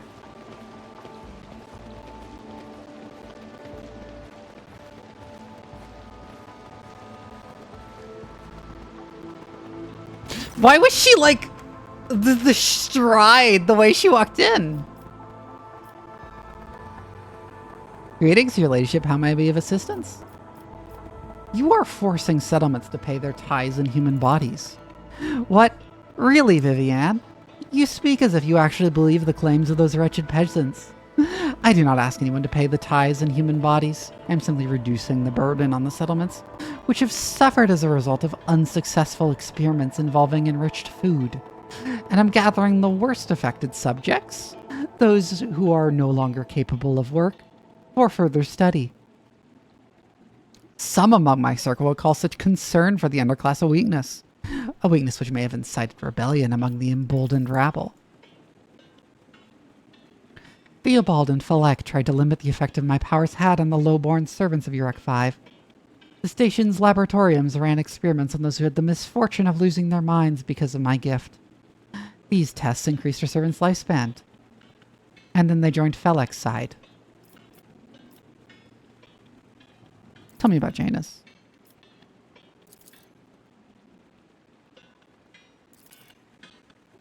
Kai cannot tame the Lelathan. Your human breed have tortured this world for ages on end, perverting it, trying to sculpt your own existence out of planet that is already perfect. You are the only capricious and stubborn children here.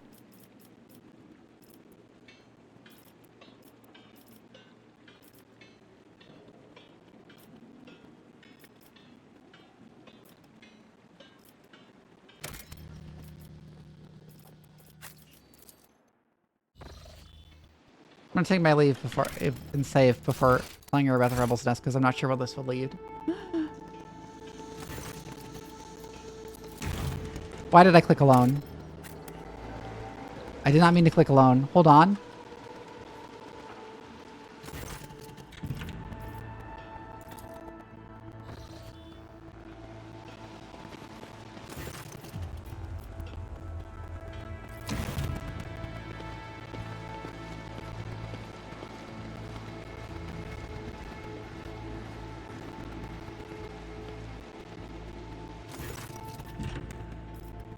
I found the Rebel's Nest with Senza.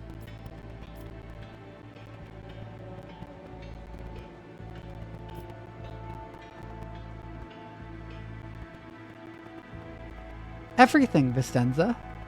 I know everything. Pretty sus architecture, don't you think? Everything, Vistenza. I know everything. And now you have one chance to beg for mercy. Your ladyship, but I have no idea what you're talking about. You have woven your web of deceit in vain. You can no longer hide behind the veil of ignorance. Vivian has seen the evidence of your deeds, heard the cries of the tormented Lelathan, walked amidst the decay that you brought to the maiden world. Enough of your lies, chaos wretch. Iliet, how dare you, you filthy vermin! I will have you flayed for that outburst. Your ladyship, what is going on?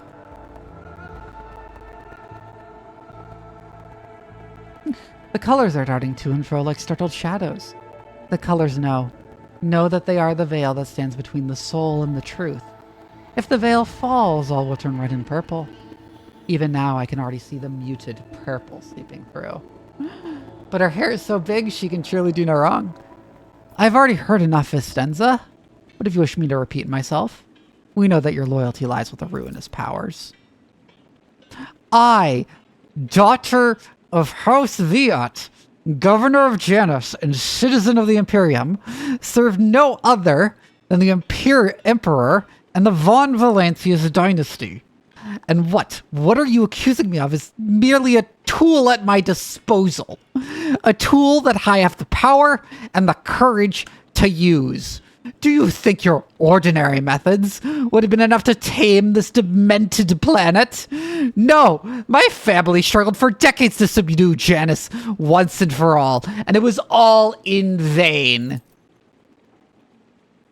But loyal servants of those families who have resided on Janus for centuries help me to unlock a new source of power. Ancient knowledge secretly passed down from generation to generation, accessible to a select few, and which grants power over nature itself. How could I reject it?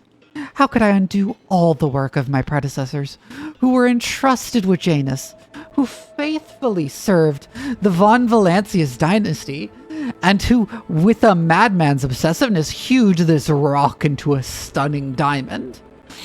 2 days spent among the initiated was enough for me to start hearing the voices of angels in my ears. Angels who gifted me the keys to conquering this world.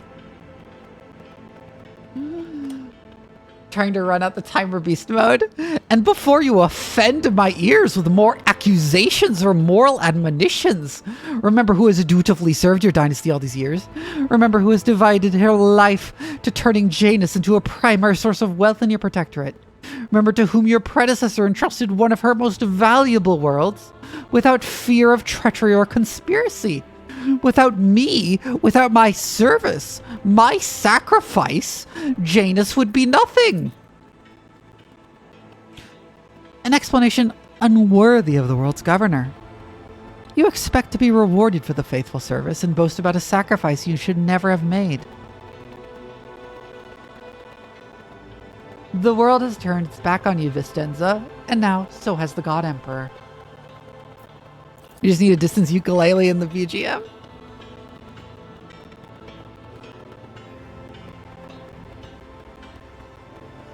What more proof do you need, Elentok?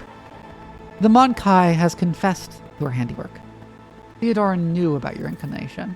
Did she know? She owned this planet for many decades. She probably did pick up on the local gentry's quirks. But did she ask me outright as you are doing now? No. Your predecessor was much more interested in supplies and ties, which I provided without fail.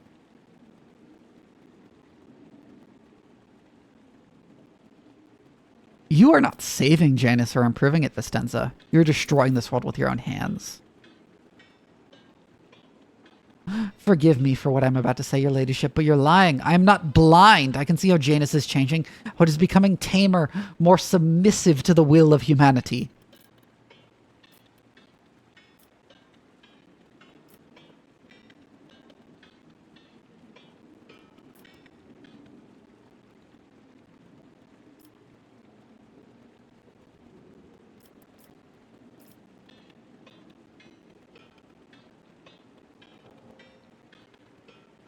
The will of humanity, or the will of the ruinous powers. Vistenza, you are a strong ruler with exceptional aptitude and a talent for making people see things only as you wish. Have you never considered the possibility that someone could do the same to you?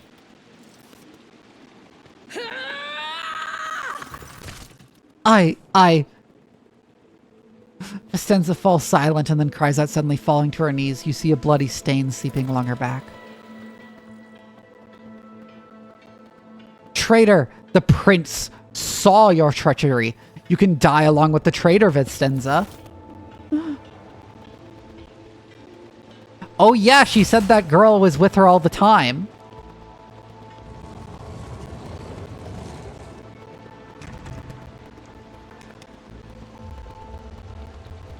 Just as I planned. Let us not dawdle. I sense something nearby. Sins hidden in the heart turn all to decay. Let's proceed. Wait, that's slow warp. Ah! Duty Oops. prevails. I know how to take risks. Hold still.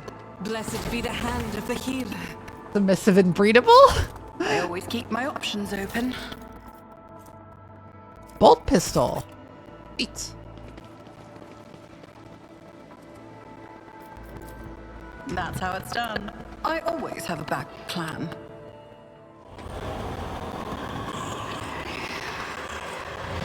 Hi, Slanesh called.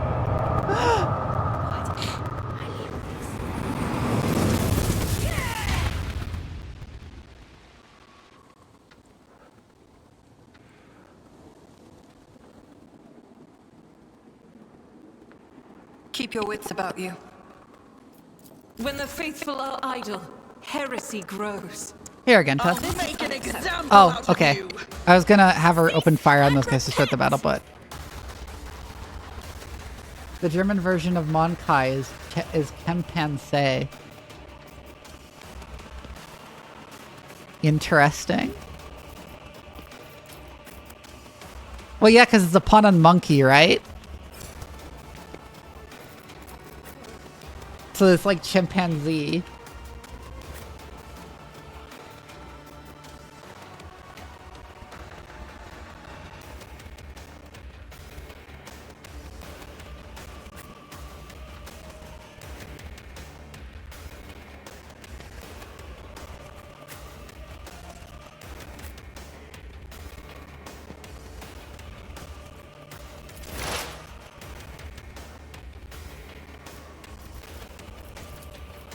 Isn't this a job for the serfs?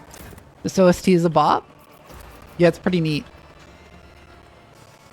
She might hit Abelar with these, but... I taught you to fight like this!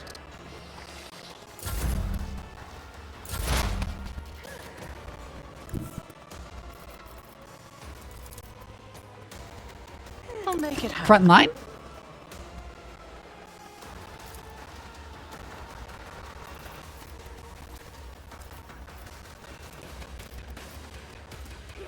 Kill zone. It's as good as done. GW's pun names alternate between being infuriating and really funny to me. Agree with Tic-Tac-Toe fan. On it. Rear can go there. Backline can go. Whatever here-ish.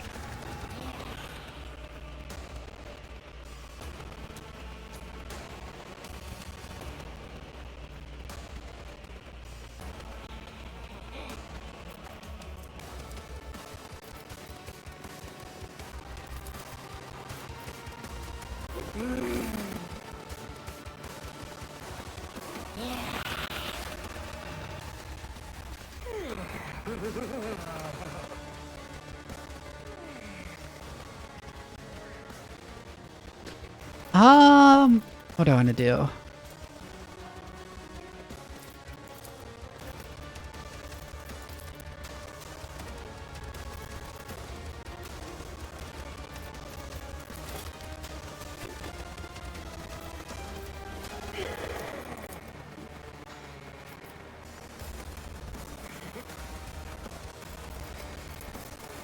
Okay, if I do that, tactical knowledge will only hit that one. Who, if not me?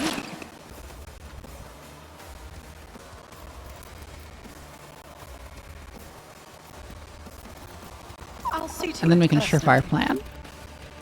It's as good as done. Another enemy down.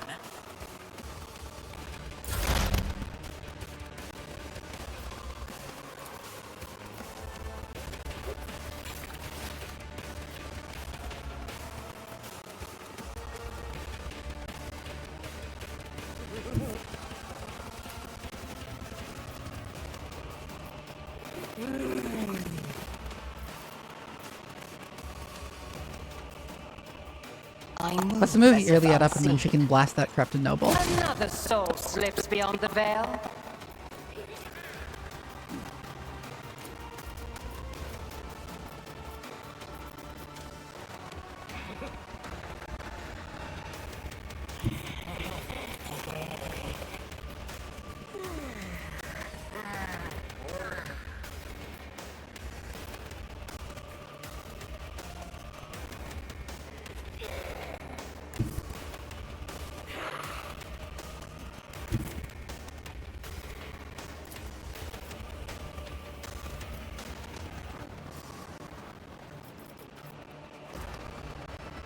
I approach the She can go there and she designated can piercing position. shot that one guy.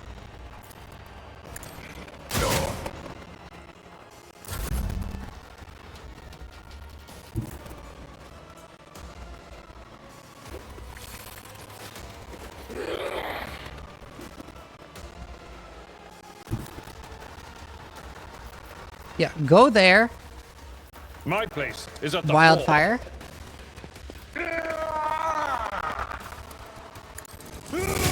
Hit him once like that. Hit him again. And then endure.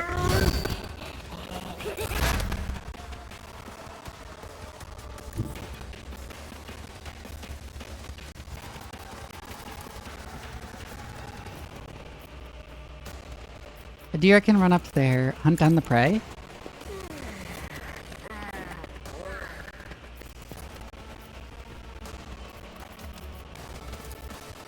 Analyze.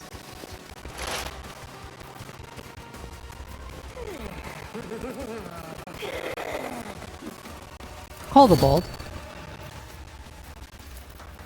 And psychic shriek.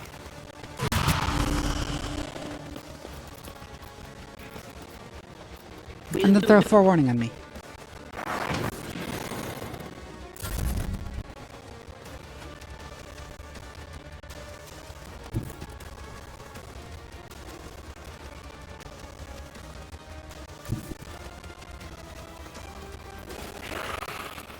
I have read Cassie, I'm gonna have go up tons to of here so she can military use it on tactics. Abelard.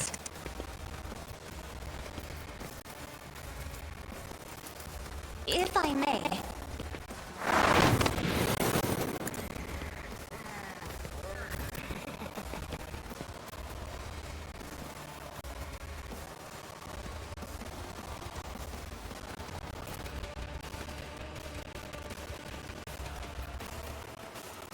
Reckless strike. It will be done. Kill him.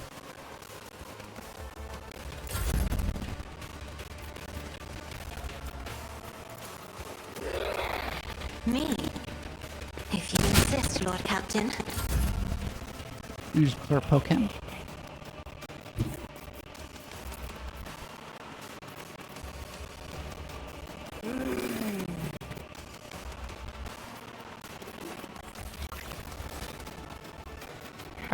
Argenta can run up to there. Wildfire.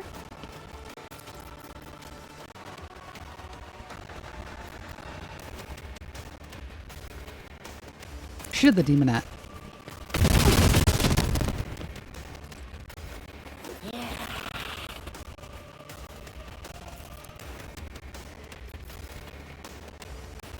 And then also shoot at these guys. Furious recital.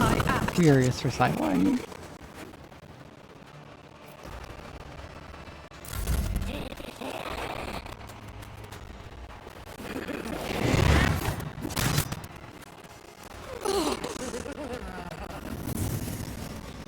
Oh, she's summoning more and more demonettes. Okay.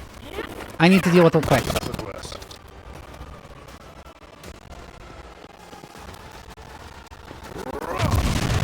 Ow.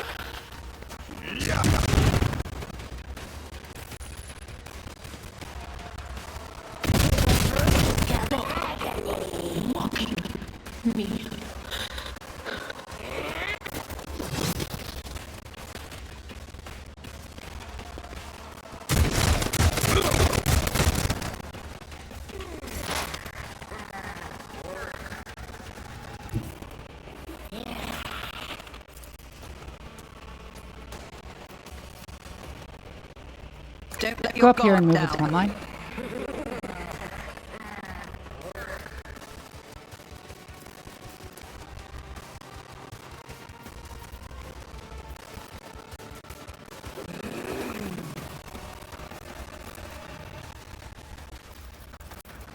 Analyze enemies so we can be sure to finish him off.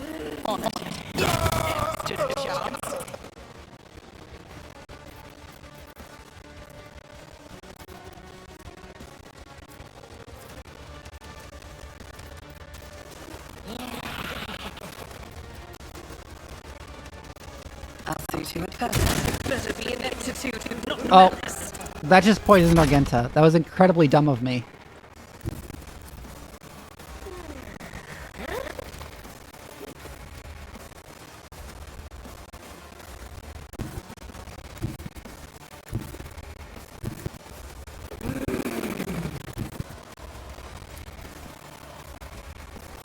That's a good angle. Just designate a target. Analyze the mate of our owner. Hunt down the prey.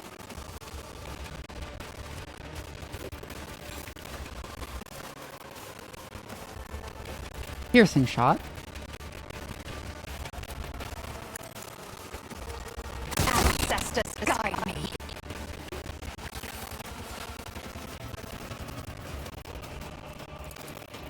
In my sight.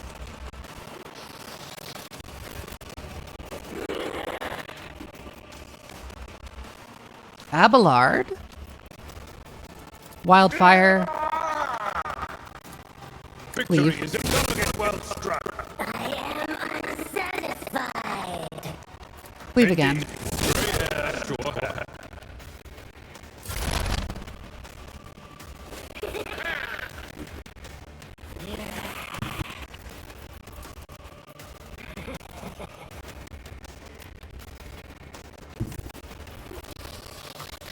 Adira, go there, blast them like that. What a fortunate turn of fate.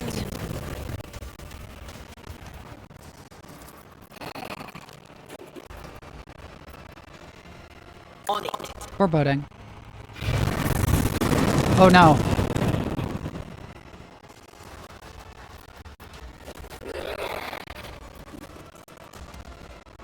Oh, the Veil is really bad. Okay, I should not have her be using psychic powers as aggressively as that. Okay.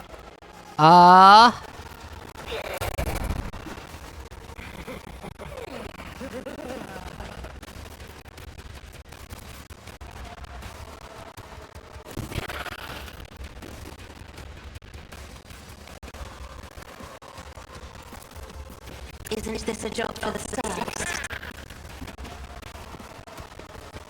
Voice of command on me. Glimpse of fate on me.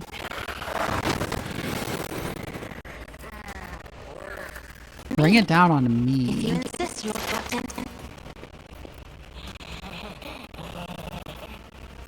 It's a good Intimidation. Surefire plan. And then hit the demon. Consider this a taste of what's to come.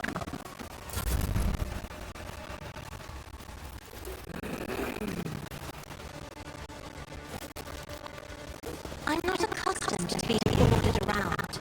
You just press the advantage and then shoot the demon out with your shotgun.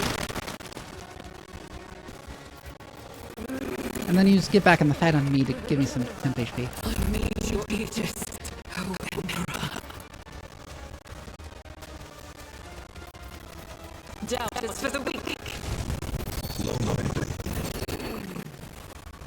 Dash out.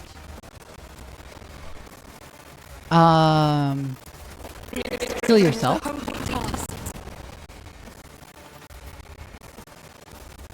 Control shot. Commands, I act.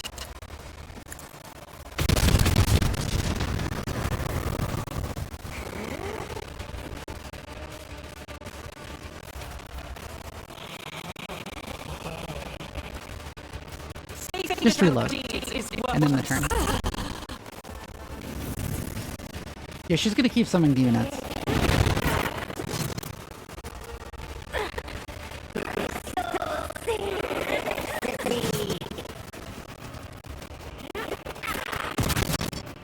Wait, where'd that one come from?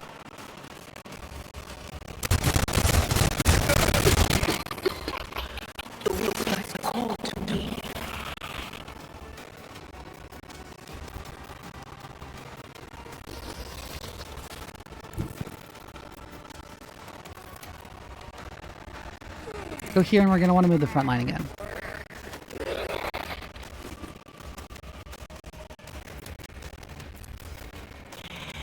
Aha, I can't hit both of them. So analyze you.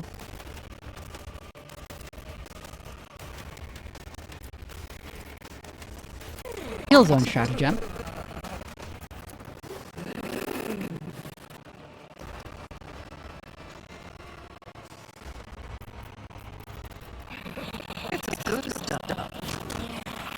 Intimidation, surefire plan. I'll make it happen.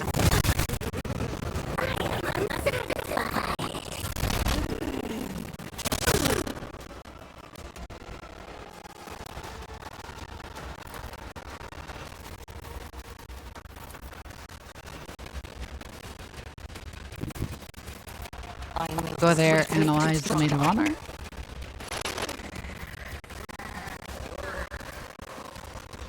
Perfect spot.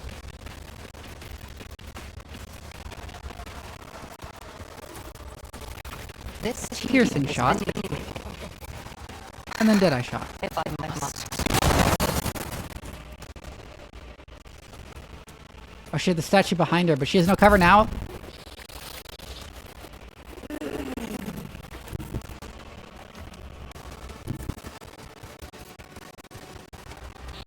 Okay, go there, wildfire. I'm not interested. I will do Hit it.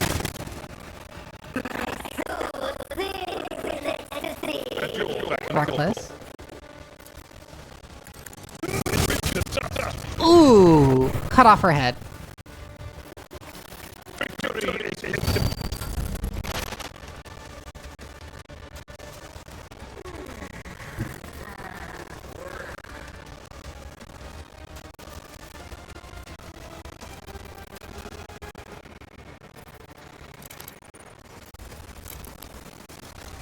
I really don't want Adira to use her psychic powers.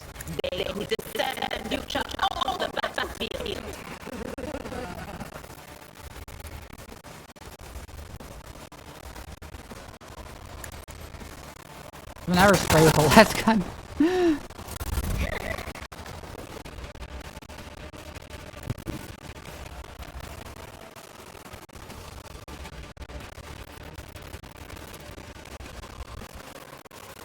Let's voice the command earlier.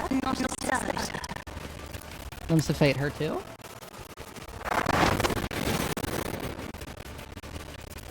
And bring it down. If you insist, Lord Captain.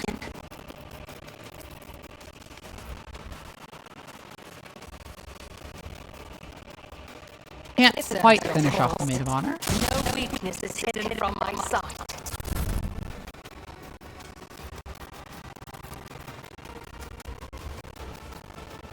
I'm not accustomed to being here.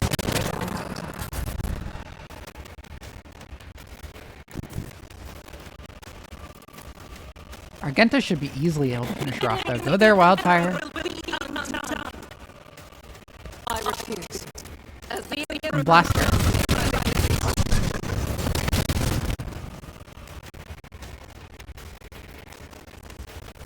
Steady superiority.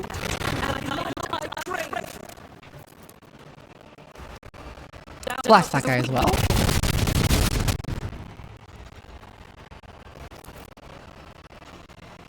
Blast him. Again.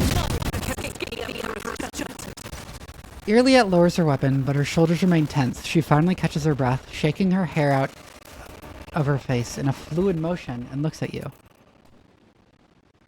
You have done your duty, Alantok. From now on, the Lelathan has no hope for the future. Has hope for the future. A future without Silent Thresh and her followers. The world has yet to be cleansed, but there is a time for everything. Now is the time to help. To thank you.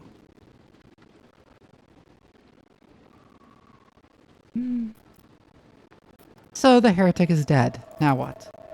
There's no doubt that our visit has stirred up the inhabitants of this place, but it is unlikely their devotion to She Who Thirsts will outweigh their fear of your authority, whatever it is based on in your society. You have nothing to fear. What about you, Alantok? You return to the skies, to the blackness amidst the stars, to seek a way through the gloom and tread the paths of more and more new worlds. Will we ever meet again? I hear yearning in your words. Why don't you come with me in my travels? I could use a good markswoman. Go with you? Perhaps that way I could search for traces of my kin who survived the destruction of our world. Yeah, tracking down your kin, and also there'll be somebody on the ship who scares the crap out of everyone even more than I do. Well, Alantok, since your will supersedes human laws on Xenos, I will face no reprisals while I'm by your side. I accept your offer. Rise to the top, or get left in the dust.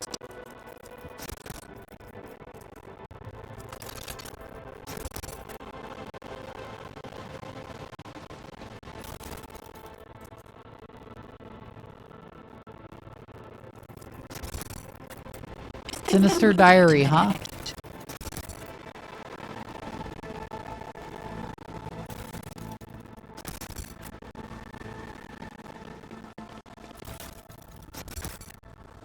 I always keep my options open. Oh, and there's something over here. Keep a sharp eye.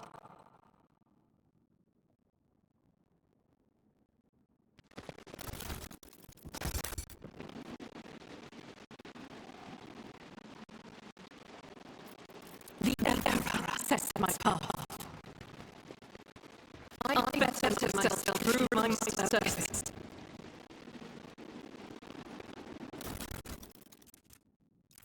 Power grips. Always keep your eye on the prize.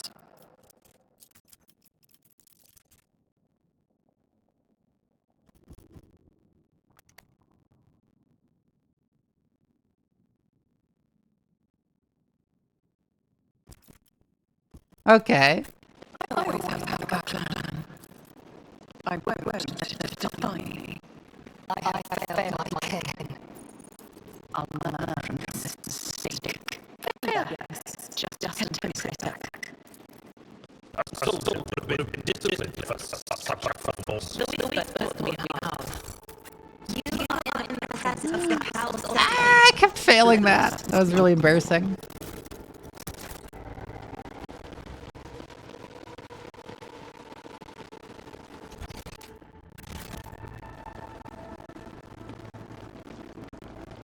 Rise to the top or get left in the dust.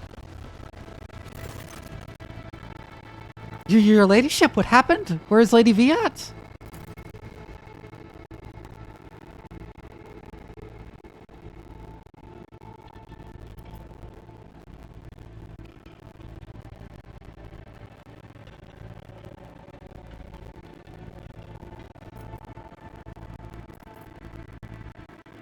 Vistenza Viat has been executed as a traitor to the Imperium. Her accomplices must be found and put to death immediately. Oh no, heresy! Heresy on Janus! May the God Emperor watch over us. Whatever the governor did, I had no knowledge of it. We will root out those who colluded with her right away.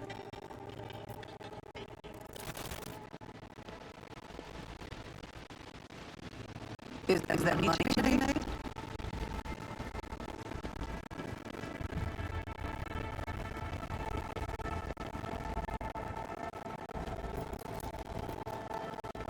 Is the audio weird? I kind of rely on y'all to tell me whenever the audio is weird, because I cannot tell if something is up with the audio.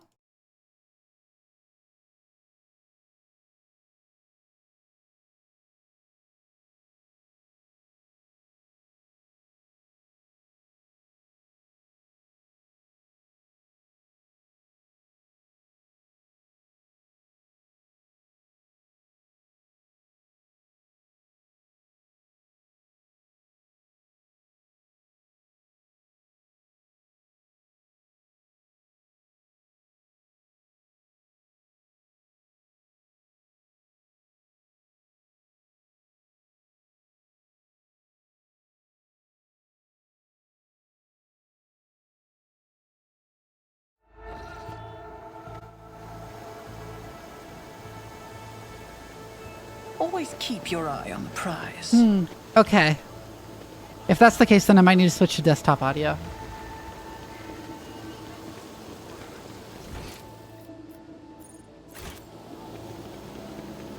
Keep your wits about you.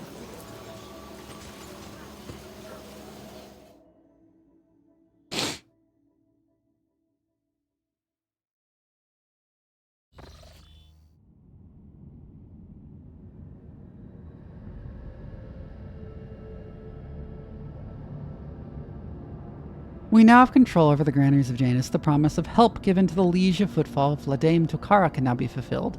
Should the rogue trader so desire. Yes. 5 profit factor. Yes.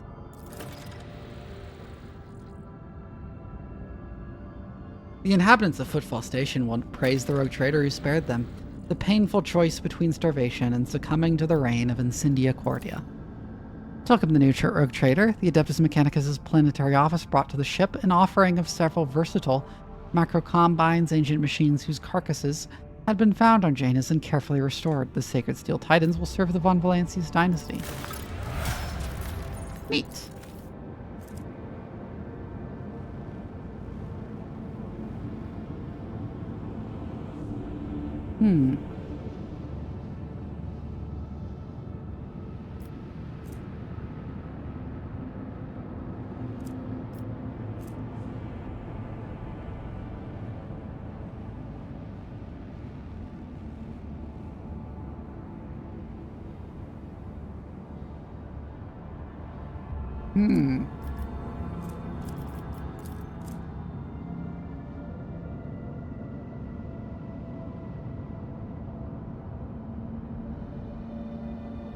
Vivi, are you buying drug grenades?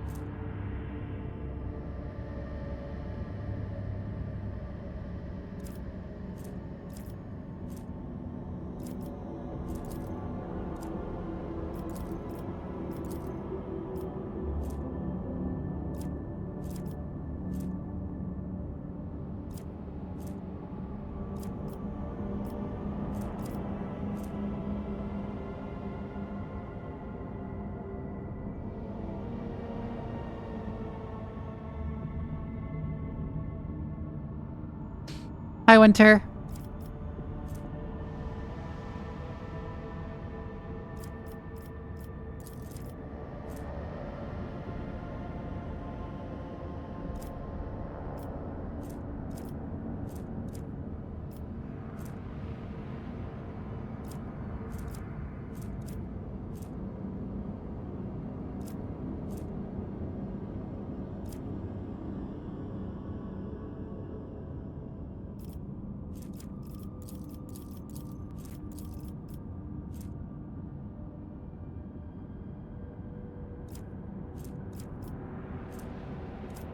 Do the Ultra Inquisitors.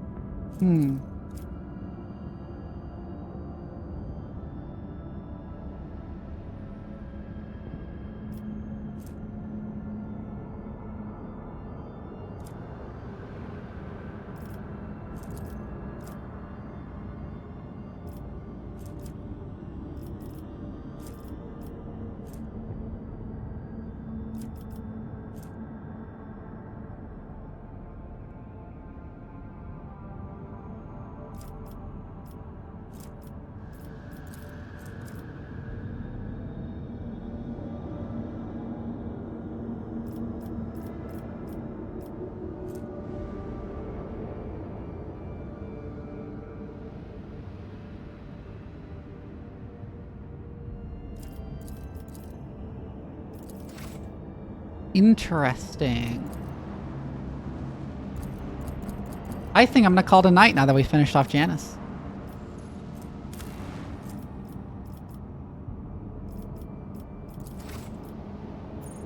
Well, actually, we have people to talk to. Let's do some talking to people on our crew.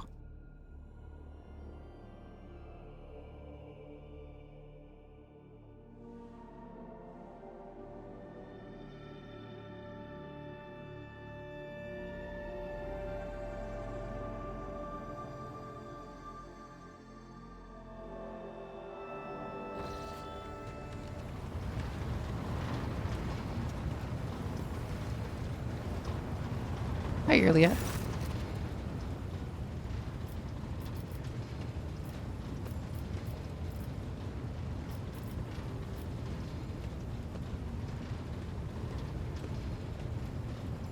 Why did you agree to join me? Is it not strange for an Eldari to be following a human? The outcasts my path led me to had a saying. Let me translate it for you. If you fall off a cliff, grab the roots and do not ask if they belong to a weed or a noble rosebush. You are the root I grabbed, Elantak, because I fell off a cliff. My homeworld is gone. My kin are either dead or hiding no one knows where. By joining forces with you, I may be able to nurture a seedling of the truth I so deeply yearn for. Footfall is abuzz with rumors about Xenos ravaging the sector. You think it could be your kin from Krudarok? Is that snake venom seeping from your lips? We, the children of Azurian, are no strangers to the art of war. We are not raiders, or butchers, or least of all, fools. When a craft world is beset by calamity, its inhabitants do not Oh my start god, a I didn't war realize with our every monkey in the Archivist made an Among Us emote, made an Among Us emote. Oh my god! Look for them elsewhere. What happened to your homeworld? It is a mystery as inscrutable as the sigh of the last immortal, as deep as the waters of a dark ocean. And I can tell you little, for I was far away, on a mission with my unit.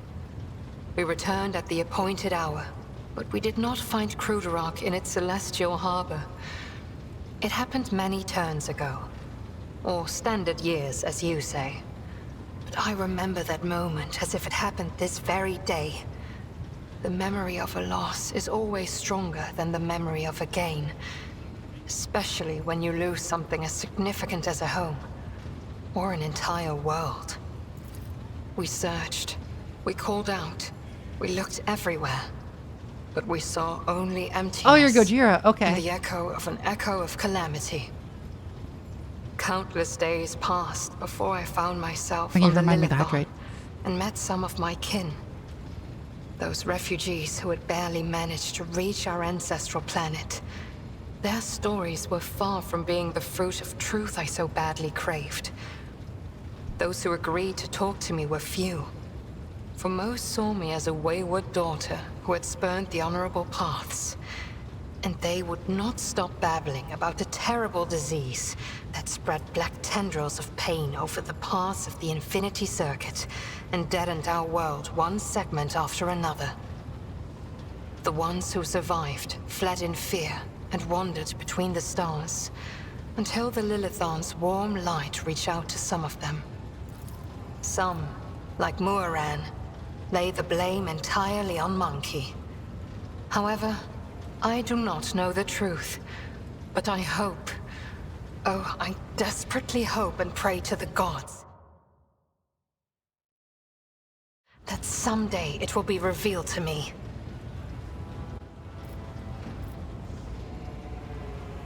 What is an Infinity Circuit? Is idle curiosity a defining feature of the Monkey?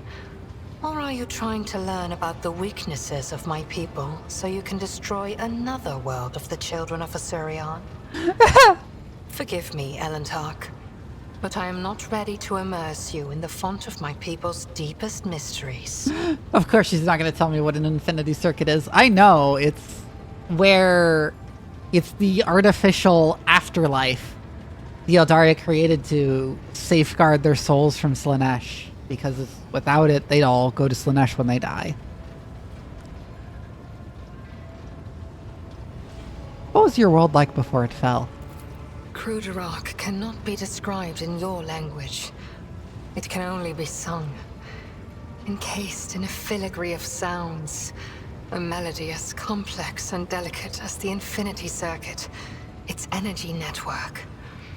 It can be seen in the golden hues of sunlight, felt in the breath of celestial winds. Though it was an artificial world, it was just as alive as any real planet. But I must see clearly, not only light, but also shadows. I yearn to remember only Cruderock's beauty, but it had a dark side too. My world was isolated for too long.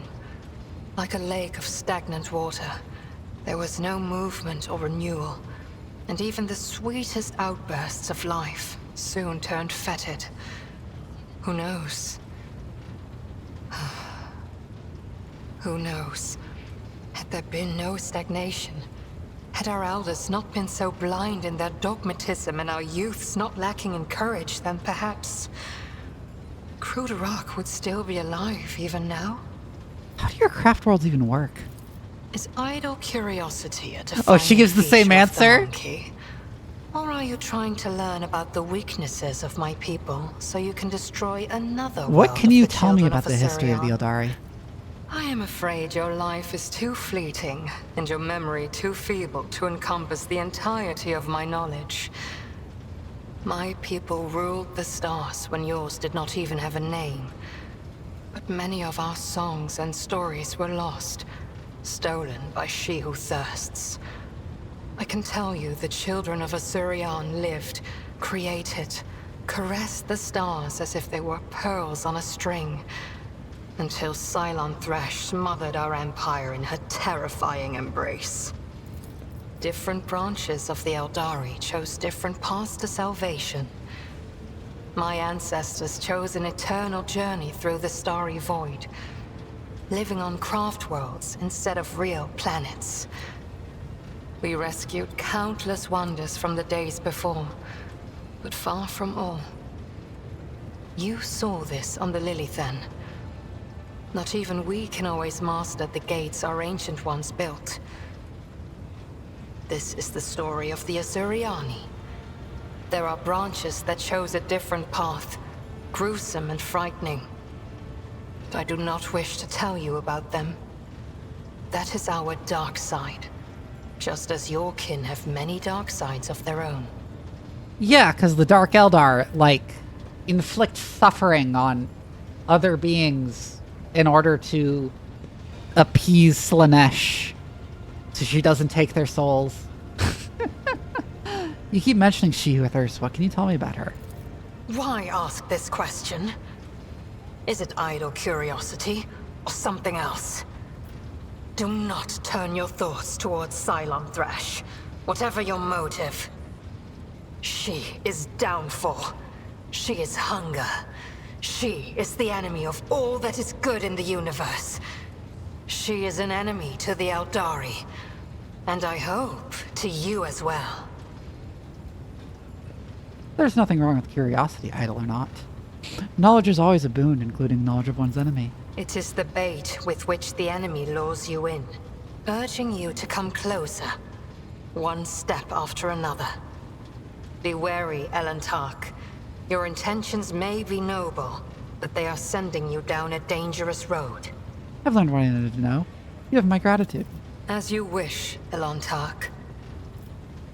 What gift would an Eldari give to someone they liked? Our species are too different from one another.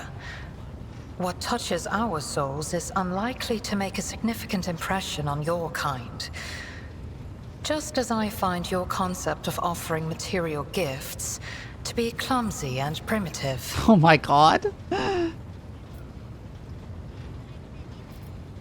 I still worthy of discussing your world and your kin?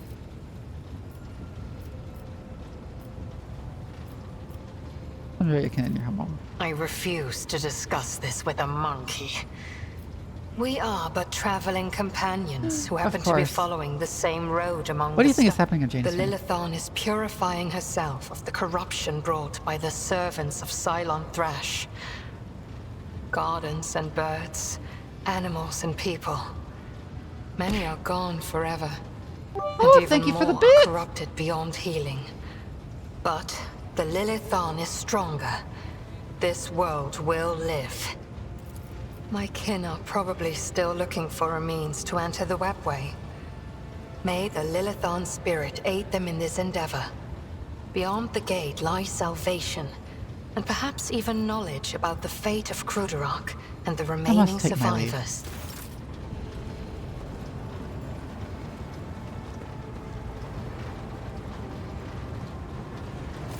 May the Exalted One protect you.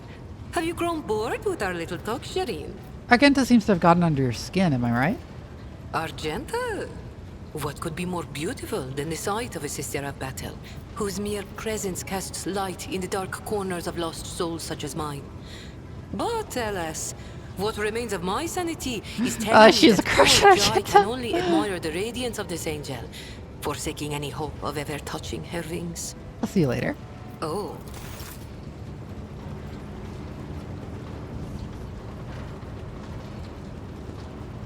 The Omniscient knows all.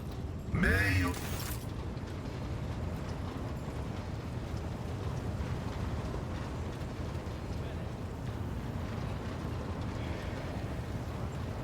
You have my complete attention.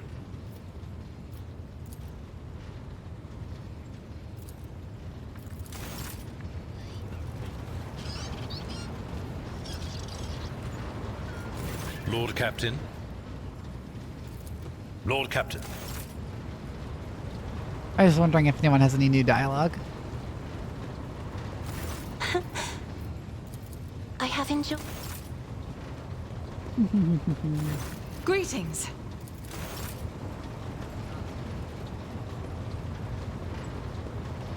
Alright, I'm gonna call tonight. That was fun and interesting. Let's find someone to raid.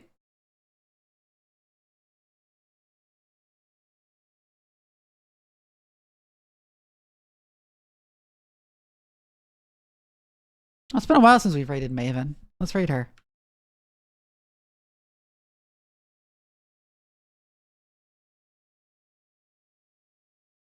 Alright, I'll see you all tomorrow for my weekly Nebulous Fleet Command stream.